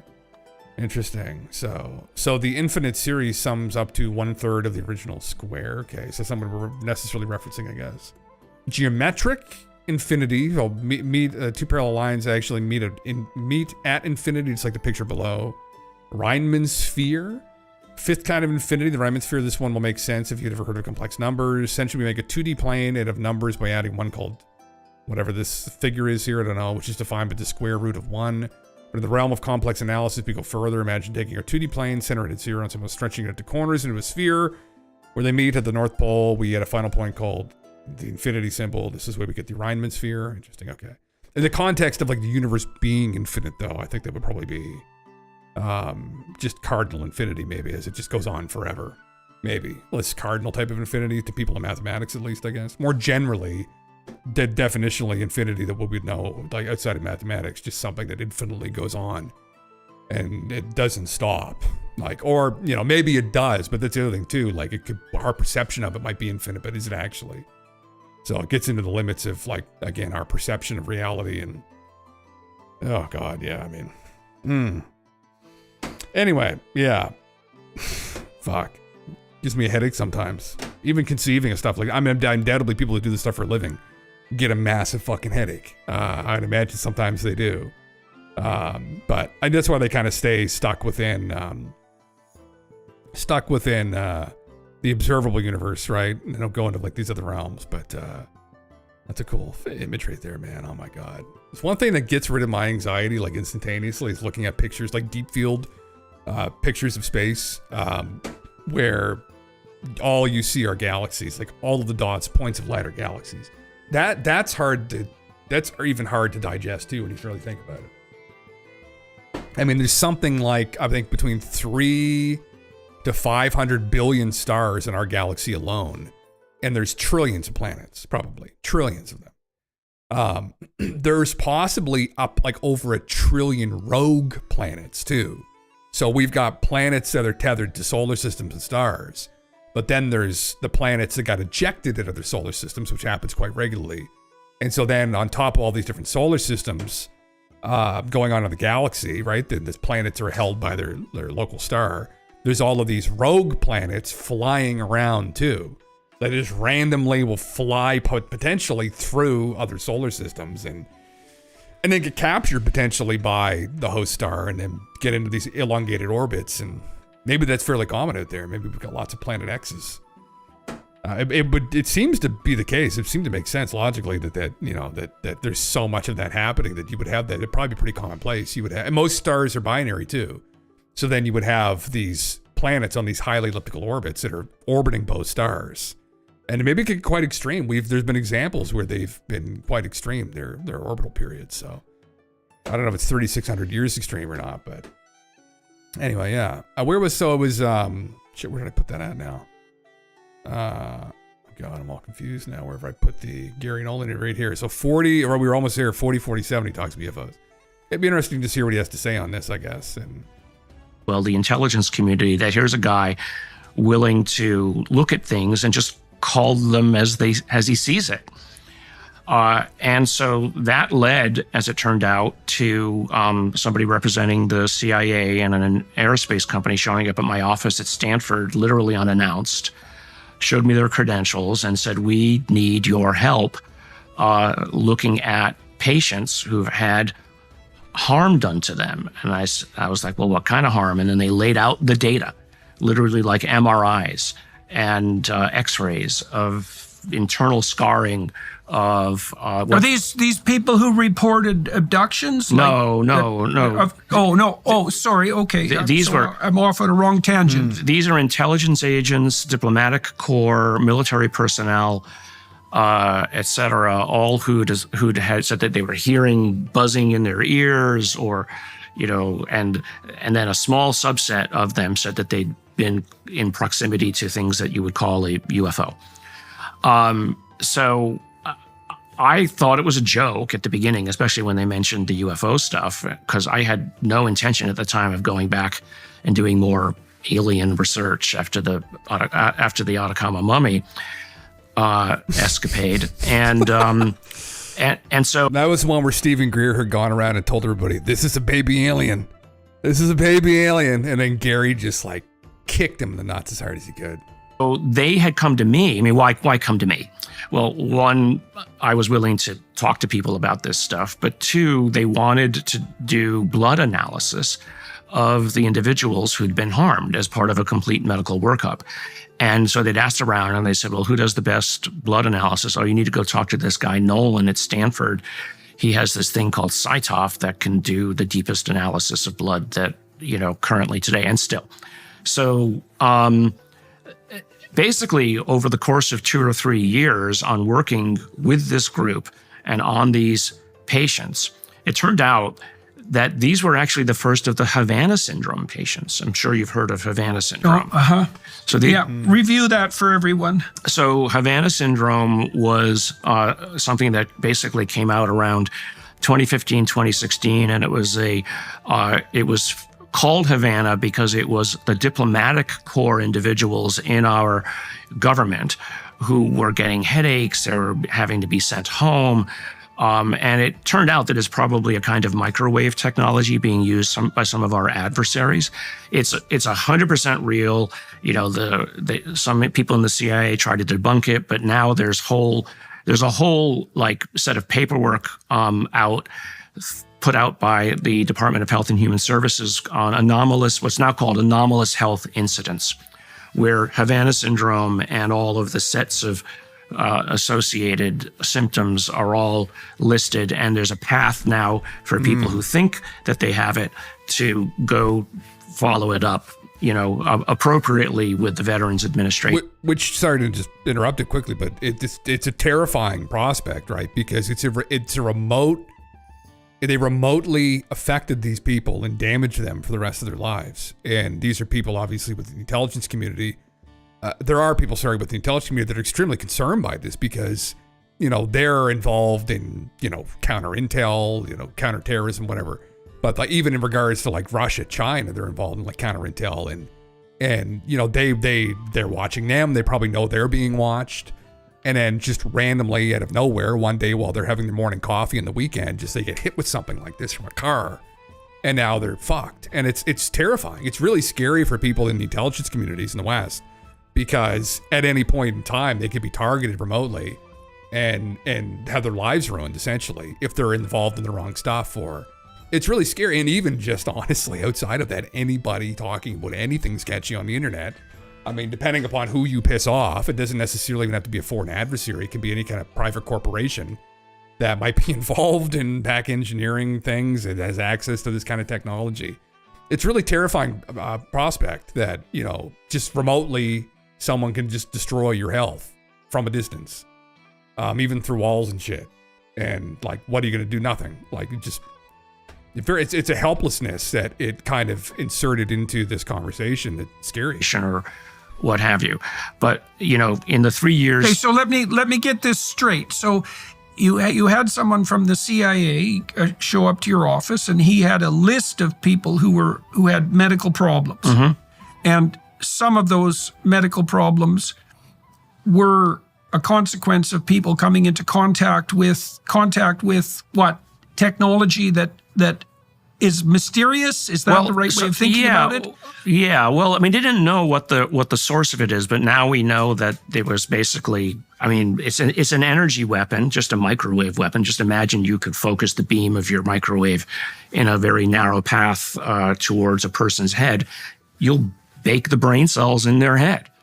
So, I mean, there's nothing magical about it. We have them. Everybody knows that these things exist.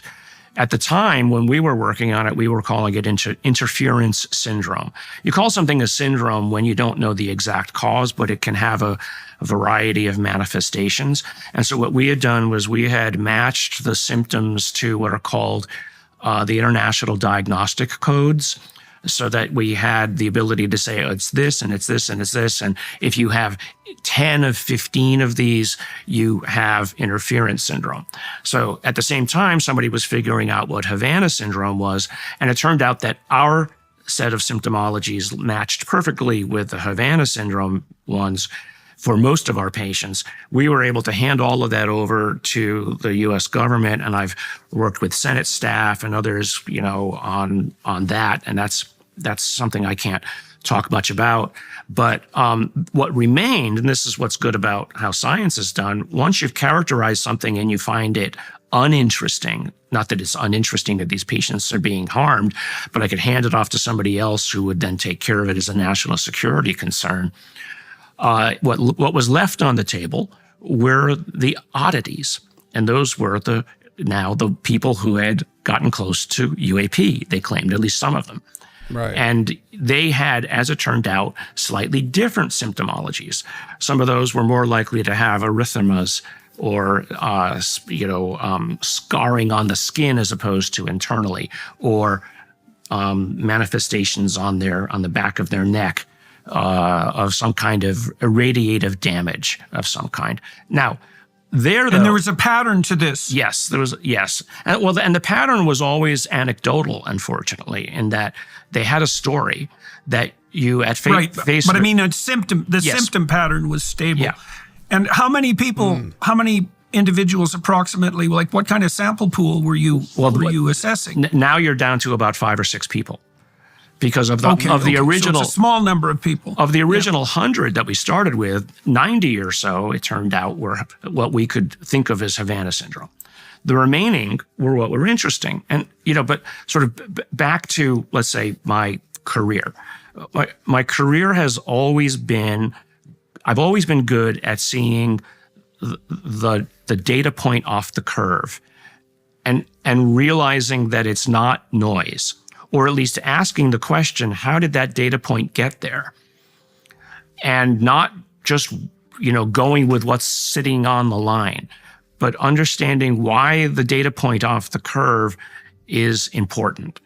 And then being able to quickly, again, back to that, iterate the possibilities, say, well, if we know that it's not a problem with the instrumentation, then it's an indication that we don't understand something. And so that was where I was already starting to get introduced because of this UAP stuff, because of that we had these groups of individuals who said that they'd gotten harmed by UAP, and we diligenced them to make sure that they didn't have some sort of psychological problem. They had full psychological workups, and we knew that these were people that we're trusting the nation's security with. It's kind of like, okay, well, it's an anecdote, it's a story, and now I've heard 50 stories like this by that point. Right, right. And it's like, well, they say the plural of anecdote isn't data, but the plural of anecdote is definitely hypothesis. Yes, right. And so once you start to get that, I was like, okay, well, there seems to be something here, and you raised a point, ruin your career. I literally was told by a senior official at the National Cancer Institute by around circa 2014, 2015, because I was just talking about this, just saying, isn't this an interesting idea? You're going to ruin your career, Gary. And I was just like, but the data's on the table. It isn't ridiculous to ask the question. Ruin your career, man. Oh my. But the fact that they were trying to push it off the table incensed me. It was just like, that's not how a scientist thinks. That is just and I said to him, I said, you sound more like a priest than a scientist. Maybe you should give your PhD back. Well, there aren't that many scientists, There are a lot of people who act out the role of scientists, but that's not the same thing. Yeah. Right? Scientists are very peculiar people when they're real. So that's been sort of my approach to it, is like, how dare you tell me I can't ask the question? Because there's more than enough evidence. Well, it's tribalism too. That there's something worth studying. And people mix up evidence with proof. Data sits in isolation and has no meaning whatsoever. It only has meaning in the context of a hypothesis. And, so does the hypothesis and the data match to mean that it is perhaps evidence? Evidence, just as in court, is not proof of anything. That requires a jury to decide whether or not the evidence is sufficient to, or peer manifest review, guilt or not. Same thing in a paper. There's very few papers that you will ever read that ever say there is, at least in biology, this is a conclusion. There's all kinds of weasel words that we as biologists use to give ourselves diplomatic egress, just in case. Yeah. So, but, when people like Neil deGrasse Tyson say there's no evidence, well, that's just a lack of understanding of what the difference between data and evidence is. There's reams of evidence. There's libraries full of evidence. There's books I could drown people in with evidence. But that's not a conclusion. That's not what we think of as scientists as proof. Now, I'm of personally two minds. As far as I'm concerned, there's definitely something going on that's Oh my God. appears to be not Yes. human. That's just my Okay, personal. okay. But that's different Okay, than science, right? I'm trying. Yeah, right. Go for it. Okay, so tell me a typical. And that's that's a very logical human approach, right, to it, right? And that's the problem that I think Mick got him on the brain.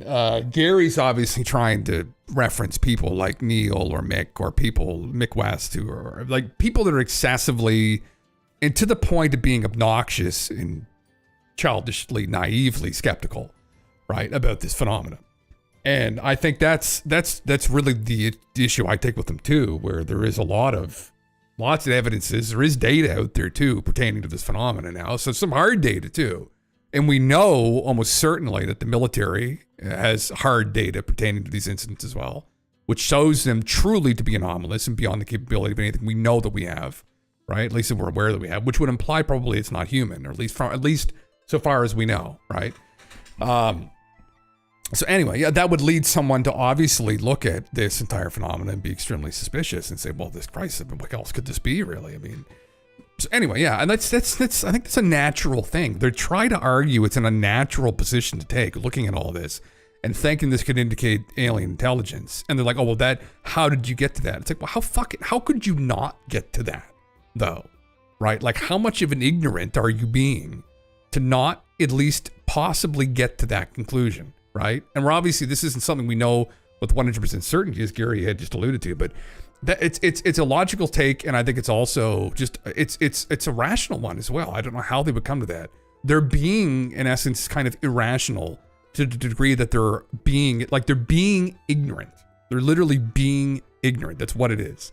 It's beyond skepticism. It's ignorance, I think, to hold that position like that. Like the typical story pattern that characterized the testimony of these leftover individuals whose symptoms were troublesome but somewhat anomalous. Like, what were they reporting? And then you took it seriously because there had been psychological workups done on them, and there were a number of people reporting the same thing. So you know that something's up. So tell me a story, and then tell me what you started thinking about with regards to a potential cause.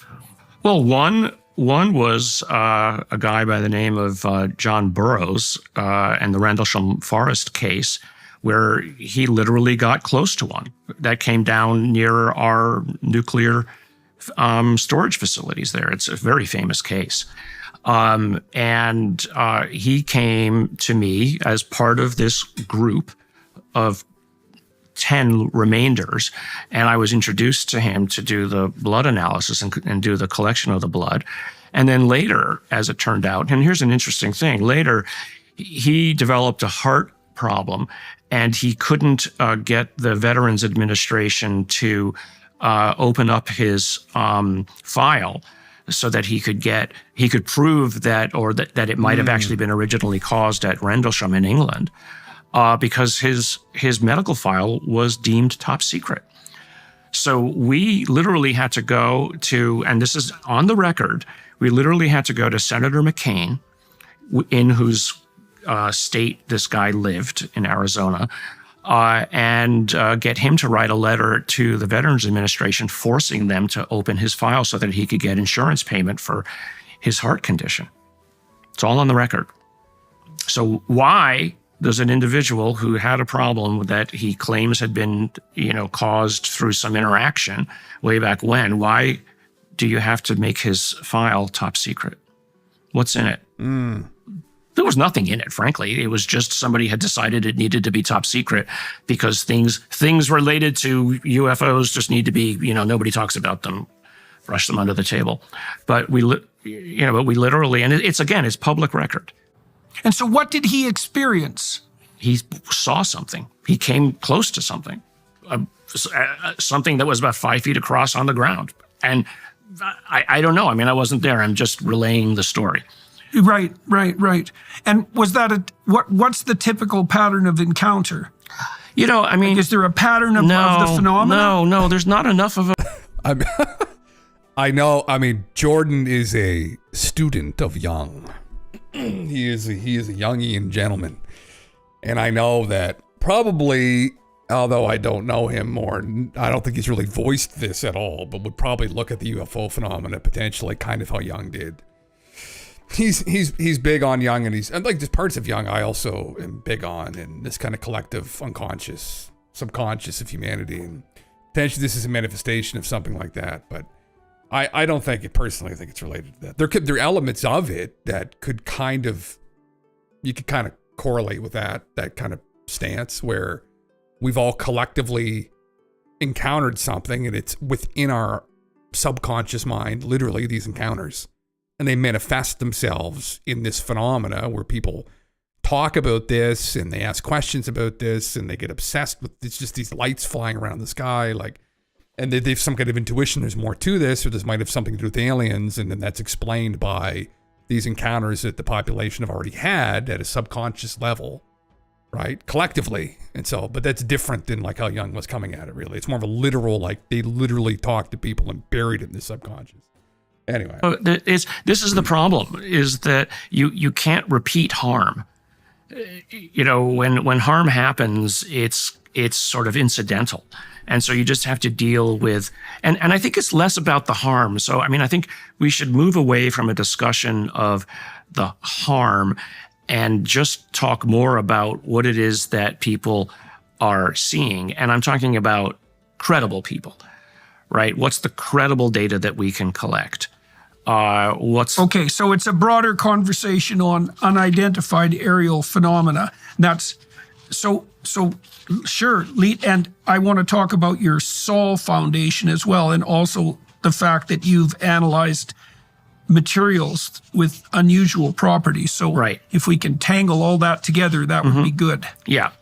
So the reason why we started the Sol Foundation, and it was me, Peter Skafish, and David Grush. David Grush was the gentleman who testified in front of Congress about what he claims were the reverse engineering programs. And the principal reason for starting the Sol Foundation was to enable, let's say, a picket fence within which people of reasonable intelligence or academics who don't always have reasonable intelligence, but could have a conversation and not be laughed out of the room. To be able to say, here's a hypothesis, and here's the data I have. Do you think my hypothesis matches, or do you have another idea? But the spectrum of things about which we wanted to be able to talk about were everything from religion all the way through to material science on my side. So we have Peter Skafish, who's an anthropologist and what is the other one? Well, let's call him an anthropologist. And so he's interested in people's stories, right? What are so-called experiencers? What's the pattern of the experiencers? And what kind of, let's say, trauma might they undergo? Not only because of the experience itself, but the trauma of not being able to talk to your friends and or family about what it is that you think that you saw because of the stigmas associated with. And fuck, it's crazy. Still stigma. Just, oh God, it's been a very successful disinformation propaganda campaign by the military, industrial complex, really, but really by the Air Force initially. And it's, and obviously it works quite well because this is something that's unsettling and people rather not talk about it. So, yeah, 204, fuck yeah. Curious that Rendlesham was included in the data set provided him despite it happening in 1980 nowhere near Cuba. Almost like the CIA was trying to ask a question without asking the question. Yeah. I feel like Gary maybe's even addressed that too, man. I can't recall though. But yeah, there were others as well with the gentleman from Rendlesham who had come up to the craft. The other gentleman touched it, I believe, right? Did they both touch it? The guy who touched it also had some weird thing where he claims he got binary in his head years later.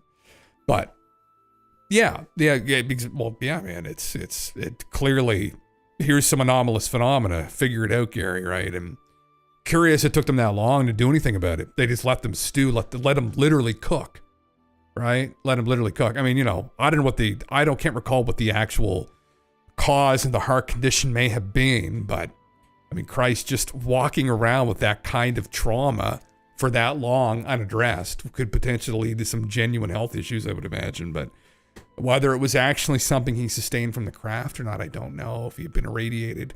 I seem to recall that they did have some health issues after they encountered it. They're not alone in that. There have been tons of people that have. Well, done a ton, but like actual well-documented cases, there are a couple, I should say. There have been tons of anecdotes, claims that this has happened, but not very many who have actually been like verified. The Cash Landrum incident is the only one I can think of that actually was almost certainly, and that's the other thing too, like that those incidents are, you do not explain those incidents away conventionally unless you're an absolute imbecile. I mean, that's quite clearly they were subjected to high levels of radiation.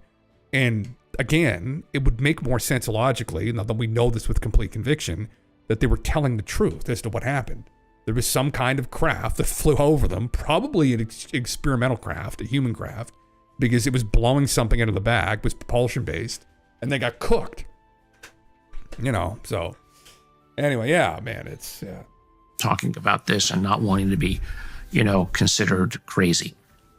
And then, so he's collecting and writing papers on that. We have focus on religion. We had somebody from the Catholic hierarchy write a paper on that for us. On the more extreme science side, the hard science side, the materials analysis that I do. Thank you, brother. Part of it again was to say, okay, I just don't want to seem like I'm sitting here not saying anything and just mindlessly watching these videos like a leech. Thank you. Let's have this conversation.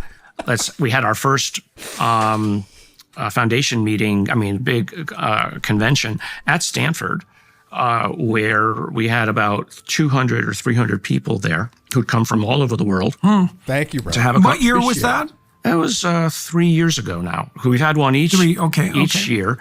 And the funny story there was about 2 weeks before we were to have the meeting, I started getting these pings from administrators around Stanford that there might be a problem. And I was like, oh God, you can't do this to me. Everybody's invited. The plane tickets are paid for, et cetera. What's going on? And I managed to trace down who it was at Stanford that was sort of causing the trouble. It turns out it was the branding office at Stanford. And that they had a problem with that Stanford's name wasn't first. That we had put Soul Foundation first and not Stanford. And they wanted it Stanford, and the Nolan Laboratory, not the Soul Foundation. So Stanford was more than willing to be upfront about it. They were, open about it. Well, Jesus Christ, you're going to host a bunch of the people that showed up to that Soul Foundation event were a bunch of leading intellectuals, not just in ufology, but in physics and in biology, immunology. There were people from like Diana Pasolka, I think was there 1 year too. She's a religious professor of religious studies. She's pretty leading, cutting edge. Christ. If I was Gary, I'd call up the Vatican and say, would you guys have any artifacts in Mesopotamia? That's what I really want to know to those motherfuckers. But anyway, push on that a little bit harder. Yeah. Oh, fuck. Yeah.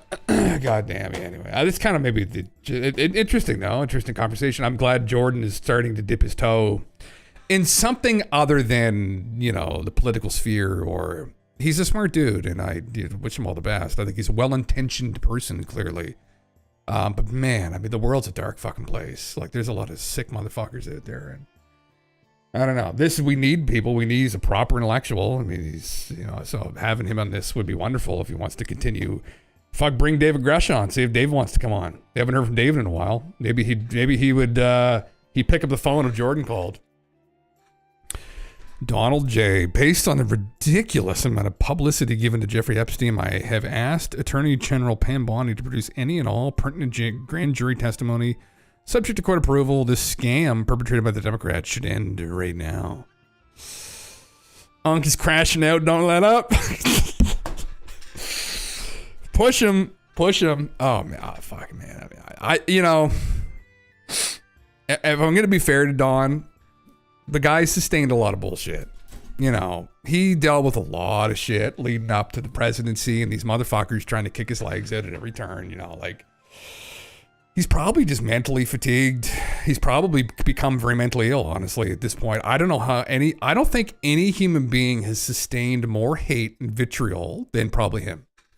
He probably's up there with the really, like, because obviously you got other human beings who are dead who've sustained it, but I can't imagine a public figure alive today, or even the last couple decades, who sustained this much hate and has still kept going. I mean, it's honestly, he should be studied. I would have given up a long time ago. Maybe it's a testament to his ego. Maybe it's a testament to his will to like push forward and try and make some kind of fucking change. I don't know, but hopefully he just rolls over and releases what they have on him. I probably still gonna be disappointing. I can't imagine there's gonna be fuck all that comes out of any of it, but oh god, yeah, we just hope that he cracks and just kicks over the UFO bucket and spills that all for everybody and says, oh my god, look at this. I mean, really though, that would shut people up. Don, brother, you want to shut people up on the fucking Epstein thing real quick? Kick over the UFO bucket of slop. And that'll feed people. That'll feed people for a while, God damn. Yeah.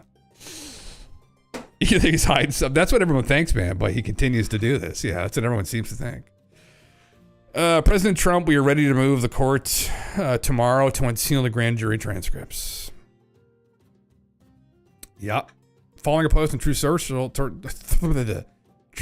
in which he states he has directed Attorney General Pam Bondi to produce any and all pertinent testimony given to the grand jury in the Jeffrey Epstein case, subject to court approval.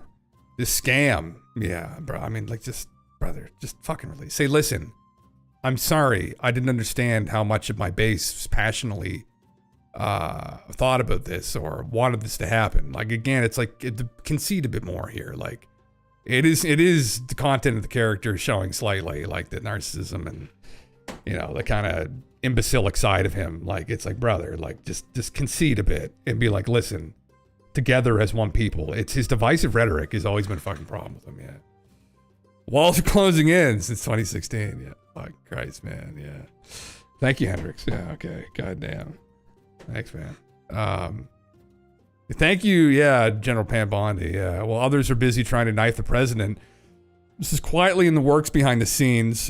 I can say with full confidence this is the most transparent administration in U.S. history. I mean, yeah. Well, time will tell, I guess. I mean, so far they've been. The JFK files were disappointing. Now the real question: will any reporters finally cover the FBI destruction of evidence? Of Epstein evidence under the former deputy director of the FBI during the Biden administration. Enjoys phase 3. It's going to be the coup d'etat. Well, yeah, we'll be tuning in to see what happens, right? Abso-fucking-lutely. Yeah. Why did it take a temper tantrum to give us what we were promised? But guys, I mean, there's no one. A lot of people support him, but like they study his character. Like he's always been like this. He's always been this person. Like been this person the entire way along. I mean, it's not surprising to me. He put up a fit like that personally, man. Like, yeah, it's just popcorn, man. That's right. Well, it's just literally just eat the popcorn and just watch the fucking shit show, man. That's all I do too. Like, I don't fucking know. It's one of those things. Time will tell. In the end, like they will be judged. All of us will be judged, right? But that's really what it'll be. I mean, in the end, we'll kind of look back in retrospect and judge, I think, how this turns out. But yeah, I can't imagine. I don't have a lot of faith. Yeah. Oh, what? That would be bad for them. Wall Street Journal published a hatch job article with a fake birthday letter that's supposed from 2003. This is a Steele dossier that kickstarted the Russia hoax all over again. That, well, yeah, you have to keep that in mind. Refused to show us a letter. Well, they did. I know. I was curious if it had been floating around. Why is it not in there? And they don't even have it in the possession. Conceded they don't even have it in their possession when we asked them to verify the alleged document they're basing their entire fake story on. It's pretty defamatory. I mean, they're going to get fucked. Oh my God. Leave the pedophile billionaires alone. Yeah, but that isn't quite the point, though. Yeah. Who's this guy? Chris Brunnett? Chris? Chris, brother, that's not the point. The point is that you want to be consistent. We're after the objective truths. If this objectively does not exist, then that is unbelievably bad, right? I mean, it's defamatory. It's that simple. So, I mean, you know, that's not really relevant. I mean, you know, you're just going to take that on. There's been so many incidents of disinformation within the mainstream media in the last fucking 10 years. Come on, like, oh God. The keys to the grand jury mysteries. Oh, fuck, bro. The island, what is he, 47 right now? The island of 47? He's 47. Is he 40? He's 46, 47. 47th, right? Yeah, 5 was 46. He's 45 before. The island of 47, brother. I wish they were as interesting as Atlantean mysteries, some more Epstein mysteries. Not quite as, I mean, I just don't really give a fuck. I mean, all I know, oh, jeez, it's disturbing. The only reason I care about it is it exposes a global conspiracy that leads to UFOs, honestly. That's all I really care about, so, yeah. Oh, fuck, man. I just can't, yeah. I just literally fucking can't, man. I can't. All right, well. Anyway, I'll probably call it there, guys. My voice is kind of starting to go, unfortunately, but I was gonna play guitar. I told Golf I'll play some guitar on Sunday when he's around because he's the one always asking for it. No, Pambo, if you're still here. I have everything plugged in right now. I have it all literally ready to go, but I'll do it on Sunday night. We'll kind of fuck around with that and meme a little bit. Kind of have a separate segment pertaining to that. So, yeah, man. No, yeah, we'll do it. I promise. I had it already, but you know, it's gonna come. So, yeah. Easy, yeah. So Saturday night right now, I'm going to say probably around, I'll post in the Discord here just to let everybody know and the stream alerts the day before and the day of, but probably around like 8 p.m. EST, I'm thinking maybe. We want it to be like dark at night, so it may even be like 9 p.m. EST, something like that. I'll tell you when we're going live, and it may be into the early hours in the morning, depending upon how it goes. So who knows? We'll find out. But yeah, fuck it, man. I'll check it out. But listen, everybody, thank you for coming around, hanging out again, guys. Really appreciate it. And until next time, I guess until Saturday, maybe. Take care, everybody. It's 7 in the evening, and everything is fine. I'm not expecting visitors, so I can stream all night. I'll take my stream deck out from where I'm playing Fortnite. We'll play until the morning. At 3 a.m. we hear him again from the sound of the submarine. It's Jim Russell, the commander of Island 49, the guardian of the ancient keys, the keys of Atlantis mysteries, Atlantean secrets, the keys. My dudes, let's follow in order to let go. Distorted echoes, the mysterious magnetic fields. Atlantean seas, Atlantean seas. We have to swim through the ocean, the periscopic deception. Ancient doorways that tremble before the subterranean castle. He calls us, my dudes, robots and erudites. 'Cause at 3 a.m. we hear him again from the sound of the almond shells. It's Jim Russell, Union leader of Sorceric Knights. And he parts in the breaking dawn.